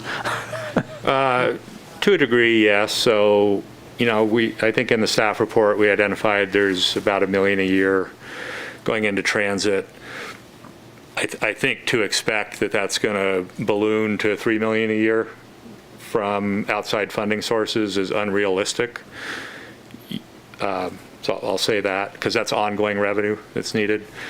Trail funding tends to be, we've yet to come across a funding source for trail maintenance. There are various funding sources out there that are competitive for trail construction. And so it's a matter of having a project that checks enough of the boxes to receive grant funding. One thing I will say, and this is going to sound weird, but a lot of the grant programs we've seen in the last few years related to trails funding award almost 20 to 25% of the scoring is based on whether or not you're a disadvantaged community, and we are not. So that has really hampered our ability to be competitive with trails projects, because we kind of go into a lot of these grant applications with 20 to 25% of the potential points out of 100 off the table because we're not considered a disadvantaged community. So that doesn't mean we can't get capital dollars for trails. It just means we're at a bit of a disadvantage as compared to some communities that we're competing against. But interestingly enough, given our current situation on the state level, there is a huge amount of funding for climate mitigation. And if we can attach some of this work with trails or the transit questions to lowering VMTs, there are more possibilities, from what I understand. Is that correct? And just to that point, Mayor, there's about $25 million for environmental justice initiatives, which transit may fall under. You recall we just hired Katie Hawkins to do advocacy for outdoor recreation, which trails may fall under. We don't have specific dollar amounts as to what that could be, but there are possibilities. Some of that's waiting for the notice of funding availability and see how we qualify under that. So in terms of how many dollars are there, I can't give you specifics of what we may qualify for, but there are some opportunities given where the state is with resources these days. And if I may, I'd also like to go back to a comment Councilmember Zabriskie made related to trails and transit potentially competing against each other. That's a very real possibility. Right, because one of the things that's typically taken into consideration with these ballot measures are competing ballot measures on the same election cycle. And so if there was a desire by the council to go after both trails and transit, we would want to structure that in a way that's least likely to create competition between the two, and one or the other of them you may elect to not put one or the other of them on the ballot to avoid that competition.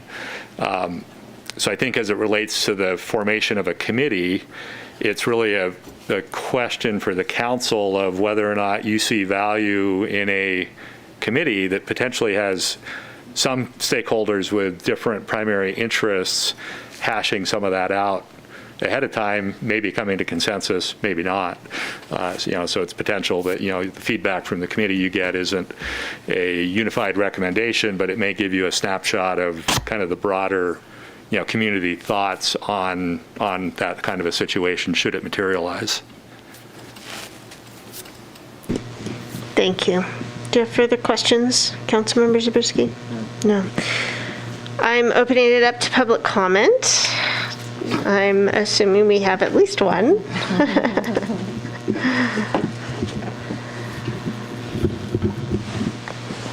And I think we know how to spell your name, so. Yeah, thank you, guys. It's Paco Lindsay here again. I'm on board of directors of Truckee Trails. I'm kind of speaking more for myself right now. Real quick, I was a campaign manager for Major R back in 2014. I was campaign manager, co-manager along with David Diamond for Major T that just passed. I worked with Major K, I worked with Major V back in the day, and I've worked on other campaigns, so I know campaigns. What's missing up there is timeline.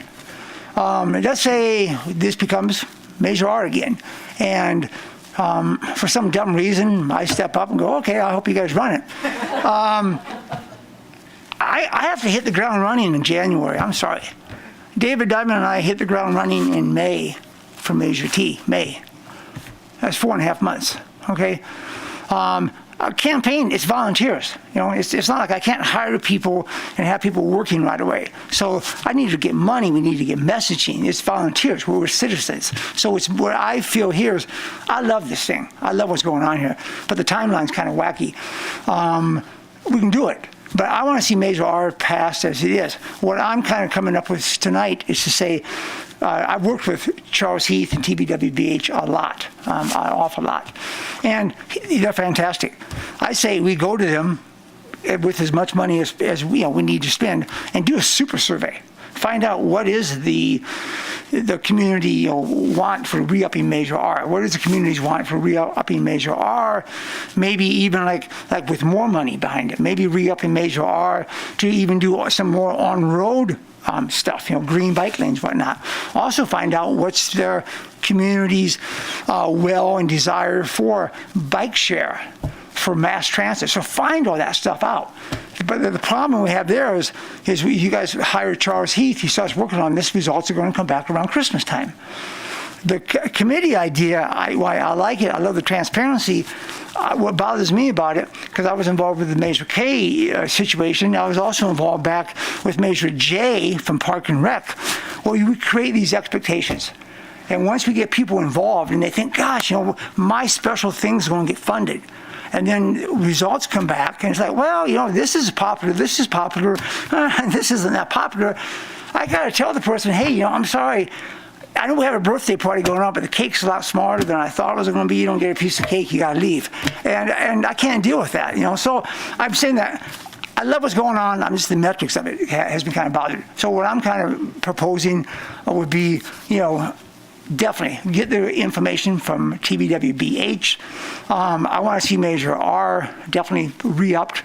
I think the committee is important, but doing it now, I don't see where it's going to get us. That's my own opinion.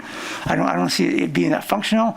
And mainly it's a timeline. And I'll kind of close with saying that having worked on campaigns, I do think June's the time to hit.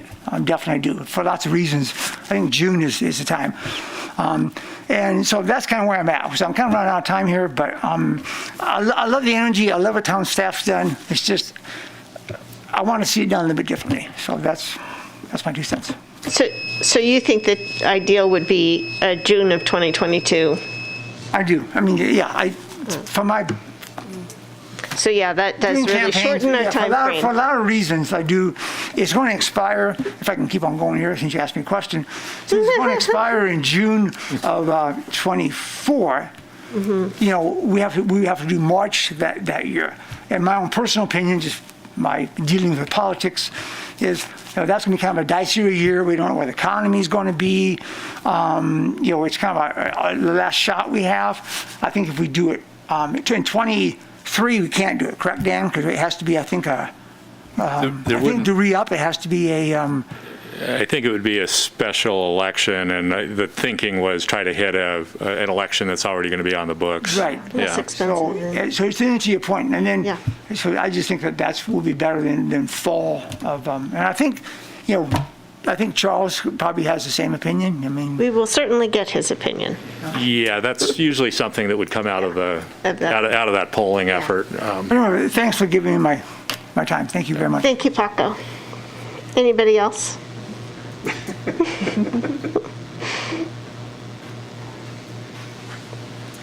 Good evening. I'm Allison Pedley with the Truckee Trails Foundation. It's always hard to follow Paco, but I did want to just say a couple of things. I've been, sitting here in this chamber and reflecting back on 8 years ago when town staff approached Truckee Trails Foundation about Measure R. It wasn't called Measure R at the time, and would we be able to find the committee and form the committee and have the leadership and the ability to fundraise for this if the council agreed to fund the polling from Charles Heath. And we all met as a board and an organization and said, absolutely, what an incredible opportunity this would be. However, we don't want to, we're not going to commit until we see the results of the polling. Of course, we need to know that, hear those words from Charles Heath, that we can move the needle up to where we would actually be successful if we worked really hard and raised the money that we needed to. And it just felt like the right a sequence of events. And I agree with Paco that, expanding the questions, expanding the polling, and bringing in more aspects of alternative transportation into this is fantastic. But I do think the ordering of things, especially if we're going to go with June, we hit the ground running in January, in just one measure for trails and really had to fight to get that funding. If we ended up adding another, transit or something, needing to find other, transit advocates to help us out and bringing together this committee, like it gets super complicated really fast.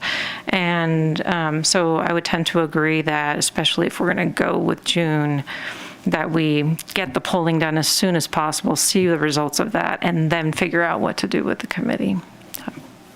And I just want to also say in closing, the town has done a fabulous job with the implementation of Measure R. I mean, really incredible work, both in the, trail planning, trail building, and maintenance efforts. And I just want to say thank you. Oh, that's great to hear, Allison. Thank you for all of those comments. Okay, back at us. I'm gonna look to this side now. Yeah, do you want to talk about this, or you want to just motion something? Oh. I know you just want to motion it. I do, but I think we got a few things to sort out.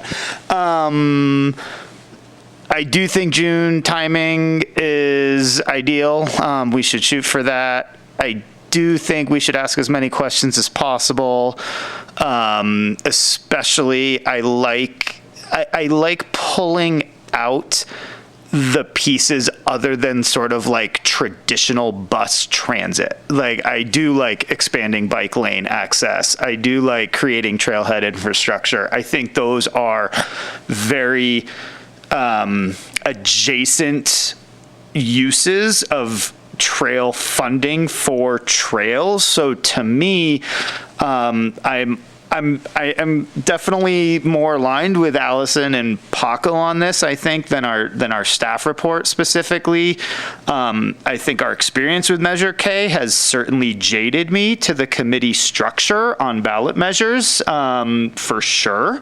I think we learned a lot of very interesting lessons on that one, and I don't think we need a committee to get to the end game on a Measure R renewal. And I do personally believe that we should respect the existence of Measure R, respect the history, as Allison explained, that comes with it, and potentially, I'm super on board with, looking at options, and Charles Heath, those guys are magic, they're great.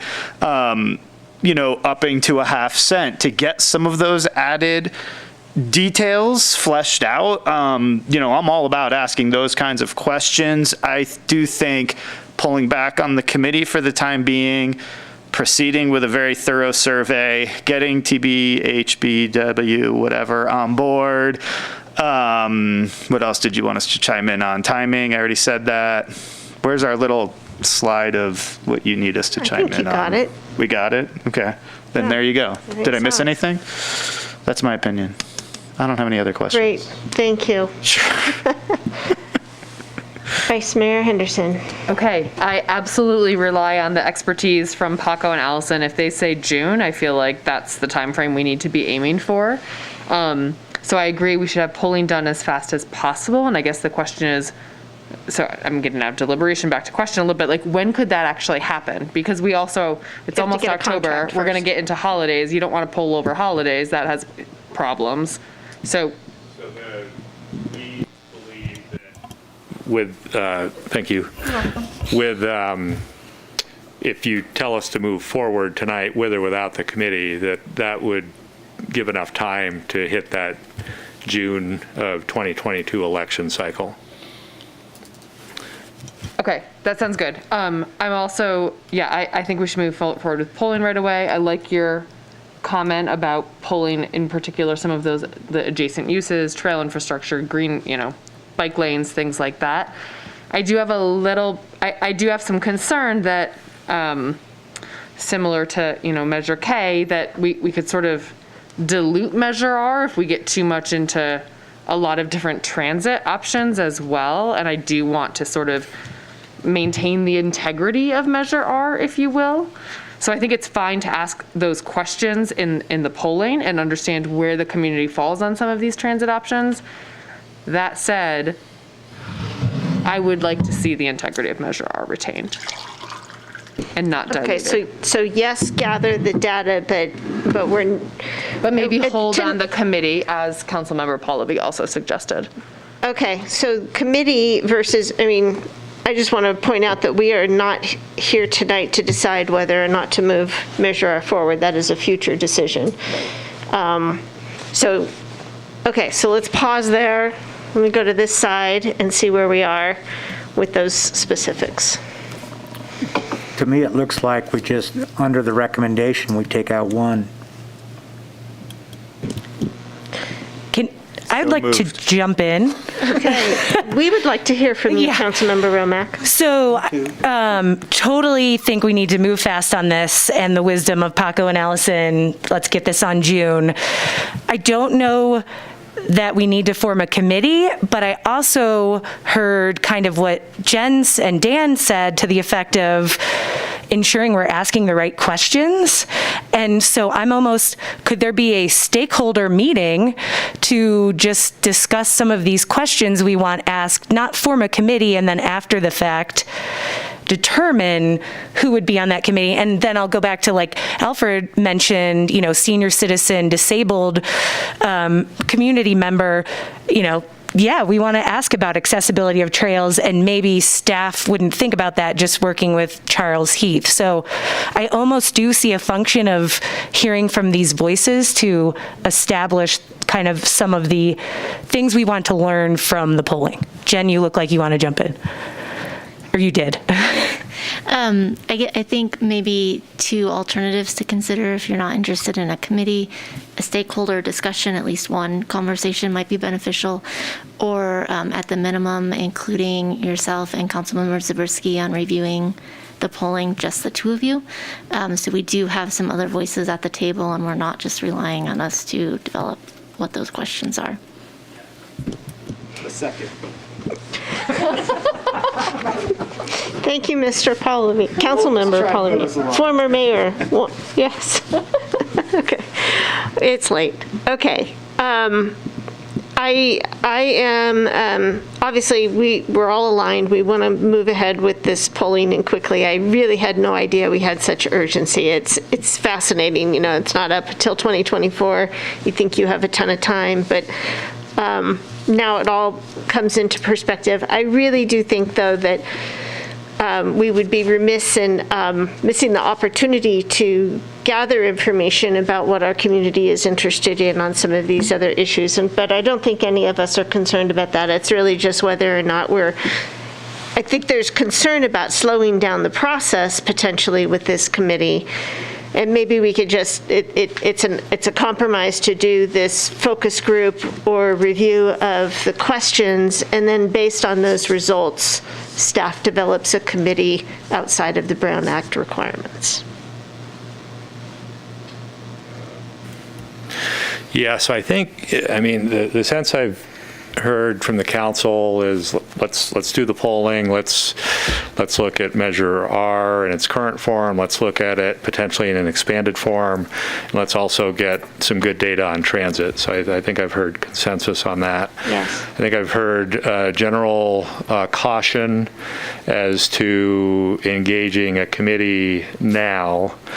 I think doing a sort of, but I think if the stakeholders we would potentially bring in is probably the list that were on that, on Alfred's presentation. So I think, what I know is Charles Heath knows how to ask these questions and knows the right questions to ask. We might get a little bit of value out of a kind of a stakeholder committee interfacing with the polling, but it starts to feel like a committee. And I'm not meaning to cut you off, Dan. I think having Councilmember Romack and Zabriskie provide some extra eyes along with staff, I really like Jen's idea, just to make sure that we're getting some extra feedback. I think that's great. I think you're correct. Going forward with the whole stakeholder committee, we're creating a little messy situation there. So that would be my suggestion personally, just to keep moving us along here. Maybe axe 1, but move forward with 2 and open it up to allowing those 2 council members to still participate, at least in the review process. What does everybody think? With, obviously, staff still has the opportunity, once we have the results, to form a steering committee. Yeah, it'll and come back to develop us at that further. point, Yeah. I'm sure. So. Okay. Yeah? We good? Anybody else? Move going once. Okay. Do we need a motion? What are we doing here? I think we have the direction. Excellent. Thank Okay. Be it so stated then. Thank you, everybody. Thank you, Allison. Thank you, Paco. Thank you. We have one last discussion item, and then council reports, and this is 7.4, healthcare rate stabilization designation and additional healthcare offset for general employee associations and the Police Officers Association. And thank you very much, Dan and Alfred, too. Appreciate it. So while Nikki's pulling that up, I just would like to open by, thanking council for considering this. We heard about the housing challenges earlier, the cost of living challenges. There's employee retention challenges, and the town is not immune to those. We experience turnover just like every other employer in the area. So this is really something in my mind that helps with retention, helps with morale. We're hoping to provide a little bit of extra support for our employees understanding the economic conditions that exist today. So I think Nikki's ready and she can take it from there. So I will just jump right in. So the town of Truckee contracts for healthcare through the CalPERS plan. So it's a statewide plan. They offer all of these plans, and the plans highlighted in yellow are the plans that town employees are able to utilize, and that is based on their zip code. So it's either the home zip code or their work zip code. So the town of Truckee employees have a very limited access to the options that CalPERS does provide. So between 2021 and 2022, CalPERS made changes to the plans. We used to have 3 PPO plans available: PERS Select, PERS Choice, and PERS Care. They are combining those into 2 PPO plans, PERS Gold and PERS Select, PERS Platinum, so very fancy names.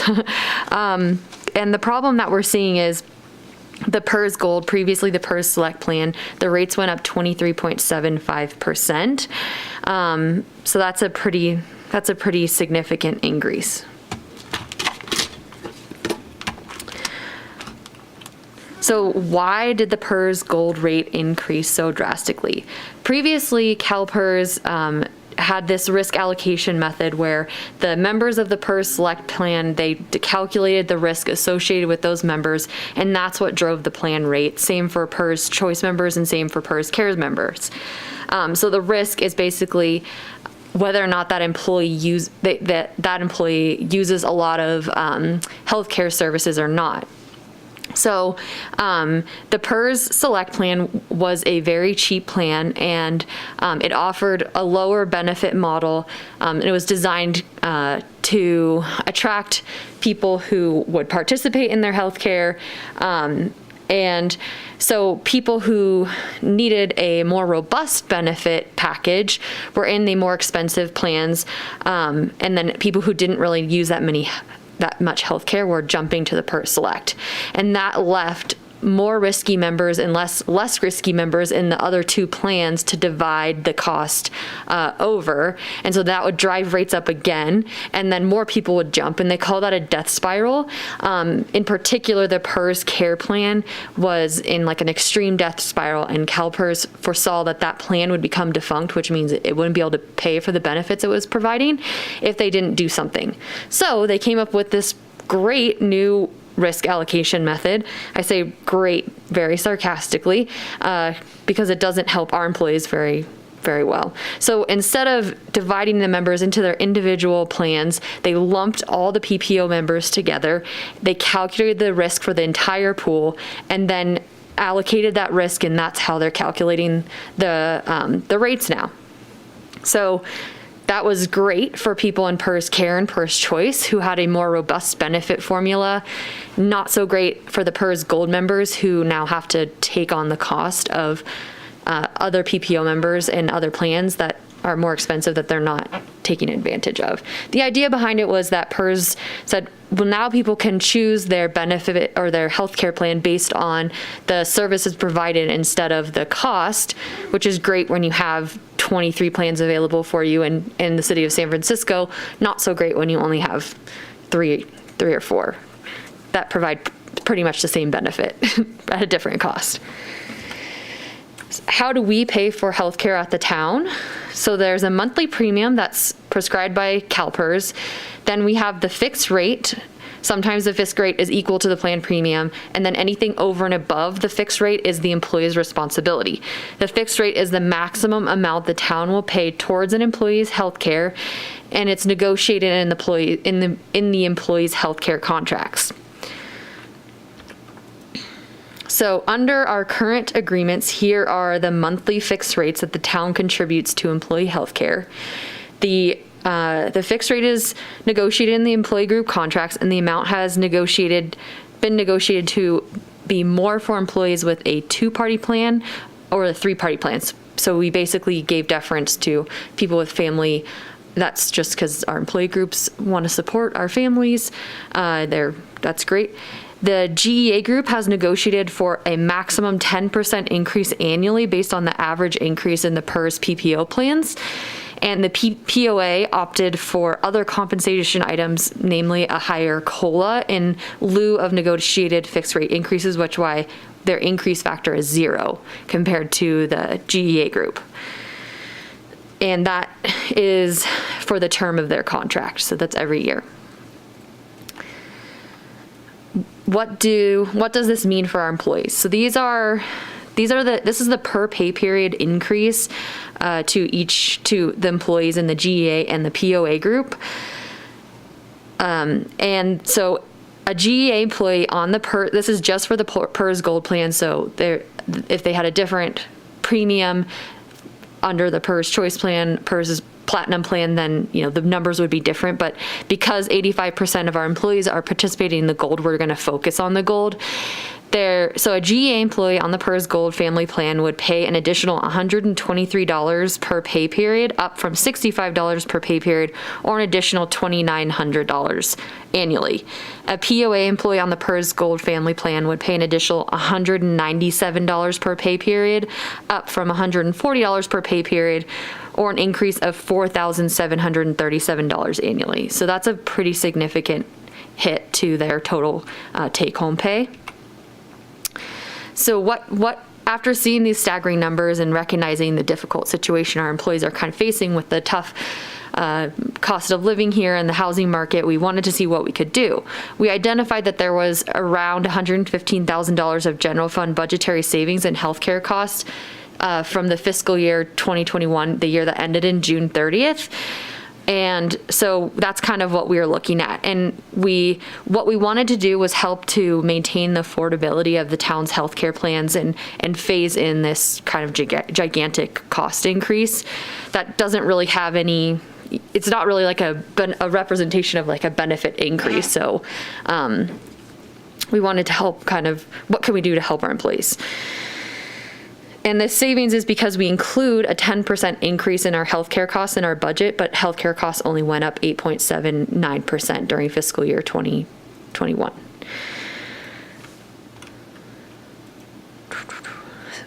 What are we recommending to offer to our employees? For the General Employees Association, we would like to offer them an additional 10% increase in their fixed rate. Currently, they're at 10%, so that'd give them a total of 20%, and that would be through their contract, so through June 30th, 2023. And for the Police Officers Association, we'd like to offer them a health offset equal to 20% increase in their fixed rate. They currently have 0, but only through June 30th, 2022, which is the end of their contract. So it's kind of a similar offer in that the POA gets a bigger fixed rate increase, but for a shorter term, and then the GA gets a smaller increase, gets them to the same place, that 20% fixed rate increase, but for a longer term.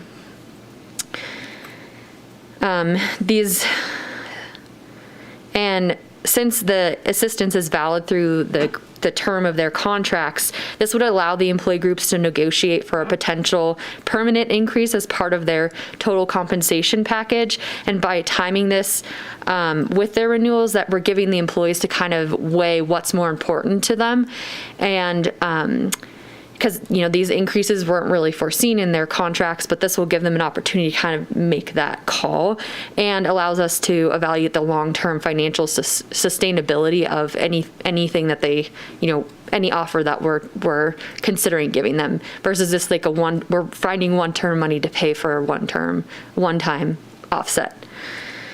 And the total cost of this plan that we have is about $114,000, so just under our potential designation of $115,000. So what does that look like when we put in that offset? And the increase per pay period for a family plan goes to just $50 per pay period for a GA member versus $123, and it goes down to a $64 increase for the POA versus $197 increase. So much more reasonable increase for them to kind of work into their budgets. So we also wanted to kind of touch on other employees who aren't covered in the GEA and POA membership groups. So our GEA is anyone who's not a salaried employee. That's not part of the POA, and then the POA is our Police Officers Association. So our other two benefit groups are department heads and our mid-management team. And just based on the fixed rate that they currently have negotiated into their contracts, the mid-management group would still pay $0 per pay period for the family plan. And the department head contracts cover their entire premium. So neither group is being impacted by this increase. And then we also wanted to mention that we are not proposing any changes to our opt-out amount as part of this potential offset. We were really envisioning this to help maintain the affordability of our plan, and we don't want to encourage somebody to opt out of our plan. And we kind of feel like a change in the opt-out amount is kind of us trying to encourage them to opt out versus trying to help them afford the plans that are available. We also didn't cost that out, but if council is interested in us including that in the offer, we can look at what that cost would be. So that was my presentation, and barring any questions, and here's my recommendation. Thank you very much, Nikki. Okay, questions? Yes? Sorry. Go right ahead. Sorry. I do have a quick question that sort of came to me after we asked all of our questions.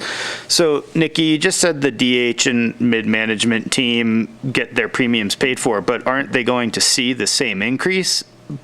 So they're not going to see it in their paychecks, but we're going to see it at the budget level, right? Correct. And how much is that? So for the mid-management team, their fixed rate that we included in the budget includes an amount that's sufficient to cover the increase for those members. So that, yes, we will be seeing that, it's going to come out of the general fund, but it's included in the budget because they're fixed, because we budget based on the fixed rate. For the department head team. Wait, can I take you back for a second though? When did we find out about these increases?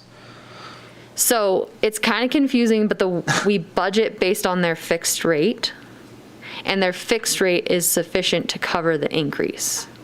It's high enough. Yeah, so they had negotiated for a higher fixed rate. It's like a cap.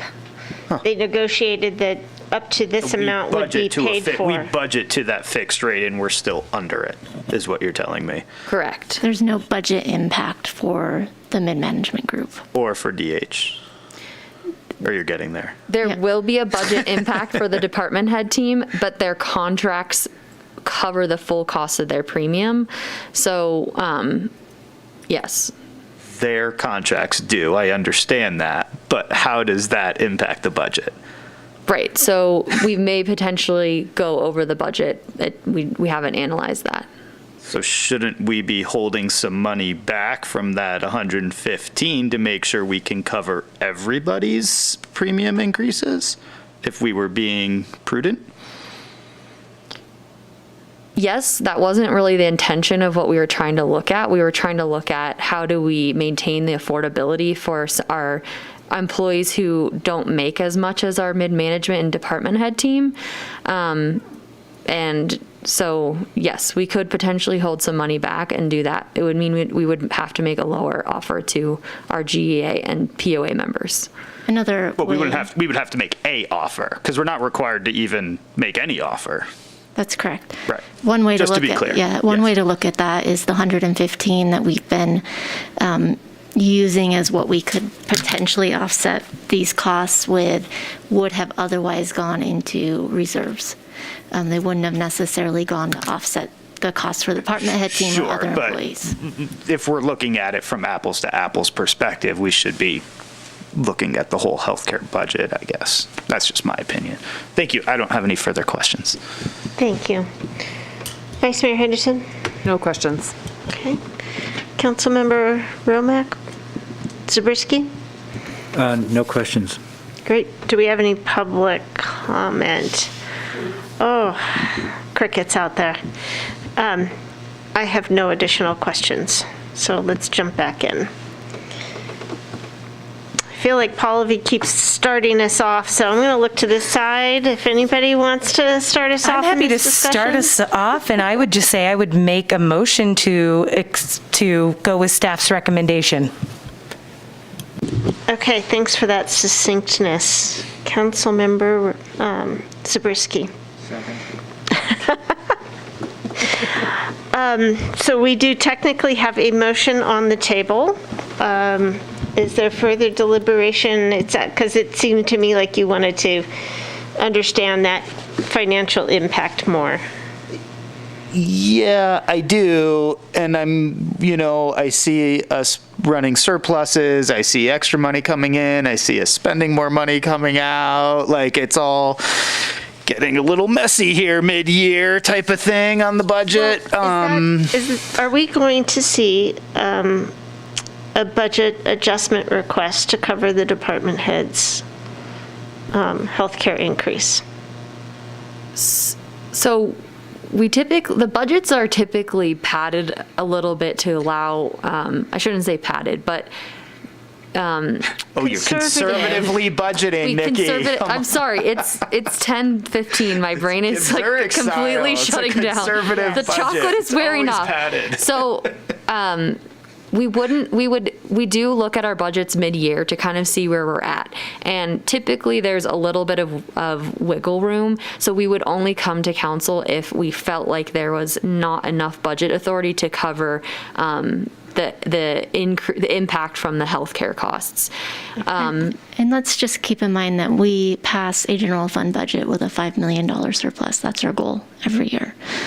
So we are not budgeting to a point of having an $8,000 excess revenue over expenditure, for example. Right, because that's kind of what we're looking at here, is in that realm. We're not looking at hundreds of thousands, we're looking at less than a dozen. And that wasn't my point, and I don't want to belabor this. I support it. Employee retention is incredibly important. I think it's very important. I think that next time we do something like this, just give us the bigger picture is really what I'd like to see a little bit more of. So that's, I support it. I'm ready to move. We've got a motion on the table. We have a motion on the table. All in favor? Aye. Aye. Any opposed? It is unanimous. And thank you for those additional comments and consideration on future budget adjustments. Okay. Thank you, Nikki. Thank you, everybody, for sticking around. We do still have council reports, if anybody wants to share anything. Councilmember Romack? Sure, I'll go quick because it's been a while. Went to the Mountain Housing Council community meeting back at the end of August. Great discussions. The Transportation Management Association, which Alfred was at, and it was great to have him there. Councilmember Zabriskie was there as well. Good Morning Truckee. I feel like I participated in something else really recently, but again, it's been a while, so that's it for now. Councilmember Zabriskie, anything to report? Yeah, but I didn't bring it with me. There were some interesting things at the Nevada County Transportation Commission last meeting, but I can't remember them now. Anyway, I went to a couple transportation meetings, Mountain Housing Council meetings, met with our new chief building officer, and then with our new transportation specialist. And it was a nice break from council meetings. You're not supposed to say that. Oh, thank you, Jen. Okay, thank you. Yeah. Anything to report on this side, Vice Mayor Henderson? Yes, I had multiple meetings with the Friends of the Library on the land acquisition and some upcoming funding opportunities. I campaigned for Measure T. I chatted with David Diamond. I met with Paco Lindsay to discuss Measure R in advance of this meeting. I met with multiple constituents just to discuss sort of STRs, also in advance of this meeting. I attended the League of California Cities annual conference in Sacramento, completed an ethics training there, and did lots of sessions on housing, wildfire risk and resiliency, and human-centered design in local government. And I attended a 2-day women's executive leadership retreat here in Tahoe. That's it. You've been busy. I did a lot because I think it's been 6 weeks since I reported, but I apologize, and I'm going to use my time really quickly to ask my fellow council members if they would like to see an agenda item at probably our next council meeting with relation to the outdoor dining ordinance and potentially finding some sort of alternative to all or nothing. It would, I don't know what it would look like. We can talk about it afterwards. But basically, as you all know, outdoor dining in the public spaces will be coming to an end. I think there are a few, not all of them, business restaurateurs who would be interested in pursuing it. And what I would basically be asking us to say yes or no to is, if you all agree with that, before it becomes an agenda item, asking staff to go and just ask the restaurateurs in the public space if they are interested in continuing through winter, and if there is some level of support for that, then we would bring it back as an agenda item. If there isn't and they're all good, then we definitely don't need to talk about it. So I'm throwing that out there in lieu of my reports. Given those parameters, I would agree. I don't think we need to deliberate it publicly if it's something that everybody still really wants to continue, so. Or doesn't. Or doesn't, yeah, if there's unanimity there. Yeah, I'm okay with that. You're okay? Anything, you guys are okay with that? I don't know. Can we ask staff if they have any thoughts on it? So just to clarify, what we have done is survey the businesses down on Commercial Row with TDMA's assistance. There is not, based on that survey, there was not general support to extend beyond October. I believe that came more from the retailer side. 7 of the restaurants have asked for extensions through October. Nobody has expressly asked for anything beyond that, but of course we didn't offer anything beyond that either. So I guess I would just want to clarify, if even one restaurant here asks for consideration to extend beyond October, you would want that to come back.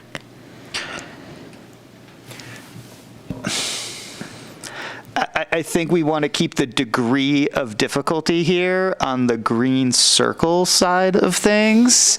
So how about if we leave it to staff discretion to determine if it warrants coming back to us and providing you with that information. If it's one, no.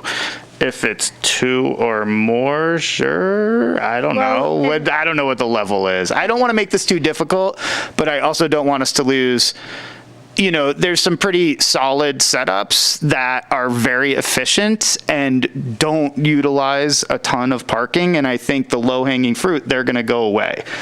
A couple of pretty good ones, like we've gotten used to it. I don't know. I don't know. There's still COVID out there. Did we all forget? We're all wearing masks. I just wanted to I mean, point that like, out, that aren't we supposed to set a good example? we really don't know still where we're going to be in a month with COVID and Delta variant and Mu variant or any other. So I would be interested in understanding what the interest of the merchants and the restaurateurs are.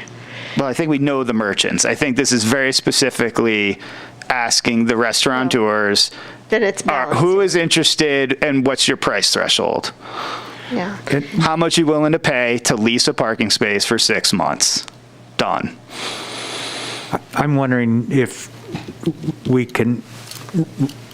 staff would be willing to survey the merchants and determine whether to bring it before us. I'm just thinking about procedure and process. I'm reluctant to agendize something, not knowing who's going to attend, who's making a proposal. I think that's why we're leaving it up to staff discretion. Yeah. I think we are aware. We're hearing the questions and concerns. Yeah, so. and I think we hear you. We'll do some initial work and see what may be necessary to bring back, if anything. Yeah. And Jen is great at I trust your judgment. judging these things. Without making your life too difficult. Anything else to report, Councilmember Pallavi? I don't. Thank you. Yeah. Let's finish it up. Lots of great meetings with constituents, lots of great work on Measure T. The greatest thing was actually having our first meeting of the Greenhouse Gas Coalition, or whatever it's going to end up being called. At least we started, right? And the most exciting thing was I did my very first ribbon cutting today as mayor. I know, right? 10 months in. One of the few. Okay, we are adjourned until October 12th, right? Right.